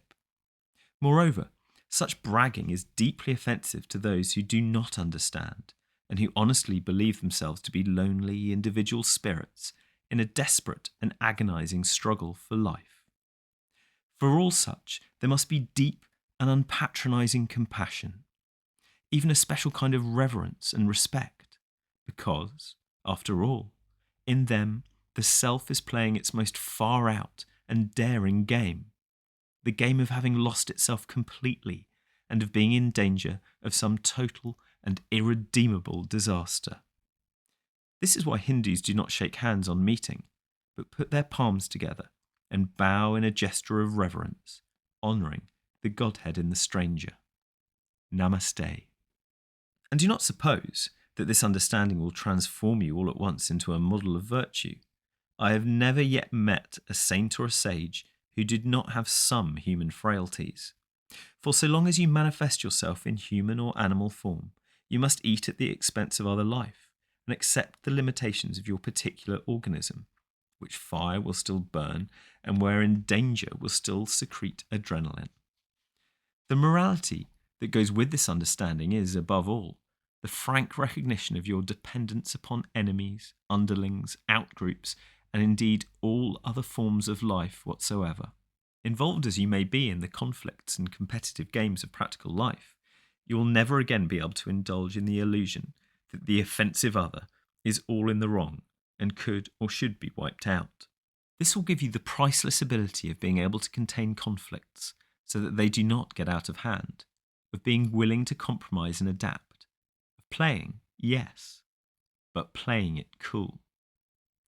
This is what is called honour among thieves, for the really dangerous people are those who do not recognise that they are thieves, the unfortunates who play the role of the good guys with such blind zeal that they are unconscious of any indebtedness to the bad guys who support their status.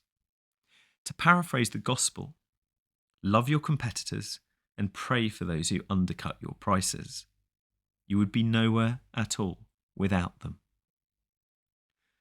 The political and personal morality of the West, especially in the United States, is, for lack of this sense, utterly schizophrenic. It is a monstrous combination of uncompromising idealism and unscrupulous gangsterism, and thus devoid of the humour and humaneness which enables confessed rascals to sit down together and work out reasonable deals. No one can be moral, that is. No one can be moral, that is, no one can harmonise contained conflicts, without coming to a working arrangement between the angel and the devil in themselves, between their rose above and their manure below. The two forces or tendencies are mutually interdependent, and the game is a working game just so long as the angel is winning but does not win, and the devil is losing but is never lost. The game doesn't work in reverse, just as the ocean doesn't work with wave crests down and troughs up.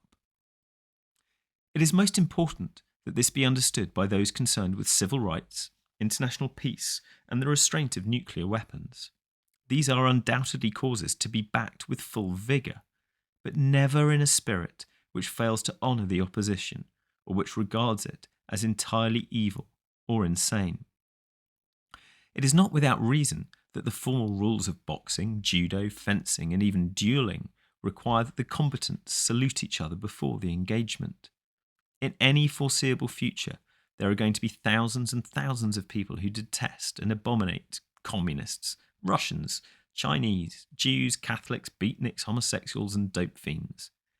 These hatreds are not going to be healed, but only inflamed by insulting those who feel them and the abusive labels with which we plaster them. Squares, fascists, rightists, know-nothings may well become the proud badges and symbols around which they will rally and consolidate themselves. Nor will it do to confront the opposition in public with polite and non-violent sit-ins and demonstrations, while boosting our collective ego by insulting them in private. If we want justice for minorities and cooled wars with our natural enemies, whether human or non-human, we must first come to terms with the minority and the enemy in ourselves and in our own hearts. For the rascal is there as much as anywhere in the external world, especially when you realise that the world outside your skin is as much yourself as the world inside. For want of this awareness, no one can be more belligerent than a pacifist on the rampage or more militantly nationalistic than an anti-imperialist. You may indeed argue that this is asking too much. You may resort to the old alibi that the task of changing human nature is too arduous and too slow, and that what we need is immediate and massive action. Obviously, it takes discipline to make any radical change in one's own behaviour patterns, and psychotherapy can drag on for years and years. But this is not my suggestion. Does it really take any considerable time or effort just to understand that you depend on enemies and outsiders to define yourself, and without some opposition, you would be lost? To see this is to acquire almost instantly the virtue of humour, and humour and self-righteousness are mutually exclusive. Humour is the twinkle in the eye of a just judge, who knows that he is also the felon in the dock. How could he be sitting there as stately judgment, being addressed as Your Honour and Milord, without those poor bastards being dragged before him day after day? It does not undermine his work and his function to recognise this. He plays the role of judge all the better for realising that on the next turn of the wheel of fortune he may be the accused, and that if all the truth were known, he would be the one standing there now. If this is cynicism, it is at least loving cynicism, an attitude and an atmosphere that cools off human conflicts more effectively than any amount of physical or moral violence. For it recognises that the real goodness of human nature is its peculiar balance of love and selfishness, reason and passion, spirituality and sensuality, mysticism and materialism, in which the positive pole has always a slight edge over the negative. Were it otherwise, and the two were equally balanced, life would come to a total stalemate and standstill. Thus, when the two poles, good and bad, forget their interdependence and try to obliterate each other, man becomes subhuman, the implacable crusader or the cold, sadistic thug. It is not for man to be either an angel or a devil, and the would-be angels should realise that as their ambition succeeds, they evoke hordes of devils to keep the balance. This was the lesson of prohibition, as of all other attempts to enforce purely angelic behaviour, or to pluck out evil, root and branch. It comes then to this, that to be viable, livable, or merely practical, life must be lived as a game, and the must here expresses a condition, not a commandment. It must be lived in the spirit of play rather than work, and the conflicts which it involves must be carried on in the realisation that no species or party to a game can survive without its natural antagonists, its beloved enemies, its indispensable opponents. For to love your enemies is to love them as enemies. It is not necessarily a clever device for winning them over to your own side. The lion lies down with the lamb in paradise, but not on earth. Paradise being the tacit, off-stage level, where behind the scenes, all conflicting parties recognise their interdependence, and through this recognition are able to keep their conflicts within bounds. This recognition is the absolutely essential chivalry which must set the limits within all warfare with human and non-human enemies alike. For chivalry is the debonair spirit of the knight who plays with their life in the knowledge that even mortal combat is a game. No one who has been hoaxed into the belief that they are nothing but ego or nothing but individual organism can be chivalrous, let alone a civilized, sensitive, and intelligent member of the cosmos. But to be lived this way, the life game has to be purged of self-contradictory rules. This, and not some kind of moral effort, is the way out of the hoax of separateness. Thus, when a game sets the players an impossible and not simply difficult task, it comes quickly to the point where it is no longer worth playing. There is no way of observing a rule set in the form of a double bind. That is, a two-part rule whose parts are mutually exclusive. No one can be compelled to behave freely or forced to act independently.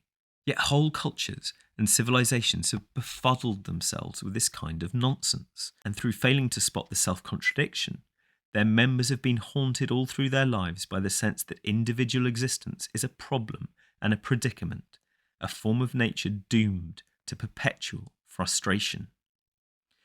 The sense of ego is at root a discomfort and a bore, and nothing shows it more clearly than such everyday phrases as, "I need to get away from myself," or "You should find something to take you out of yourself," or "I read to forget myself."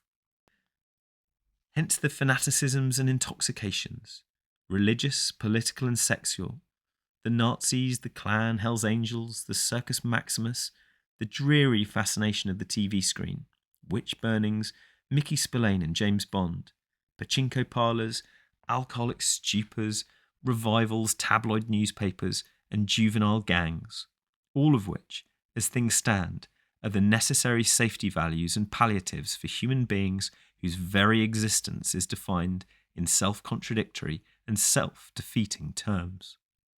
Finally, the game of life as Western society has been playing it for the past century needs less emphasis on practicality, results, progress, and aggression.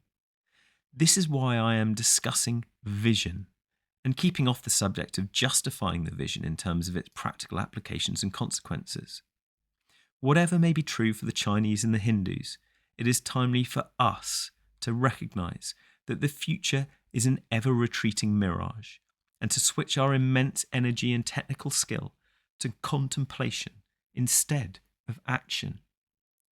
However much we may now disagree with Aristotle's logic and his metaphors, he must still be respected for reminding us that the goal of action is always contemplation, knowing and being, rather than seeking and becoming. As it is, we are merely bolting our lives, gulping down undigested experiences as fast as we can stuff them in, because awareness of our own existence is so superficial and so narrow that nothing seems to us more boring than simple being.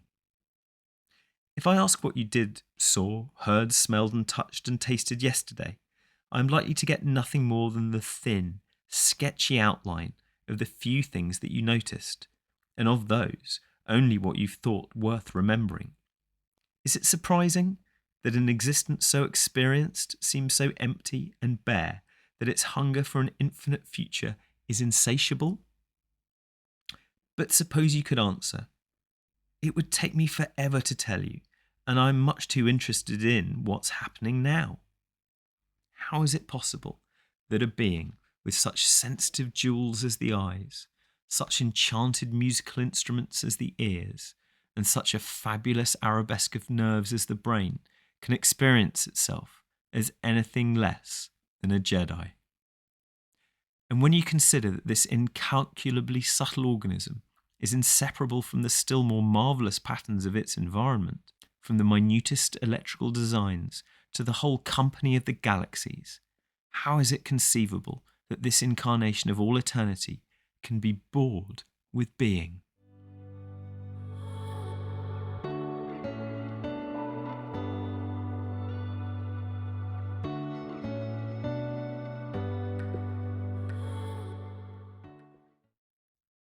Chapter 6. The Force.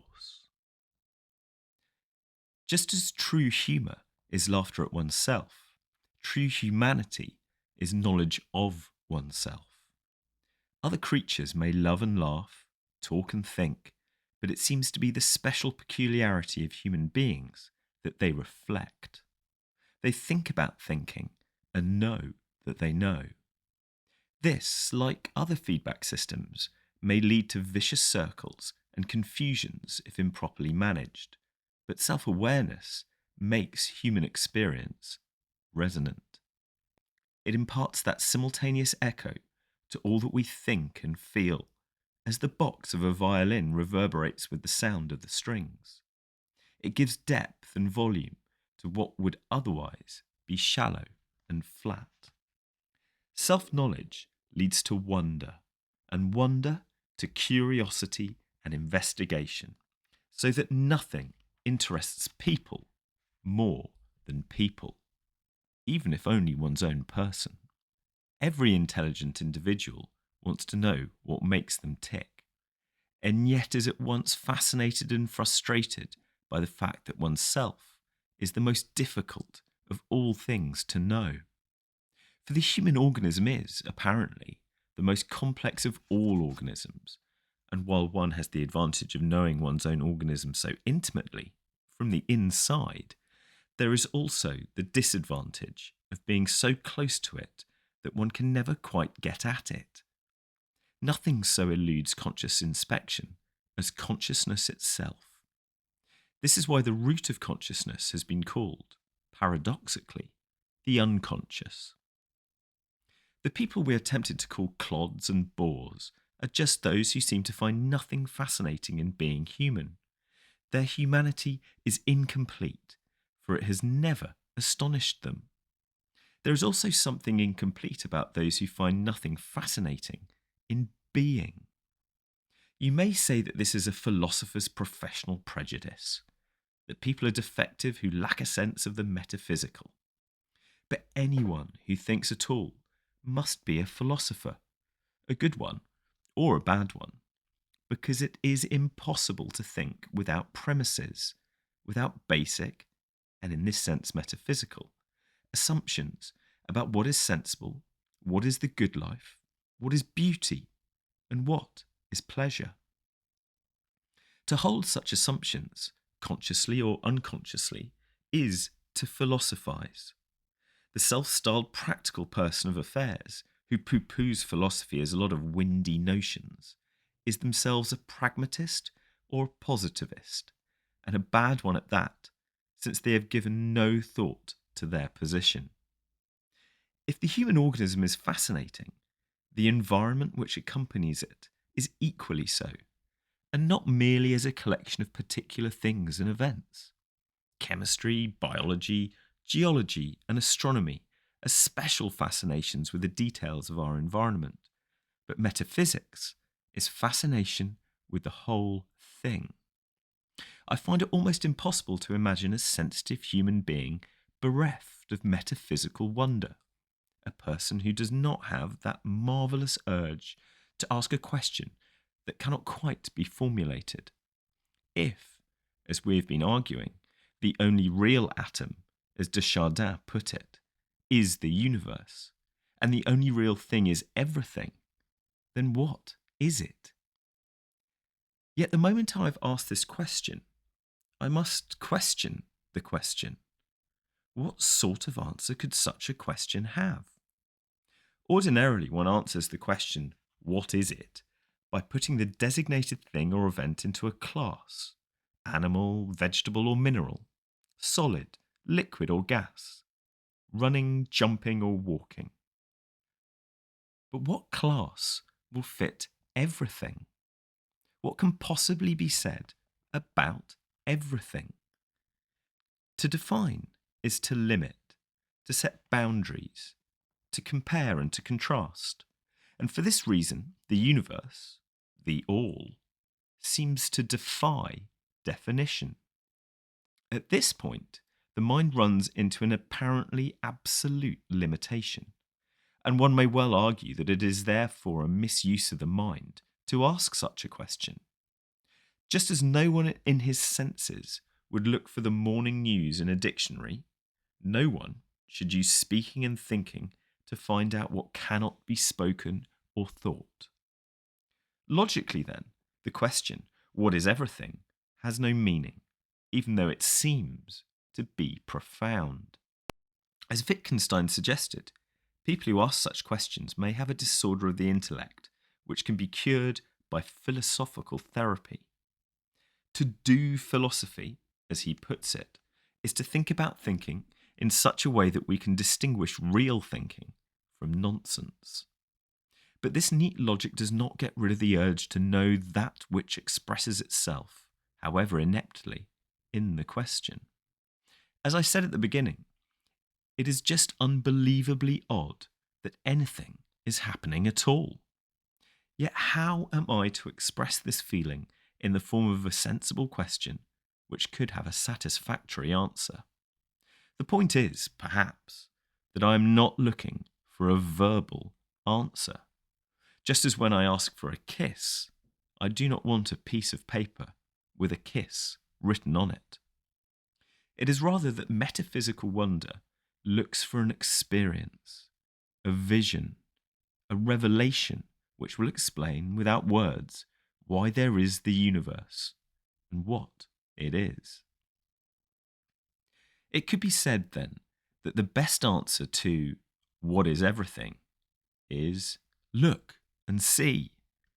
But the question also implies a search for something basic to everything, for an underlying unity which our ordinary thinking and feeling do not automatically grasp. Thought and sensation are analytical and selective, and thus present the world as no more than a multiplicity of things and events. Man has, however, a metaphysical instinct, which apparent multiplicity does not satisfy. What guarantee is there that the five senses, taken together, do cover the whole of possible experience? They cover simply our actual experience, our human knowledge of facts or events. There are gaps between the fingers, there are gaps between the senses. In these gaps is the darkness, which hides the connection between things. This darkness is the source of our vague fears and anxieties, but also the home of the gods. They alone see the connections, the total relevance of everything that happens, that which now comes to us in bits and pieces, the accidents which only exist in our heads, in our limited perceptions. Idris Parry, from Kafka, Rilke, and Rumpelstiltskin. Man is therefore intuitively certain that the entire multitude of events and things is on or in something, as reflections are on a mirror, sounds on a diaphragm, lights and colours in a diamond, or the words and music of a song in the singer.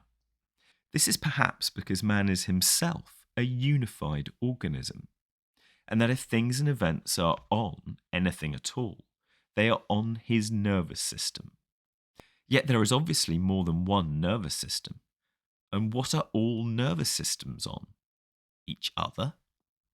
This mysterious something has been called God, the Absolute, nature, substance, energy, space, ether, mind, being, the void, the infinite. Names and ideas which shift in popularity and respectability with the winds of intellectual fashion, of considering the universe intelligent or stupid, superhuman or subhuman, specific or vague. All of them might be dismissed as nonsense noises if the notion of an underlying ground or force were no more than a product of intellectual speculation. But these names are often used to designate the content of a vivid and almost sensorily concrete experience, the unitive experience of the mystic, which, with secondary variations, is found in almost all cultures at all times. This experience is the transformed sense of self, which I was discussing in the previous chapter, though in naturalistic terms, purified of all hocus pocus about mind, soul, spirit, and other intellectually gaseous words. Despite the universality of this experience and the impressive regularity with which it is described in the same general way, tough-minded types regard it as a commonly recurring hallucination with characteristic symptoms like paranoia, which adds nothing to our information about the physical universe. Just as we cannot say anything about everything, so they argue, one cannot feel or experience anything about everything. For all our senses are selective. We experience by contrast, just as we think by contrast. To experience something underlying all experiences would thus be like seeing sight itself as something common to everything seen. In terms of what colour, what shape, other than all mutually contrasting colours and shapes, could we see sight itself? Yet metaphysics, like philosophy as a whole, is not something which can simply be cured or abandoned as if it were an intellectual disease. The most anti-metaphysical philosophers have, in fact, a tacit metaphysics of their own, which lurks behind the assertion that all experience and all knowledge must be of classes and of contrasts and comparisons between them. To put it in the simplest way, they will allow what I can know and speak sensibly about something white, since I know white by contrast with black, and by comparison with red, orange, yellow, green, blue, indigo, and violet. They will allow meaningful statements about dogs and cats, because they are organic, as distinct from inorganic, mammals, as distinct from marsupials, and though frisky, have clearly defined boundaries which demark them from the whole world of non-dogs and non-cats. But the underlying assumption that all knowledge is in terms of contrasts is as metaphysical as an assumption can be.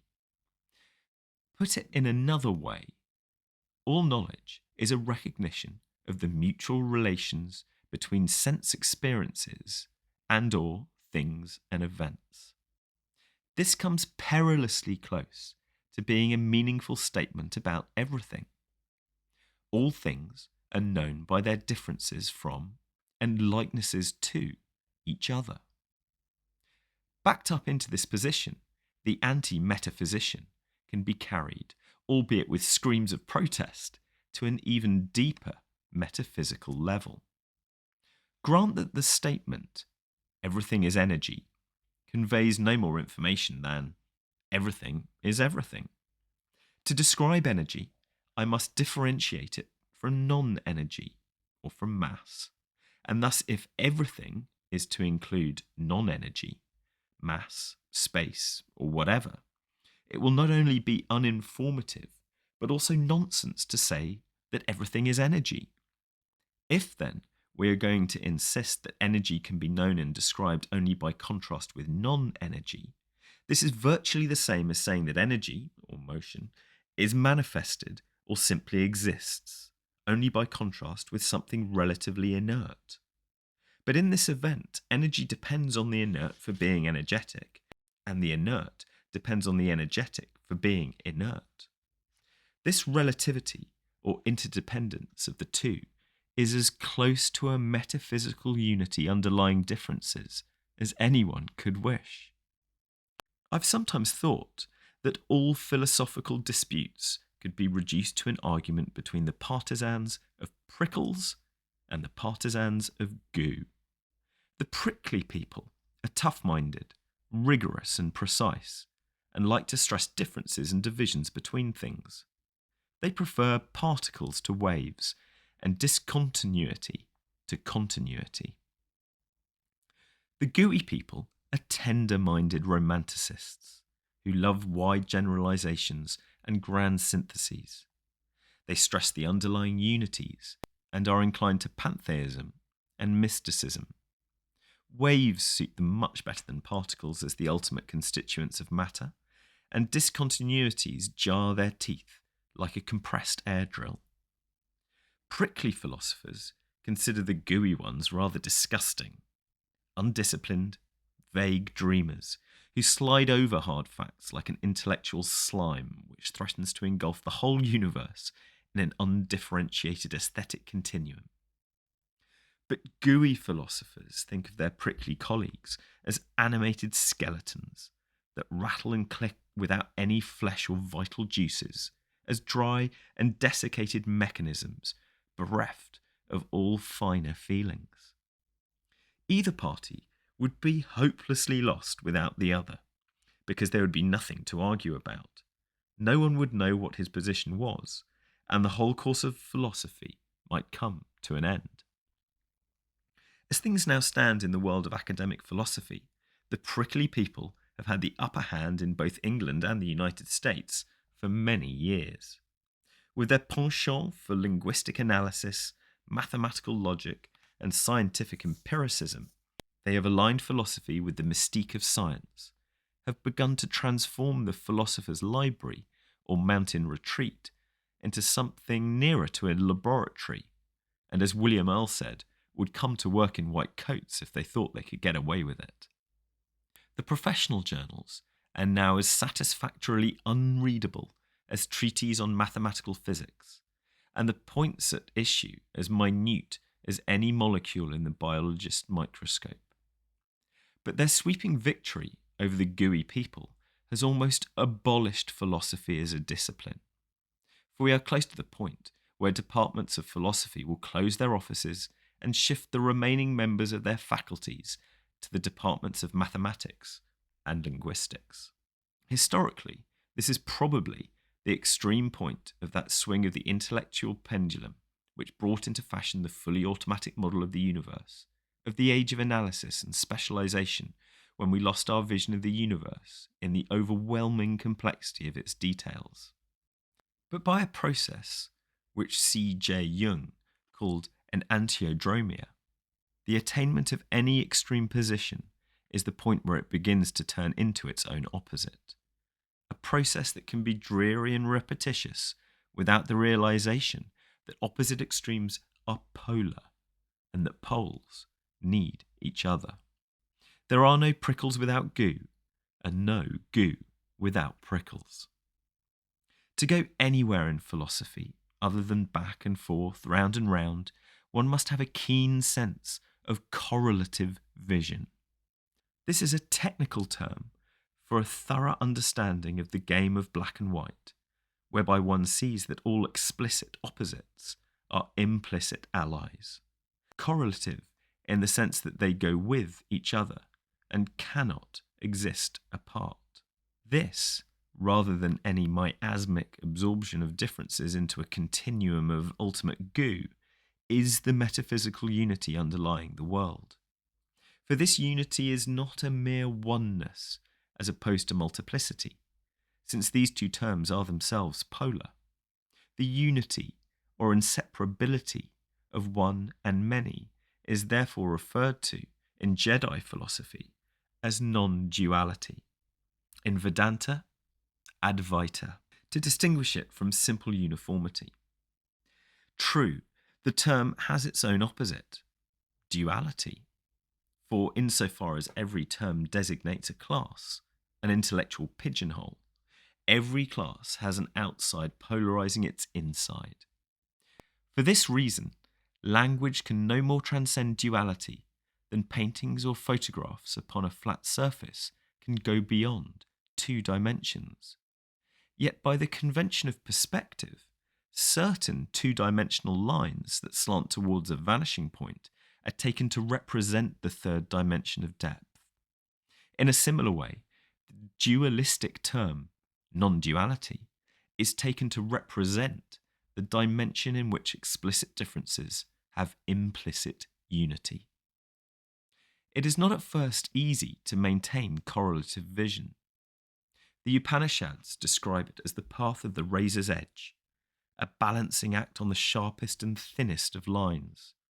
For to ordinary vision, there is nothing visible between classes and opposites.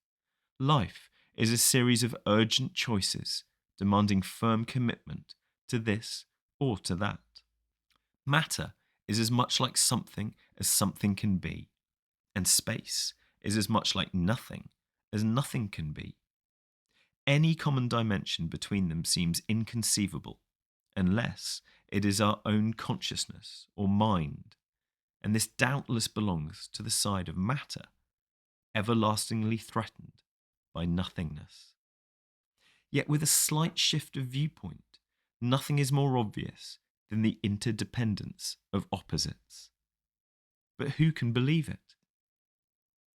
Is it possible that myself, my existence, so contains being and nothing that death is merely the off interval in an off-on pulsation, which must be eternal, because every alternative to this pulsation would in due course imply its presence?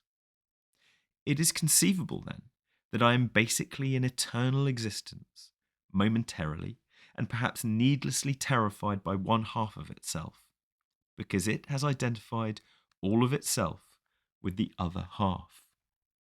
If the choice must be either white or black, must I so commit myself to the white side that I cannot be a good sport and actually play the game of black and white with the implicit knowledge that neither can win?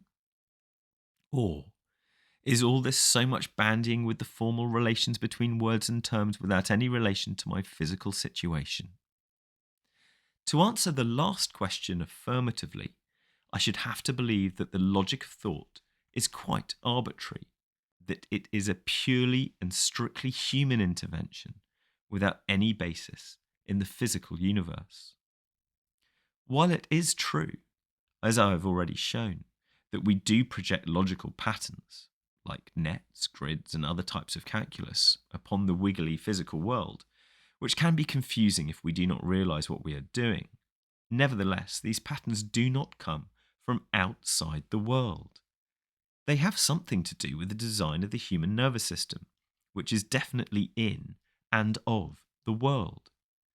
Furthermore, I've shown that correlative thinking about the relation of organism to environment is far more compatible with the physical sciences than our archaic and prevalent notions of the world as something confronting an alien and separate world.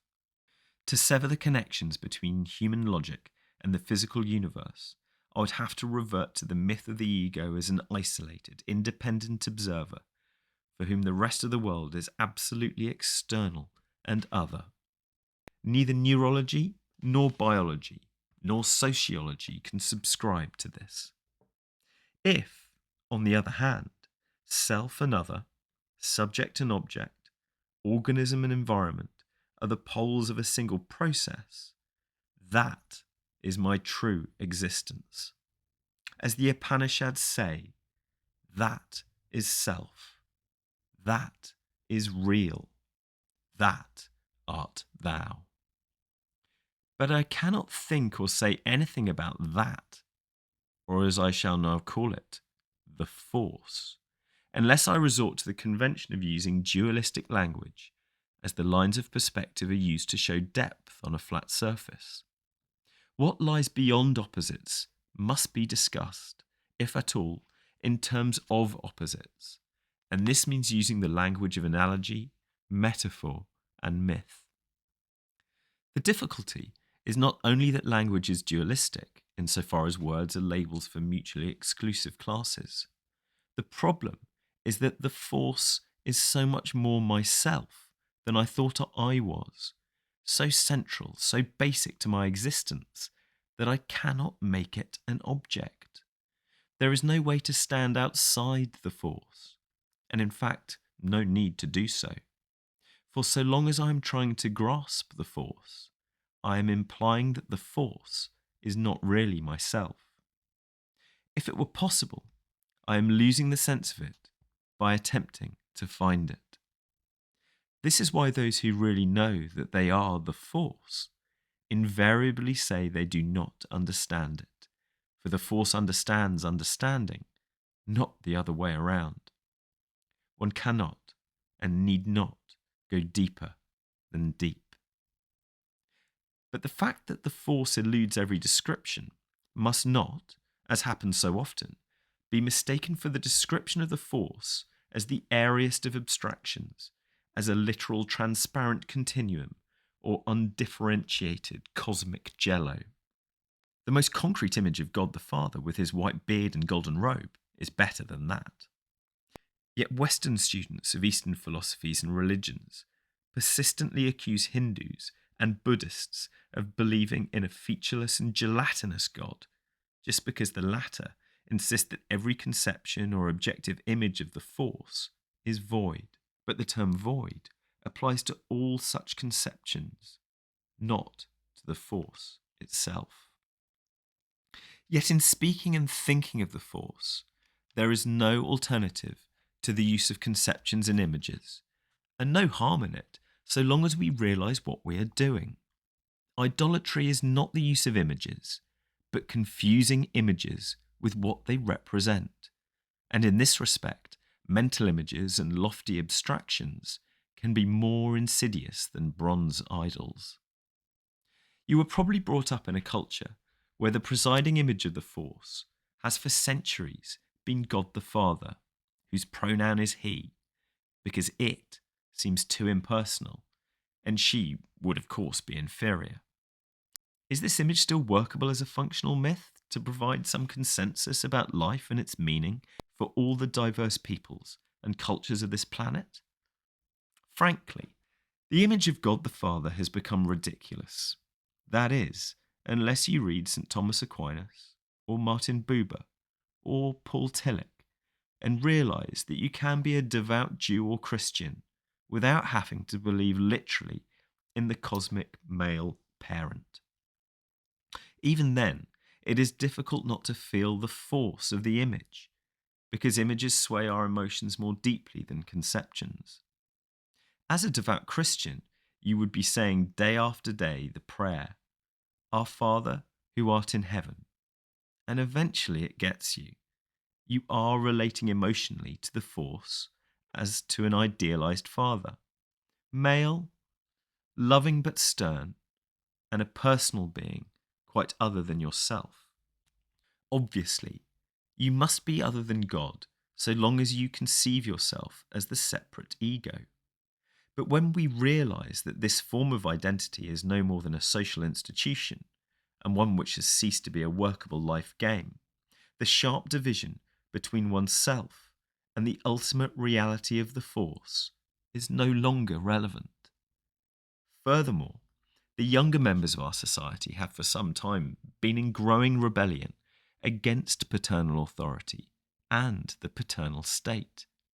For one reason, the home in an industrial society is chiefly a dormitory, and the father does not work there, with the result that wife and children have no part in his vocation. He is just a character who brings in money, and after working hours he is supposed to forget about his job and have fun. Novels, magazines, television, and popular cartoons therefore portray Dad as an incompetent clown.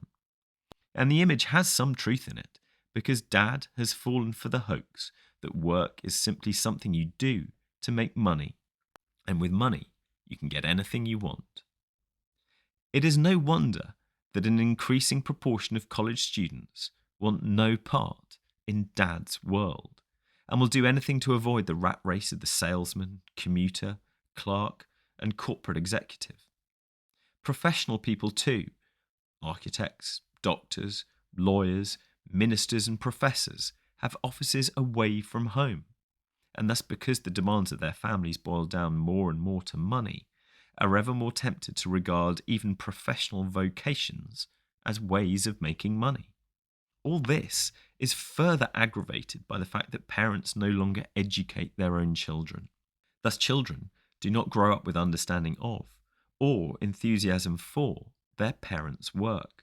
Instead, They're sent to an understaffed school, which, under the circumstances, can do no more than hand out mass-produced education, which prepares children for everything and nothing. It has no relation whatever to the vocations of the child's parents. Along with this devaluation of the father, we are becoming accustomed to a conception of the universe so mysterious and so impressive that even the best father image will no longer do for an explanation of what makes it run. But the problem then is that it is impossible for us to conceive an image higher than the human image.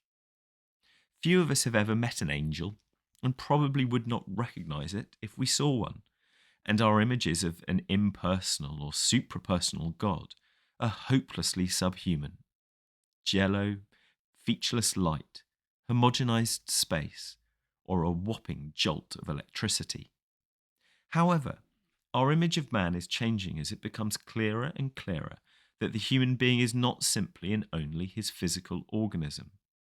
My body is also my total environment, and this must be measured by light years in the billions. Hitherto, the poets and philosophers of science have used the vast expanse and duration of the universe as a pretext for reflections on the unimportance of man, forgetting that man, with that enchanted loom, the brain, is precisely what transforms this immense electrical pulsation into light and colour, shape and sound, large and small, hard and heavy, and long and short. In knowing the world, we humanise it, and if, as we discover it, we are astonished at its dimensions and its complexity, we should be just as astonished that we have the brains to perceive it. Hitherto, we have been taught, however, that we are not really responsible for our brains. We do not know, in terms of words or figures, how they are constructed, and thus it seems that the brain and the organism as a whole are an ingenious vehicle which has been given to us, or an uncanny maze in which we are temporarily trapped. In other words, we accepted a definition of ourselves which confined the self to the source and to the limitations of conscious attention. This definition is miserably insufficient, for in fact we know how to grow brains and eyes, ears and fingers, hearts and bones, in just the same way that we know how to walk and breathe, talk and think. Only we can't put it into words. Words are too slow and too clumsy for describing such things, and conscious attention is too narrow for keeping track of all their details. Yet, we can still awaken the sense that all this, too, is the self. A self, however, which is far beyond the image of the ego, or of the human body as limited by the skin. We then behold the self wherever we look, and its image is the universe, in its light and in its darkness, in its bodies and in its space.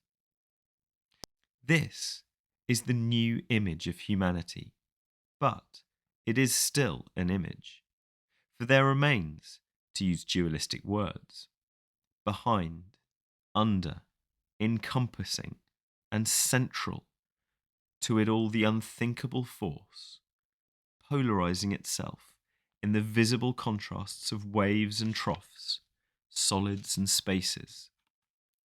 But the odd thing is that the force, however inconceivable, is no vapid abstraction. It is very simply and truly yourself. In the words of a Chinese Zen master, nothing is left to you at this moment but to have a good laugh. As James Broughton put it, this is it, and I am it, and you are it, and so is that, and he is it, and she is it, and it is it, and that is that. True humour is, indeed, laughter at oneself, at the divine comedy, the fabulous deception whereby one comes to imagine that a creature in existence is not also of existence. that what man is not also what everything is. All the time, we know it in our bones, but conscious attention, distracted by details and differences, cannot see the whole for the parts. The major trick in this deception is, of course, death. Consider death as the permanent end of consciousness, the point at which you and your knowledge of the universe simply cease, and where you become as if you had never existed at all. Consider it also on a much vaster scale. The death of the universe at the time when all energy runs out, when, according to some cosmologists, the explosion which flung the galaxies into space fades out like a skyrocket. It will be as if it had never happened, which is, of course, the way things were before it did happen. Likewise, when you are dead, you will be as you were before you were conceived. So, there has been a flash of consciousness, or a flash of galaxies. It happened, even if there is no one left to remember. But if, when it has happened and vanished, things are at all as they were before it began, including the possibility that there were no things, it can happen again. Why not? On the other hand, I might suppose that after it has happened, things aren't the same as they were before. Energy was present before the explosion, but after the explosion died out, no energy was left. Forever and ever, energy was latent. Then it blew up. And that was that. It is perhaps possible to imagine that what had always existed got tired of itself, blew up, and stopped. But this is a greater strain on my imagination than the idea that these flashes are periodic and rhythmic. They may go on, or round and round. It doesn't make much difference. Furthermore, if latent energy had always existed before the explosion, I find it difficult to think of a single particular time coming when it has to stop. Can anything be half eternal? That is, can a process which had no beginning come to an end? I presume, then, that with my own death, I shall forget who I was, just as my conscious attention is unable to recall, if it ever knew, how to form the cells of my brain and the pattern of my veins. Conscious memory plays little part in our biological existence. Thus, as my sensation of I-ness, of being alive, once came into being without conscious memory or intent, so it will arise again and again as the central self. The force appears as the self-other situation in its myriads of pulsating forms, always the same and always new, a here in the midst of a there, and now in the midst of then, and a one in the midst of many. And if I forget how many times I've been here, and in how many shapes, this forgetting is the necessary interval of darkness between every pulsation of light. I return in every baby born. Actually, we know this already.